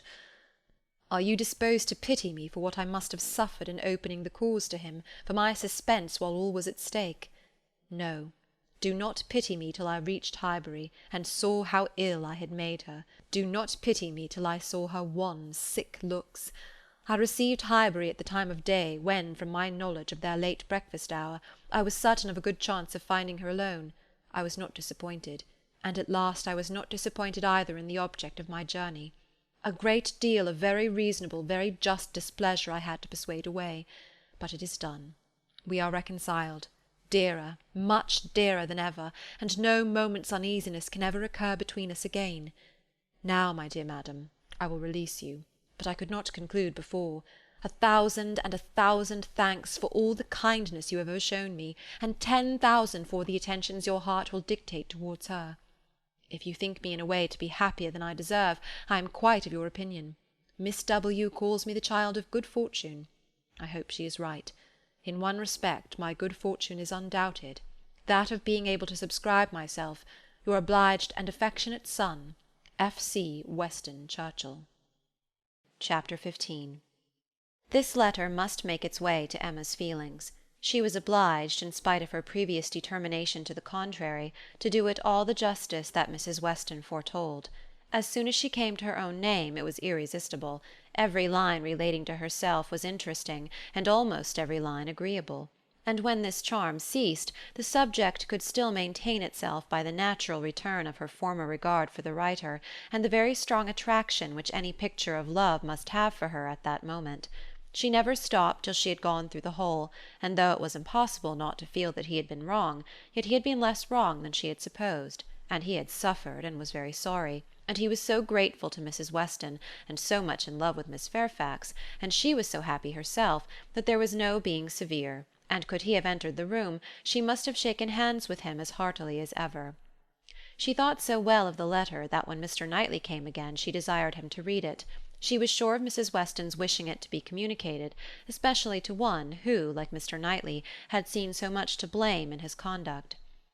"I shall be very glad to look it over," said he, "but it seems long. I will take it home with me at night." But that would not do. Mr. Weston was to call in the evening, and she must return it by him. "I would rather be talking to you," he replied, "but as it seems a matter of justice, it shall be done." He began, stopping, however, almost directly to say, "Had I been offered the sight of one of this gentleman's letters to his mother-in-law a few months ago, Emma, it would not have been taken with such indifference." He proceeded a little further, reading to himself, and then with a smile observed, "A fine complimentary opening. But it is his way. One man's style must not be the rule of another's. We will not be severe. It will be natural for me," he added shortly afterwards, "to speak my opinion aloud as I read. By doing it I shall feel that I am near you. It will not be so great a loss of time, but if you dislike it—" "Not at all. I should wish it." Mr. Knightley returned to his reading with greater alacrity. "He trifles here," said he. "As to the temptation, he knows he is wrong and has nothing rational to urge. Bad! He ought not to have formed the engagement. His father's disposition? He is unjust, however, to his father. Mr. Weston's sanguine temper was a blessing on all his upright and honourable exertions, but Mr. Weston earned every present comfort before he endeavoured to gain it." "Very true. He did not come till Miss Fairfax was here." "And I have not forgotten," said Emma, "how sure you were that he might have come sooner if he would. You pass it over very handsomely, but you were perfectly right." "I was not quite impartial in my judgment, Emma. But yet I think, had you not been in the case, I should still have distrusted him." When he came to Miss Woodhouse, he was obliged to read the whole of it aloud, all that related to her, with a smile, a look, a shake of the head, a word or two of assent or disapprobation, or merely of love, as the subject required, concluding, however, seriously, and after steady reflection, thus: "Very bad, though it might have been worse, playing a most dangerous game, too much indebted to the event for his acquittal, no judge of his own manners by you, always deceived in fact by his own wishes and regardless of little besides his own convenience. Fancying you to have fathomed his secret, natural enough, his own mind full of intrigue, that he should suspect it in others. Mystery, finesse, how they pervert the understanding! My Emma, does not everything serve to prove more and more the beauty of truth and sincerity in all our dealings with each other?" Emma agreed to it, and with a blush of sensibility on Harriet's account, which she could not give any sincere explanation of. "You had better go on," said she. He did so, but very soon stopped again to say, "The pianoforte? Ah, that was the act of a very, very young man, one too young to consider whether the inconvenience of it might not very much exceed the pleasure. A boyish scheme indeed. I cannot comprehend a man's wishing to give a woman any proof of affection which he knows she would rather dispense with, and he did know that she would have prevented the instrument's coming if she could."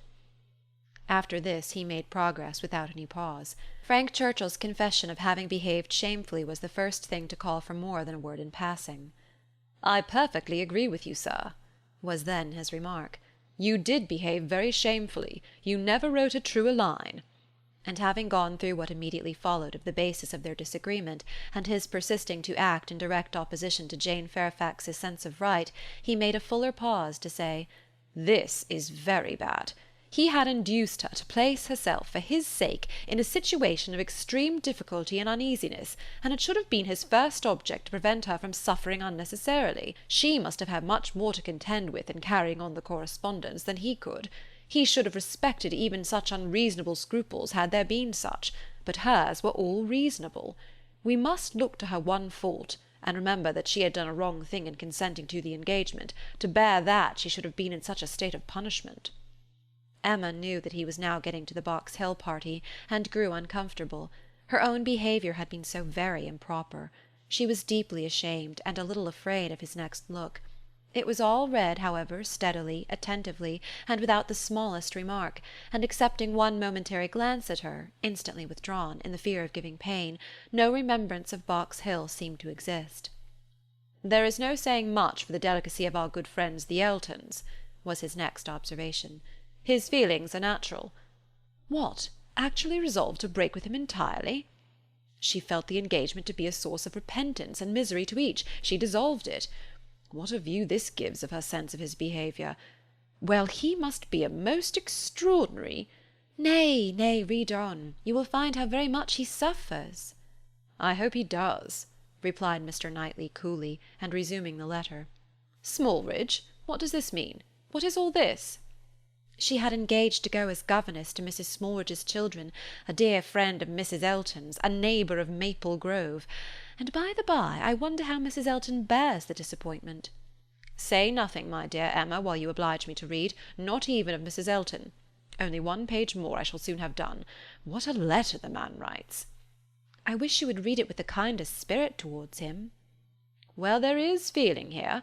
He does seem to have suffered in finding her ill. Certainly I can have no doubt of his being fond of her. Dearer, much dearer than ever. I hope he may long continue to feel all the value of such a reconciliation. He is a very liberal thanker, with his thousands and tens of thousands. Happier than I deserve. Come, he knows himself there. Miss Woodhouse calls me the child of good fortune. Those were Miss Woodhouse's words, were they? And a fine ending, and there is the letter. The child of good fortune. That was your name for him, was it? You do not appear so well satisfied with his letter as I am, but still you must, at least I hope you must, think the better of him for it. I hope it does him some service with you. Yes, certainly it does. He has had great faults, faults of inconsideration and thoughtlessness, and I am very much of his opinion in thinking him likely to be happier than he deserves. But still, as he is, beyond a doubt, really attached to Miss Fairfax, and will soon, it may be hoped, have the advantage of being constantly with her, I am very ready to believe his character will improve, and acquire from hers the steadiness and delicacy of principle that it wants. And now let me talk to you of something else. I have another person's interest at present so much at heart that I cannot think any longer about Mr. Frank Churchill. Ever since I left you this morning, Emma, my mind has been hard at work on one subject. The subject followed. It was in plain, unaffected, gentlemanlike English, such as Mr. Knightley used even to the woman he was in love with, how to be able to ask her to marry him without attacking the happiness of her father. Emma's answer was ready at the first word. While her dear father lived, any change of condition must be impossible for her. She could never quit him. Part only of this answer, however, was admitted. The impossibility of her quitting her father, Mr. Knightley felt as strongly as herself, but the inadmissibility of any other change he could not agree to. He had been thinking it over most deeply, most intently. He had at first hoped to induce Mr. Woodhouse to remove with her to Donwell. He had wanted to believe it feasible, but his knowledge of Mr. Woodhouse would not suffer him to deceive himself long, and now he confessed his persuasion that such a transplantation would be a risk to her father's comfort, perhaps even of his life, which must not be hazarded. Mr. Woodhouse taken from Hartfield! No, he felt that it ought not to be attempted.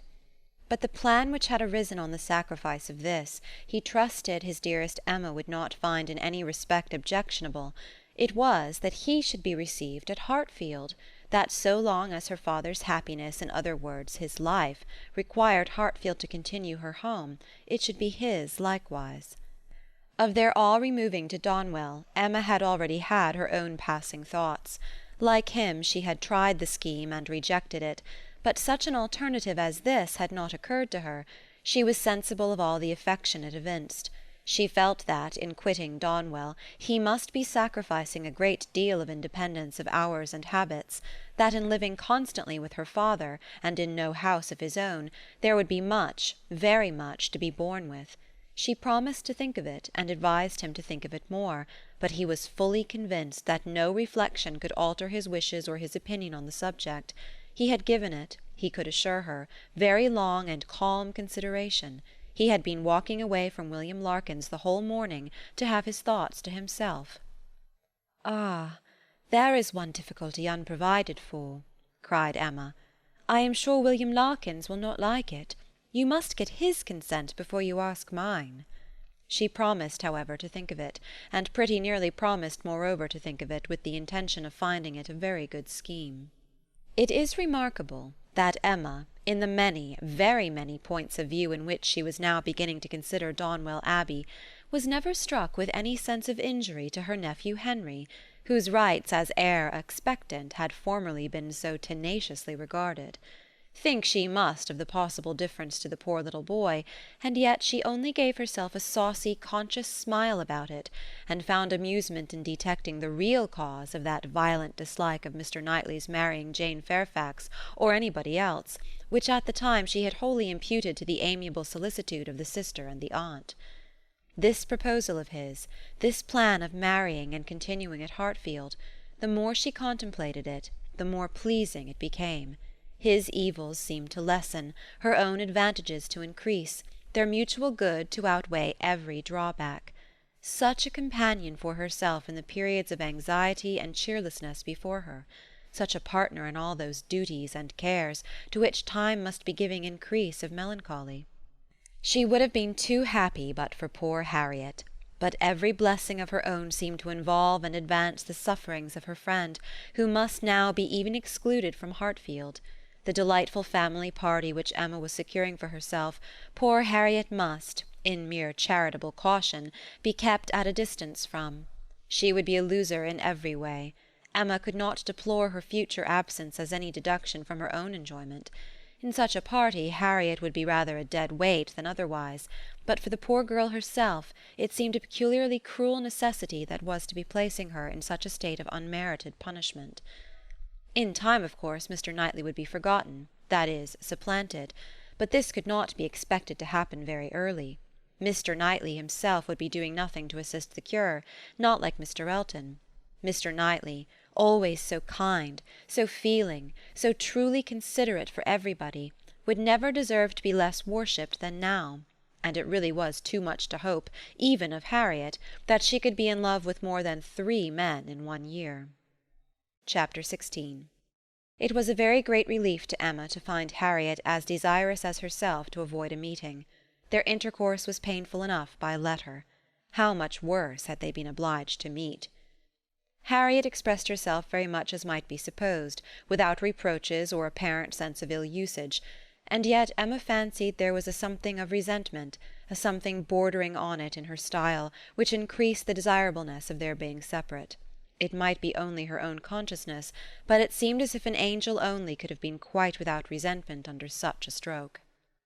She had no difficulty in procuring Isabella's invitation, and she was fortunate in having a sufficient reason for asking it without resorting to invention. There was a tooth amiss. Harriet really wished, and had wished some time, to consult a dentist. Mrs. John Knightley was delighted to be of use. Anything of ill health was a recommendation to her, and though not so fond of a dentist as of a Mr. Wingfield, she was quite eager to have Harriet under her care. When it was thus settled on her sister's side, Emma proposed it to her friend and found her very persuadable. Harriet was to go. She was invited for at least a fortnight. She was to be conveyed in Mr. Woodhouse's carriage. It was all arranged. It was all completed, and Harriet was safe in Brunswick Square. Now Emma could, indeed, enjoy Mr. Knightley's visits. Now she could talk, and she could listen with true happiness, unchecked by that sense of injustice, of guilt, of something most painful, which had haunted her when remembering how disappointed a heart was near her, how much might at that moment, and at a little distance, be enduring by the feelings which she had led astray herself. The difference of Harriet at Mrs. Goddard's, or in London, made perhaps an unreasonable difference in Emma's sensations, but she could not think of her in London without objects of curiosity and employment, which must be averting the past, and carrying her out of herself. She would not allow any other anxiety to succeed directly to the place in her mind which Harriet had occupied. There was a communication before her, one which she only could be competent to make, the confession of her engagement to her father, but she would have nothing to do with it at present. She had resolved to defer the disclosure till Mrs. Weston were safe and well. No additional agitation should be thrown at this period among those she loved, and the evil should not act on herself by anticipation before the appointed time. A fortnight at least of leisure and peace of mind, to crown every warmer but more agitating delight, should be hers. She soon resolved, equally as a duty and a pleasure, to employ half an hour of this holiday of spirits in calling on Miss Fairfax. She ought to go, and she was longing to see her, the resemblance of their present situations increasing every other motive of goodwill. It would be a secret satisfaction, but the consciousness of a similarity of prospect would certainly add to the interest with which she should attend to anything Jane might communicate. She went. She had driven once successfully to the door, but had not been into the house since the morning after Box Hill, when poor Jane had been in such distress as had filled her with compassion, though all the worst of her sufferings had been unsuspected. The fear of being still unwelcome determined her, though assured of their being at home, to wait in the passage and send up her name. She heard Patty announcing it, but no such bustle succeeded as poor Miss Bates had before made so happily intelligible. No, she heard nothing but the instant reply of "Beg her to walk up," and a moment afterwards she was met on the stairs by Jane herself, coming eagerly forward, as if no other reception of her were felt sufficient. Emma had never seen her look so well, so lovely, so engaging. There was consciousness, animation, and warmth. There was everything which her countenance or manner could ever have wanted. She came forward with an offered hand, and said in a low but very feeling tone, "This is most kind indeed. Miss Woodhouse, it is impossible for me to express. I hope you will believe. Excuse me for being so entirely without words." Emma was gratified, and would soon have shown no want of words, if the sound of Mrs. Elton's voice from the sitting-room had not checked her, and made it expedient to compress all her friendly and all her congratulatory sensations into a very, very earnest shake of the hand. Mrs. Bates and Mrs. Elton were together. Miss Bates was out, which accounted for the previous tranquillity. Emma could have wished Mrs. Elton elsewhere, but she was in a humour to have patience with everybody, and as Mrs. Elton met her with unusual graciousness, she hoped the rencontre would do them no harm. She soon believed herself to penetrate Mrs. Elton's thoughts, and understand why she was, like herself, in happy spirits. It was being in Miss Fairfax's confidence, and fancying herself acquainted with what was still a secret to other people. Emma saw symptoms of it immediately in the expression of her face, and while paying her own compliments to Mrs. Bates, and appearing to attend to the good old lady's replies, she saw her with a sort of anxious parade of mystery fold up a letter which she had apparently been reading aloud to Miss Fairfax, and return it into the purple and gold reticule by her side, saying, with significant nods, "We can finish this some other time, you know. You and I shall not want opportunities. And in fact you have heard all the essential already. I only wanted to prove to you that Mrs. S. admits our apology, and is not offended. You see how delightfully she writes. Oh, she is a sweet creature. You would have doted on her had you gone. But not a word more. Let us be discreet, quite on our good behaviour. Hush! You remember those lines. I forget the poem at this moment. For when a lady's in the case, you know all other things give place. Now I say, my dear, in our case, for lady read, ma'am, a word to the wise. I am in a fine flow of spirits, an't I? But I want to set your heart at ease as to Mrs. S. My representation, you see, has quite appeased her." And again, on Emma's merely turning her head to look at Mrs. Bates's knitting, she added in half a whisper, "I mention no names, you will observe. Oh no, cautious as a minister of state, I managed it extremely well." Emma could not doubt. It was a palpable display, repeated on every possible occasion. When they had all talked a little while in harmony of the weather and Mrs. Weston, she found herself abruptly addressed with, "Do not you think, Miss Woodhouse, our saucy little friend here is charmingly recovered? Do not you think her cure does Perry the highest credit?" Here was a side glance of great meaning at Jane. "Upon my word, Perry has restored her in a wonderful short time. Oh, if you had seen her as I did when she was at the worst!" And when Mrs. Bates was saying something to Emma, whispered further, "We do not say a word of any assistance that Perry might have, not a word of a certain young physician from Windsor. Oh no, Perry shall have all the credit." "I have scarce had the pleasure of seeing you, Miss Woodhouse," she shortly afterwards began, "since the party to Box Hill. Very pleasant party, but yet I think there was something wanting. Things did not seem—that is, there seemed a little cloud upon the spirits of some. So it appeared to me, at least, but I might be mistaken. However, I think it answered so far as to tempt one to go again. What say you both to our collecting the same party and exploring to Box Hill again, while the fine weather lasts? It must be the same party, you know, quite the same party, not one exception." Soon after this Miss Bates came in, and Emma could not help being diverted by the perplexity of her first answer to herself, resulting, she supposed, from doubt of what might be said, and impatience to say everything. "Thank you, dear Miss Woodhouse. You are all kindness. It is impossible to say. Yes, indeed, I quite understand. Dearest Jane's prospects. That is, I do not mean. But she is charmingly recovered. How is Mr. Woodhouse? I am so glad. Quite out of my power. Such a happy little circle as you find us here. Yes, indeed, charming young man. That is, so very friendly. I mean good Mr. Perry. Such attention to Jane." And from her great, her more than commonly thankful delight towards Mrs. Elton for being there, Emma guessed that there had been a little show of resentment towards Jane from the vicarage quarter, which was now graciously overcome. After a few whispers, indeed, which placed it beyond a guess, Mrs. Elton, speaking louder, said, "Yes, here I am, my good friend, and here I have been so long that anywhere else I should think it necessary to apologize. But the truth is that I am waiting for my lord and master. He promised to join me here and pay his respects to you." What? Are we to have the pleasure of a call from Mr. Elton? That'll be a favour indeed, for I know gentlemen do not like morning visits, and Mr. Elton's time is so engaged. Upon my word, it is, Miss Bates. He really is engaged from morning to night. There is no end of people's coming to him on some pretence or other. The magistrates and overseers and churchwardens are always wanting his opinion. They seem not able to do anything without him. Upon my word, Mr. E., I often say, rather you than I. I do not know what would become of my crayons and my instrument if I had half so many applicants. Bad enough as it is, for I absolutely neglect them both to an unpardonable degree. I believe I have not played a bar this fortnight. However, he is coming, I assure you. Yes, indeed, on purpose to wait on you all. And putting up her hand to screen her words from Emma. A congratulatory visit, you know. Oh, yes, quite indispensable. Miss Bates looked about her so happily.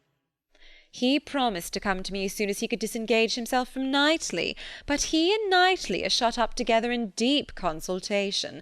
Mr. E. is Knightley's right hand. Emma would not have smiled for the world, and only said, "Is Mr. Elton gone on foot to Donwell? He will have a hot walk." "Oh, no, it is a meeting at the Crown, a regular meeting. Weston and Cole will be there too, but one is apt to speak only of those who lead. I fancy Mr. E. and Knightley have everything their own way." "Have not you mistaken the day?" said Emma. "I am almost certain that the meeting at the Crown is not till to-morrow.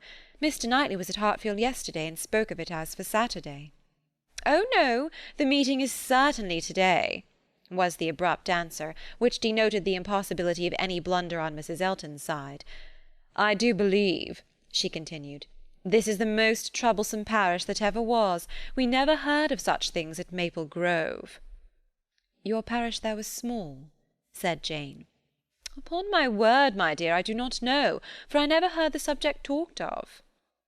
"But it is proved by the smallness of the school, which I have heard you speak of, as under the patronage of your sister and Mrs. Bragg, the only school, and not more than 25 children." "Ah, you clever creature, that's very true. What a thinking brain you have! I say, Jane, what a perfect character you and I should make if we could be shaken together. My liveliness and your solidity would produce perfection. Not that I presume to insinuate, however, that some people may not think you perfection already. But hush, not a word, if you please." It seemed an unnecessary caution. Jane was wanting to give her words not to Mrs. Elton, but to Miss Woodhouse, as the latter plainly saw. The wish of distinguishing her, as far as civility permitted, was very evident, though it could not often proceed beyond a look. Mr. Elton made his appearance. His lady greeted him with some of her sparkling vivacity. "Very pretty, sir, upon my word, to send me on here to be an encumbrance to my friends so long before you vouchsafe to come. But you knew what a dutiful creature you had to deal with. You knew I should not stir till my lord and master appeared. Here have I been sitting this hour, giving these young ladies a sample of true conjugal obedience, for who can say, you know, how soon it may be wanted?" Mr. Elton was so hot and tired that all this wit seemed thrown away. His civilities to the other ladies must be paid, but his subsequent object was to lament over himself for the heat he was suffering, and the walk he had had for nothing. "When I got to Donwell," said he, "Knightley could not be found. Very odd, very unaccountable, after the note I sent him this morning, and the message he returned, that he should certainly be at home till 1. "Donwell!" cried his wife. "My dear Mr. E., you have not been to Donwell. You mean the Crown. You come from the meeting at the Crown." "No, no, that's to-morrow, and I particularly wanted to see Knightley to-day on that very account. Such a dreadful broiling morning. I went over the fields too," speaking in a tone of great ill-usage, "which made it so much the worse, and then not to find him at home.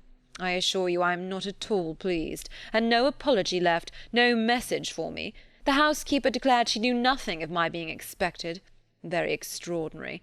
And nobody knew at all which way he was gone. Perhaps to Hartfield, perhaps to the Abbey Mill, perhaps into his woods.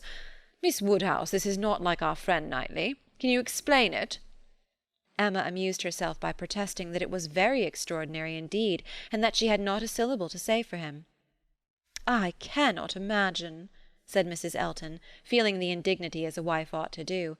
"I cannot imagine how he could do such a thing by you, of all people in the world, the very last person whom one should expect to be forgotten. My dear Mr. E., he must have left a message for you, I am sure he must. Not even Knightley could be so very eccentric. And his servants forgot it. Depend upon it, that was the case, and very likely to happen with the Donwell servants, who are all, I have often observed, extremely awkward and remiss. I am sure I would not have such a creature as his Harry stand at our sideboard for any consideration. And as for Mrs. Hodges, Wright holds her very cheap indeed. She promised Wright a receipt and never sent it. I met William Larkins, continued Mr. Elton, as I got near the house, and he told me I should not find his master at home, but I did not believe him. William seemed rather out of humour. He did not know it was come to his master lately, he said, but he could hardly ever get the speech of him. I have nothing to do with William's wants, but it really is of a very great importance that I should see Knightley to-day, and it becomes a matter, therefore, of very serious inconvenience that I should have had this hot walk to no purpose." Emma felt that she could not do better than go home directly. In all probability she was at this very time waited for there, and Mr. Knightley might be preserved from sinking deeper in aggression towards Mr. Elton, if not towards William Larkins. She was pleased, on taking leave, to find Miss Fairfax determined to attend her out of the room, to go with her even downstairs. It gave her an opportunity which she immediately made use of to say, "It is as well, perhaps, that I have not had the possibility.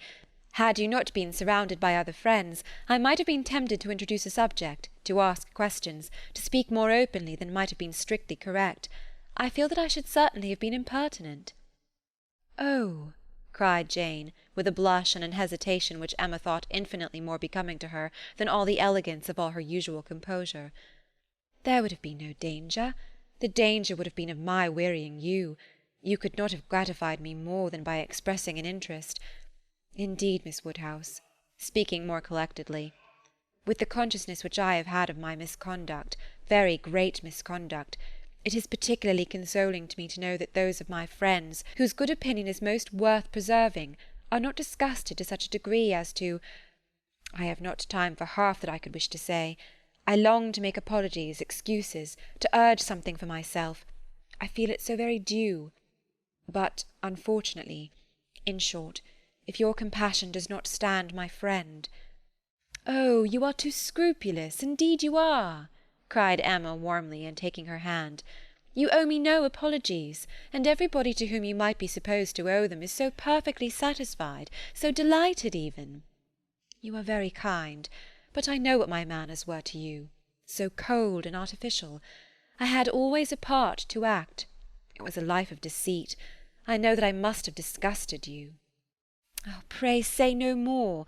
I feel that all the apologies should be on my side. Let us forgive each other at once. We must do whatever is to be done quickest, and I think our feelings will lose no time there. I hope you have very pleasant accounts from Windsor." "Very." "And the next news, I suppose, will be that we are to lose you, just as I begin to know you." "Oh, as to all that, of course nothing can be thought of yet. I am here till claimed by Colonel and Mrs. Campbell." "Nothing can actually be settled yet, perhaps," replied Emma, smiling. "But excuse me, it must be thought of." The smile was returned as Jane answered, "You are very right, it has been thought of. And I will own to you, I am sure it will be safe, that so far as our living with Mr. Churchill at Enscombe, it is settled. There must be 3 months at least of deep mourning, but when they are over, I imagine there will be nothing more to wait for." "Thank you, thank you. That is just what I wanted to be assured of. Oh, if you knew how much I love everything that is decided and open. Good-bye, good-bye." Chapter 17. Mrs. Weston's friends were all made happy by her safety, and if the satisfaction of her well-doing could be increased to Emma, it was by knowing her to be the mother of a little girl. She had been decided in wishing for a Miss Weston.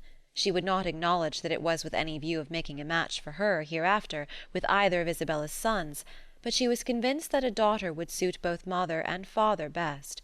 It would be a great comfort to Mr. Weston as he grew older, and even Mr. Weston might be growing older 10 years hence, to have his fireside enlivened by the sports and the nonsense, the freaks and the fancies of a child never banished from home, and Mrs. Weston, no one could doubt that a daughter would be most to her, and it would be quite a pity that any one who so well knew how to teach should not have their powers in exercise again.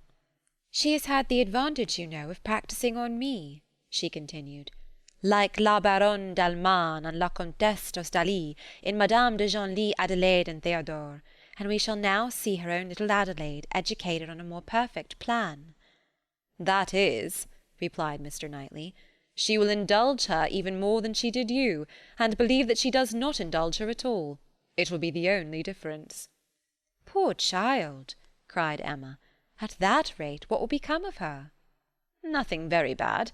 The fate of thousands. She will be disagreeable in infancy, and correct herself as she grows older.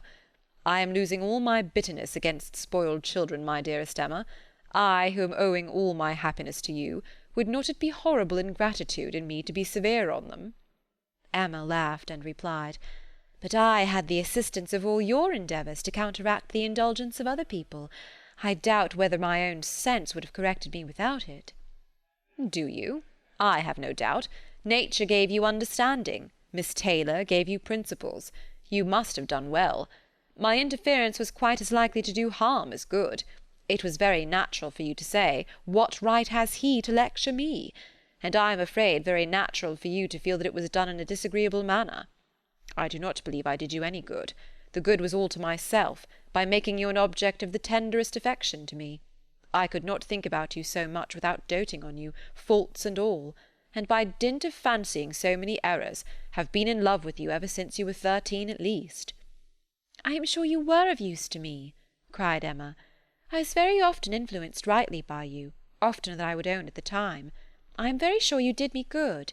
And if poor little Anna Weston is to be spoiled, it will be the greatest humanity in you to do as much for her as you have always done for me, except falling in love with her when she is 13. How often when you were a girl have you said to me, with one of your saucy looks, 'Mr. Knightley, I am going to do so-and-so. Papa says I may, or I have Miss Taylor's leave,' something which, you knew, I did not approve. In such cases my interference was giving you 2 bad feelings instead of 1. What an amiable creature I was! No wonder you should hold my speeches in such affectionate remembrance." "Mr. Knightley. You always called me Mr. Knightley, and from habit it has not so very formal a sound. And yet it is formal. I want you to call me something else, but I do not know what." "I remember once calling you George, in one of my amiable fits about 10 years ago. I did it because I thought it would offend you, but as you made no objection, I never did it again." "And cannot you call me George now?" "Impossible! I never can call you anything but Mr. Knightley. I will not promise even to equal the elegant terseness of Mrs. Elton by calling you Mr. K. But I will promise," she added presently, laughing and blushing, "I will promise to call you once by your Christian name. I do not say when, but perhaps you may guess where, in the building in which N takes M, for better, for worse." Emma grieved that she could not be more openly just to one important service which his better sense would have rendered her, to the advice which would have saved her from the worst of all her womanly follies, her wilful intimacy with Harriet Smith. But it was too tender a subject. She could not enter on it. Harriet was very seldom mentioned between them. This, on his side, might merely proceed from her not being thought of, but Emma was rather inclined to attribute it to delicacy and a suspicion, from some appearances, that their friendship was declining. She was aware herself that, parting under any other circumstances, they certainly should have corresponded more, and that her intelligence would not have rested, as it now almost wholly did, on Isabella's letters. He might observe that it was so. The pain of being obliged to practise concealment towards him was very little inferior to the pain of having made Harriet unhappy. Isabella sent quite as good an account of her visitor as could be expected. On her first arrival she had thought her out of spirits, which appeared perfectly natural, as there was a dentist to be consulted. But since that business had been over, she did not appear to find Harriet different from what she had known her before. Isabella, to be sure, was no very quick observer, yet if Harriet had not been equal to playing with the children, it would not have escaped her. Emma's comforts and hopes were most agreeably carried on by Harriet's being to stay longer. Her fortnight was likely to be a month at least. Mr. and Mrs. John Knightley were to come down in August, and she was invited to remain till they could bring her back. John does not even mention your friend, said Mr. Knightley. Here is his answer, if you like to see it. It was the answer to the communication of his intended marriage. Emma accepted it with a very eager hand, with an impatience all alive to know what he would say about it, and not at all checked by hearing that her friend was unmentioned. John enters like a brother into my happiness, continued Mr. Knightley, but he is no complimenter, and though I well know him to have, likewise, a most brotherly affection for you, he is so far from making flourishes that any other young woman might think him rather cool in her praise. But I am not afraid of your seeing what he writes. He writes like a sensible man, replied Emma when she had read the letter. I honour his sincerity. It is very plain that he considers the good fortune of the engagement as all on my side, but that he is not without hope of my growing in time as worthy of your affection as you think me already. Had he said anything to bear a different construction, I should not have believed him. My Emma, he means no such thing. He only means— He and I should differ very little in our estimation of the two, interrupted she, with a sort of serious smile. Much less, perhaps, than he is aware of, if we could enter without ceremony or reserve on the subject. Emma, my dear Emma. Oh, she cried with more thorough gaiety, if you fancy your brother does not do me justice, only wait till my dear father is in the secret and hear his opinion.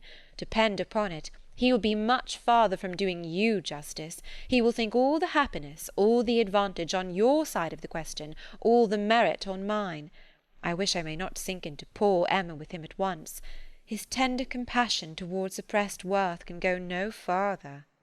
Ah, he cried, I wish your father might be half as easily convinced as John will be of our having every right that equal worth can give to be happy together. I am amused by one part of John's letter. Did you notice it? Where he says that my information did not take him wholly by surprise, that he was rather in expectation of hearing something of the kind. If I understand your brother, he only means so far as your having some thoughts of marrying. He had no idea of me. He seems perfectly unprepared for that. Yes, yes, but I am amused that he should have seen so far into my feelings. What has he been judging by? I am not conscious of any difference in my spirits or conversation that could prepare him at this time for my marrying any more than at another. But it was so, I suppose. I dare say there was a difference when I was staying with him the other day. I believe I did not play with the children quite so much as usual. I remember one evening the poor boys saying, "Uncle seems always tired now." The time was coming when the news must spread farther, and other persons' reception of it tried. As soon as Mrs. Weston was sufficiently recovered to admit Mr. Woodhouse's visits, Emma, having it in view that her gentle reasoning should be employed in the cause, resolved first to announce it at home, and then at Randalls. But how to break it to her father at last? She had bound herself to do it, in such an hour of Mr. Knightley's absence, or when it came to the point her heart would have failed her, and she must have put it off. But Mr. Knightley was to come at such a time, and follow up the beginning she was to make. She was forced to speak, and to speak cheerfully too.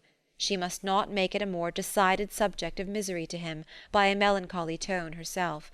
She must not appear to think it a misfortune. With all the spirit she could command, she prepared him first for something strange, and then, in a few words, said that if his consent and approbation could be obtained, which she trusted would be attended with no difficulty, since it was a plan to promote the happiness of all, she and Mr. Knightley meant to marry, by which means Hartfield would receive the constant addition of that person's company whom she knew he loved, next to his daughters and Mrs. Weston, best in the world. Poor man! It was at first a considerable shock to him, and he tried earnestly to dissuade her from it. She was reminded more than once of having always said she would never marry, and assured that it would be a great deal better for her to remain single, and told of poor Isabella, and poor Miss Taylor. But it would not do. Emma hung about him affectionately, and smiled, and said it must be so, and that he must not class her with Isabella and Mrs. Weston, whose marriages, taking them from Hartfield, had indeed made a melancholy change, but she was not going from Hartfield. She should always be there. She was introducing no change in their numbers or their comforts, but for the better, and she was very sure that he would be a great deal the happier for having Mr. Knightley always at hand, when he were once got used to the idea. Did not he love Mr. Knightley very much? He would not deny that he did, she was sure. Whom did he ever want to consult on business but Mr. Knightley? Who was so useful to him? Who so ready to write his letters? Who so glad to assist him? Who so cheerful, so attentive, so attached to him? Would not he like to have him always on the spot? Yes, that was all very true. Mr. Knightley could not be there too often. He should be glad to see him every day. But they did see him every day as it was. Why could not they go on as they had done?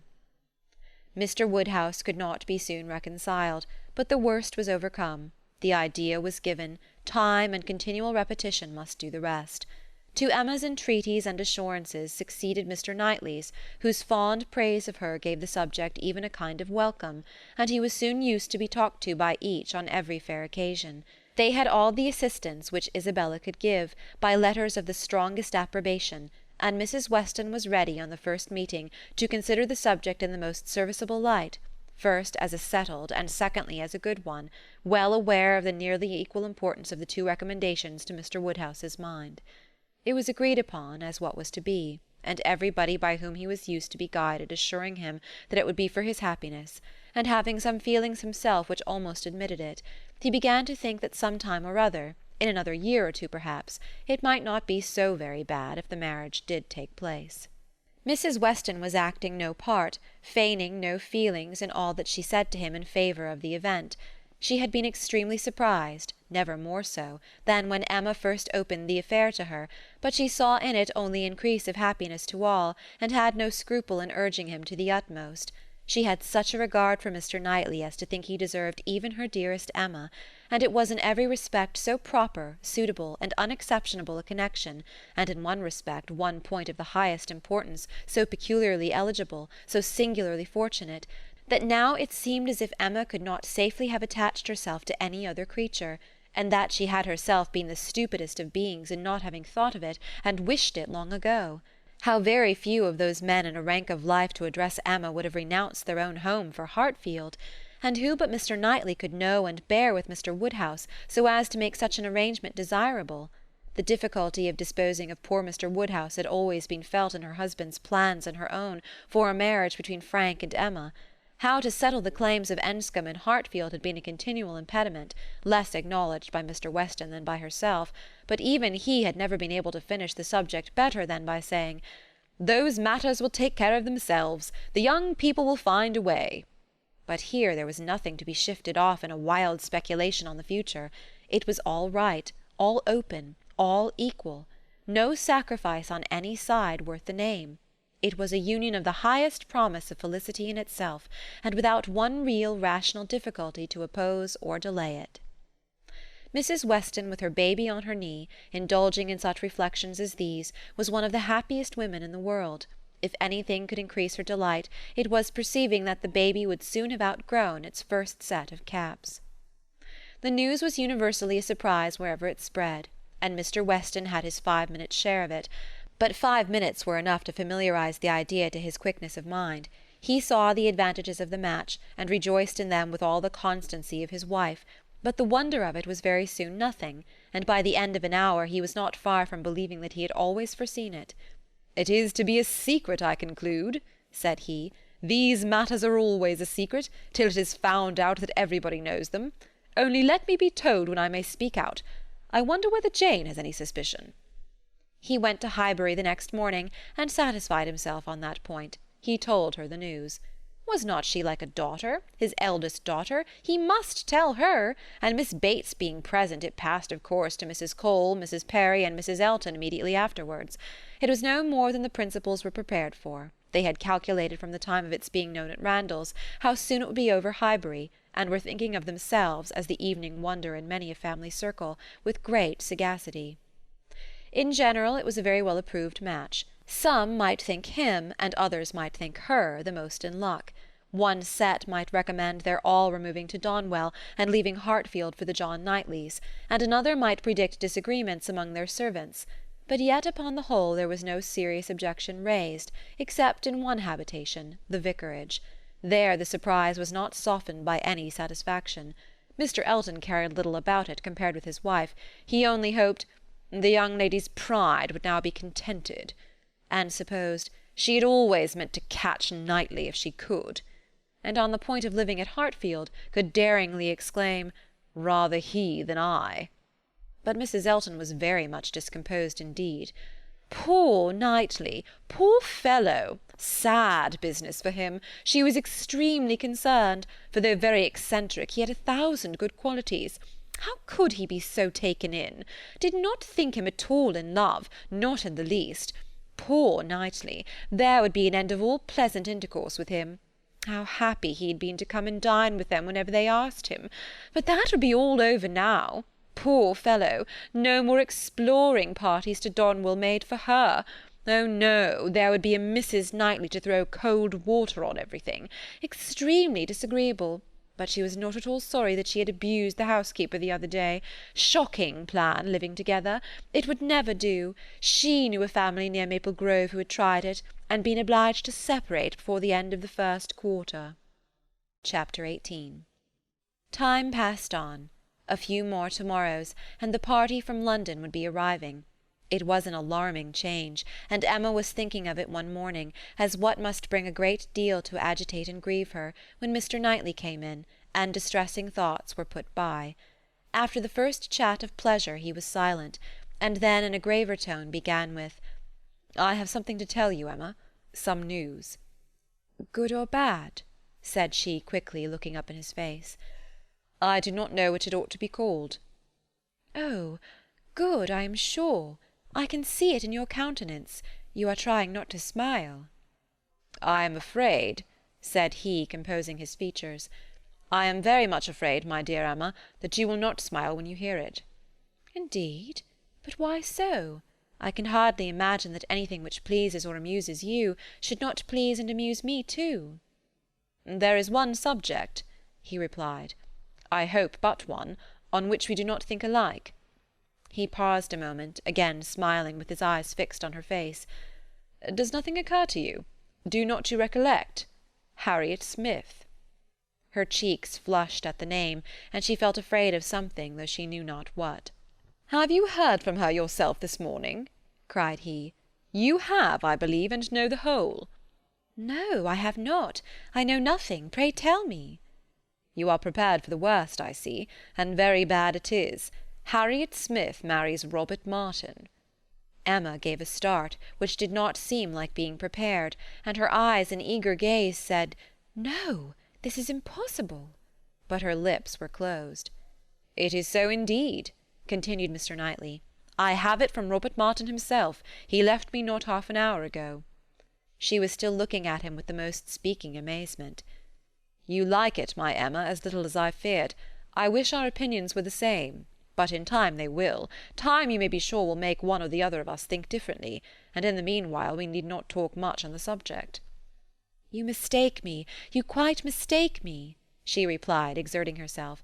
"It is not that such a circumstance would now make me unhappy, but I cannot believe it. It seems an impossibility. You cannot mean to say that Harriet Smith has accepted Robert Martin. You cannot mean that he has even proposed to her again, yet.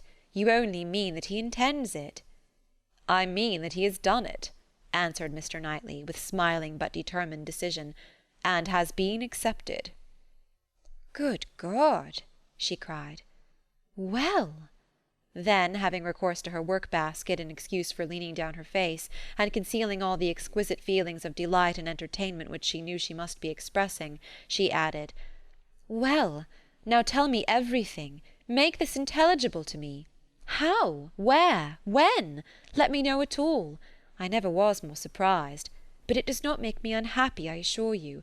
How? How has it been possible?" "It is a very simple story. He went to town on business 3 days ago, and I got him to take charge of some papers which I was wanting to send to John. He delivered these papers to John at his chambers, and was asked by him to join their party the same evening to Astley's. They were going to take the 2 eldest boys to Astley's. The party was to be our brother and sister, Henry, John, and Miss Smith. My friend Robert could not resist. They called for him in their way, were all extremely amused, and my brother asked him to dine with them the next day, which he did, and in the course of that visit, as I understand, he found an opportunity of speaking to Harriet, and certainly did not speak in vain. She made him, by her acceptance, as happy even as he is deserving. He came down by yesterday's coach, and was with me this morning immediately after breakfast, to report his proceedings, first on my affairs, and then on his own. This is all that I can relate of the how, where, and when. Your friend Harriet will make a much longer history when you see her. She will give you all the minute particulars which only woman's language can make interesting. In our communications we deal only in the great. However, I must say that Robert Martin's heart seemed for him, and to me, very overflowing, and that he did mention, without its being much to the purpose, that on quitting their books at Astley's, my brother took charge of Mrs. John Knightley and little John, and he followed with Miss Smith and Henry, and that at one time they were in such a crowd as to make Miss Smith rather uneasy. He stopped. Emma dared not attempt any immediate reply. To speak, she was sure, would be to betray a most unreasonable degree of happiness. She must wait a moment, or he would think her mad. Her silence disturbed him, and after observing her a little while, he added, "Emma, my love, you said that this circumstance would now not make you unhappy, but I am afraid it gives you more pain than you expected. His situation is an evil, but you must consider it as what satisfies your friend. And I will answer for your thinking better and better of him as you know him more. His good sense and good principles would delight you. As far as the man is concerned, you could not wish your friend in better hands. His rank in society I would alter if I could, which is saying a great deal, I assure you, Emma. You laugh at me about William Larkins, but I could quite as ill spare Robert Martin." He wanted her to look up and smile, and having now brought herself not to smile too broadly, she did, cheerfully answering, "You need not be at any pains to reconcile me to the match. I think Harriet is doing extremely well. Her connections may be worse than his. In respectability of character, there can be no doubt that they are. I've been silent from surprise merely, excessive surprise. You cannot imagine how suddenly it has come on me, how peculiarly unprepared I was, for I had reason to believe her very lately more determined against him, much more than she was before." "You ought to know your friend best," replied Mr. Knightley. "But I should say she was a good-tempered, soft-hearted girl, not likely to be very, very determined against any young man who told her he loved her." Emma could not help laughing as she answered, "Upon my word, I believe you know her quite as well as I do. But, Mr. Knightley, are you perfectly sure that she has absolutely and downright accepted him? I could suppose she might in time, but can she already? Did not you misunderstand him? You were both talking of other things, of business, shows of cattle, or new drills, and might not you, in the confusion of so many subjects, mistake him? It was not Harriet's hand that he was certain of, it was the dimensions of some famous ox." The contrast between the countenance and air of Mr. Knightley and Robert Martin was, at this moment, so strong to Emma's feelings, and so strong was the recollection of all that had so recently passed on Harriet's side, so fresh the sound of these words, spoken with such an emphasis, "No, I hope I know better than to think of Robert Martin," that she was really expecting the intelligence to prove in some measure premature. It could not be otherwise. "Do you dare say this?" cried Mr. Knightley. "Do you dare to suppose me so great a blockhead as not to know what a man is talking of? What do you deserve?" "Oh, I always deserve the best treatment, because I never put up with any other, and therefore you must give me a plain, direct answer. Are you quite sure that you understand the terms on which Mr. Martin and Harriet now are?" "I am quite sure," he replied, speaking very distinctly, "that he told me she had accepted him, and that there was no obscurity, nothing doubtful, in the words he used, and I think I can give you a proof that it must be so. He asked my opinion as to what he was now to do. He knew of no one but Mrs. Goddard to whom he could apply for information of her relations or friends. Could I mention anything more fit to be done than go to Mrs. Goddard's? I assured him that I could not. Then, he said, he would endeavour to see her in the course of his day." "I am perfectly satisfied," replied Emma, with the brightest smiles, "and most sincerely wish them happy." "You are materially changed since we talked on this subject before." "I hope so, for at that time I was a fool." "And I am changed also, for I am now very willing to grant you all Harriet's good qualities. I have taken some pains for your sake, and for Robert Martin's sake, whom I have always had reason to believe as much in love with her as ever, to get acquainted with her. I have often talked to her a good deal. You must have seen that I did. Sometimes, indeed, I have thought you were half suspecting me of pleading poor Martin's cause, which was never the case. But from all my observations I am convinced of her being an artless, amiable girl with very good notions, very seriously good principles, and placing her happiness in the affections and utility of domestic life. Much of this, I have no doubt, she may thank you for." "Me?" cried Emma, shaking her head. "Ah, poor Harriet." She checked herself, however, and submitted quietly to a little more praise than she deserved. Their conversation was soon afterwards closed by the entrance of her father. She was not sorry. She wanted to be alone. Her mind was in a state of flutter and wonder which made it impossible for her to be collected. She was in dancing, singing, exclaiming spirits, and till she had moved about and talked to herself, and laughed and reflected, she could be fit for nothing rational. Her father's business was to announce James's being gone out to put the horses to, preparatory to their now daily drive to Randalls, and she had therefore an immediate excuse for disappearing. The joy, the gratitude, the exquisite delight of her sensations may be imagined. The sole grievance and alloy thus removed in the prospect of Harriet's welfare, she was really in danger of becoming too happy for security. What had she to wish for? Nothing but to grow more worthy of him whose intentions and judgment had been so superior to her own. Nothing but that the lessons of her past folly might teach her humility and circumspection in future. Serious she was, very serious in her thankfulness and in her resolutions, and yet there was no preventing a laugh, sometimes in the very midst of them. She must laugh at such a close, such an end of the doleful disappointment of 5 weeks back, such a heart, such a Harriet. Now there would be pleasure in her returning. Everything would be a pleasure. It would be a great pleasure to know Robert Martin. High in the rank of her most serious and heartfelt felicities was the reflection that all necessity of concealment from Mr. Knightley would soon be over. The disguise, equivocation, mystery, so hateful to her to practice, might soon be over.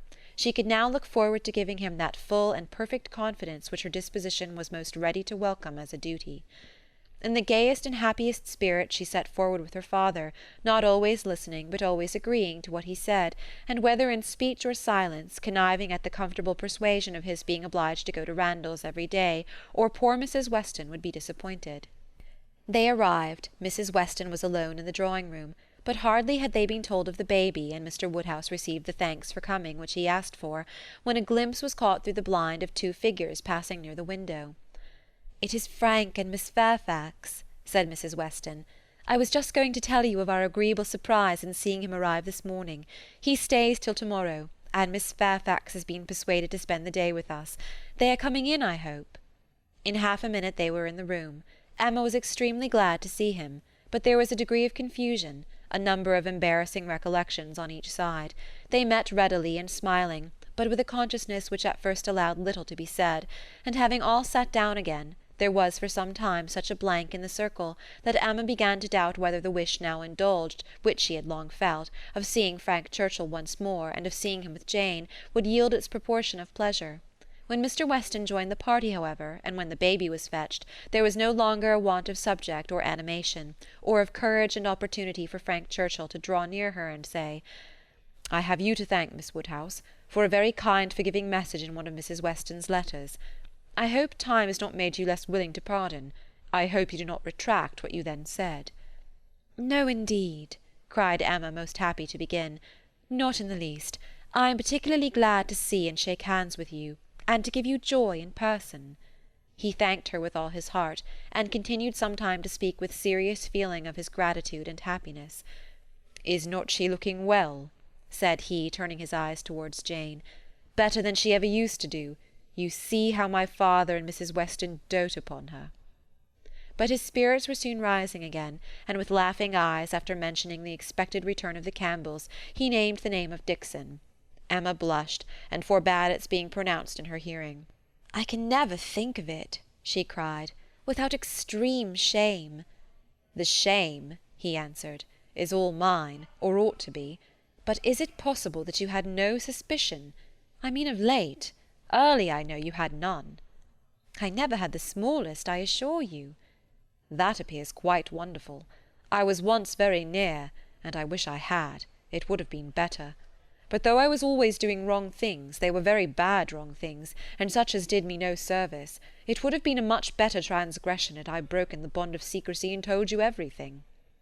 "It is not now worth a regret," said Emma. "I have some hope," resumed he, "of my uncle's being persuaded to pay a visit at Randalls. He wants to be introduced to her. When the Campbells are returned, we shall meet them in London, and continue there, I trust, till we may carry her northward.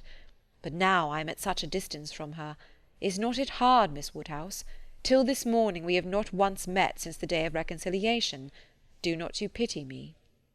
Emma spoke her pity so very kindly that with a sudden accession of gay thought he cried, "Ah, by the by," then sinking his voice and looking demure for the moment, "I hope Mr. Knightley is well." He paused. She coloured and laughed. "I know you saw my letter, and think you may remember my wish in your favour. Let me return your congratulations. I assure you that I have heard the news with the warmest interest and satisfaction. He is a man whom I cannot presume to praise." Emma was delighted, and only wanted him to go on in the same style, but his mind was in the next moment in his own concerns, and with his own Jane, and his next words were, "Did you ever see such a skin, such smoothness, such delicacy, and yet without being actually fair? One cannot call her fair. It is a most uncommon complexion, with her dark eyelashes and hair, a most distinguishing complexion, so peculiarly the lady in it, just colour enough for beauty." "I have always admired her complexion," replied Emma, "but do not I remember the time when you found fault with her for being so pale, when we first began to talk of her? Have you quite forgotten?" "Oh, no. What an impudent dog I was! How could I dare?" But he laughed so heartily at the recollection that Emma could not help saying, "I do suspect that in the midst of your perplexities at that time you had very great amusement in tricking us all. I am sure you had. I am sure it was a consolation to you." "Oh, no, no, no! How can you suspect me of such a thing? I was the most miserable wretch." "Not quite so miserable as to be insensible to mirth. I am sure it was a source of high entertainment to you to feel that you were taking us all in. Perhaps I am the readier to suspect, because, to tell you the truth, I think it might have been some amusement to myself in the same situation. I think there is a little likeness between us." He bowed. "If not in our dispositions," she presently added, with a look of true sensibility, "there is a likeness in our destiny, the destiny which bids fair to connect us with two characters so much superior to our own." "True, true," he answered warmly. "No, not true on your side. You can have no superior, but most true on mine. She is a complete angel. Look at her. Is she not an angel in every gesture? Observe the turn of her throat. Observe her eyes as she is looking up at my father. You'll be glad to hear," inclining his head and whispering seriously, "that my uncle means to give her all my aunt's jewels. They are to be new set. I am resolved to have some in an ornament for the head. Will it not be beautiful in her dark hair?" "Very beautiful indeed," replied Emma, and she spoke so kindly that he gratefully burst out, "How delighted I am to see you again, and to see you in such excellent looks! I would not have missed this meeting for the world. I should certainly have called at Hartfield had you failed to come." The others had been talking of the child, Mrs. Weston giving an account of a little alarm she had been under the evening before, from the infant's appearing not quite well. She believed she had been foolish, but it had alarmed her, and she had been within half a minute of sending for Mr. Perry. Perhaps she ought to be ashamed, but Mr. Weston had been almost as uneasy as herself. In 10 minutes, however, the child had been perfectly well again. This was her history, and particularly interesting it was to Mr. Woodhouse, who commended her very much for thinking of sending for Perry, and only regretted that she had not done it. "She should always send for Perry if the child appeared in the slightest degree disordered, were it only for a moment. She could not be too soon alarmed, nor send for Perry too often. It was a pity, perhaps, that he had not come last night, for though the child seemed well now, very well considering, it would probably have been better if Perry had seen it." Frank Churchill caught the name. "Perry?" said he to Emma, and trying as he spoke to catch Miss Fairfax's eye. "My friend Perry? What are they saying about Mr. Perry? Has he been here this morning? And how does he travel now? Has he set up his carriage?" Emma soon recollected and understood him, and while she joined in the laugh, it was evident from Jane's countenance that she too was really hearing him, though trying to seem deaf. "Such an extraordinary dream of mine!" he cried. "I can never think of it without laughing. She hears us, Miss Woodhouse. I see it in her cheek, her smile, a vain attempt to frown. Look at her.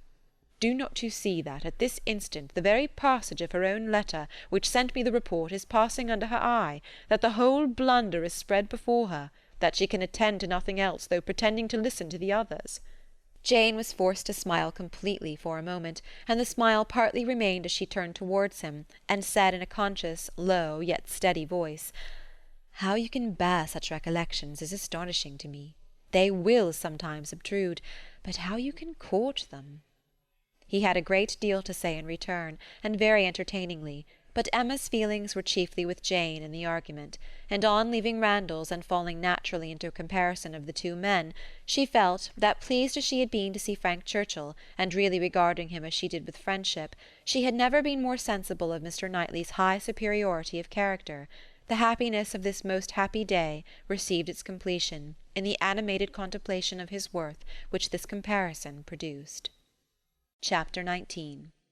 If Emma had still at intervals an anxious feeling for Harriet, a momentary doubt of its being possible for her to be really cured of her attachment to Mr. Knightley, and really able to accept another man from unbiassed inclination, it was not long that she had to suffer from the recurrence of any such uncertainty.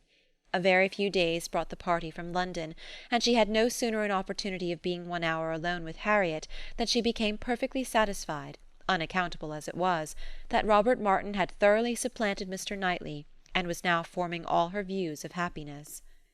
Harriet was a little distressed, did look a little foolish at first, but having once owned that she had been presumptuous and silly and self-deceived before, her pain and confusion seemed to die away with the words, and leave her without a care for the past, and with the fullest exultation in the present and future, for as to her friend's approbation, Emma had instantly removed every fear of that nature by meeting her with the most unqualified congratulations. Harriet was most happy to give every particular of the evening at Astley's and the dinner the next day. She could dwell on it with the utmost delight. But what did such particulars explain? The fact was, as Emma could now acknowledge, that Harriet had always liked Robert Martin, and that his continuing to love her had been irresistible. Beyond this, it must ever be unintelligible to Emma.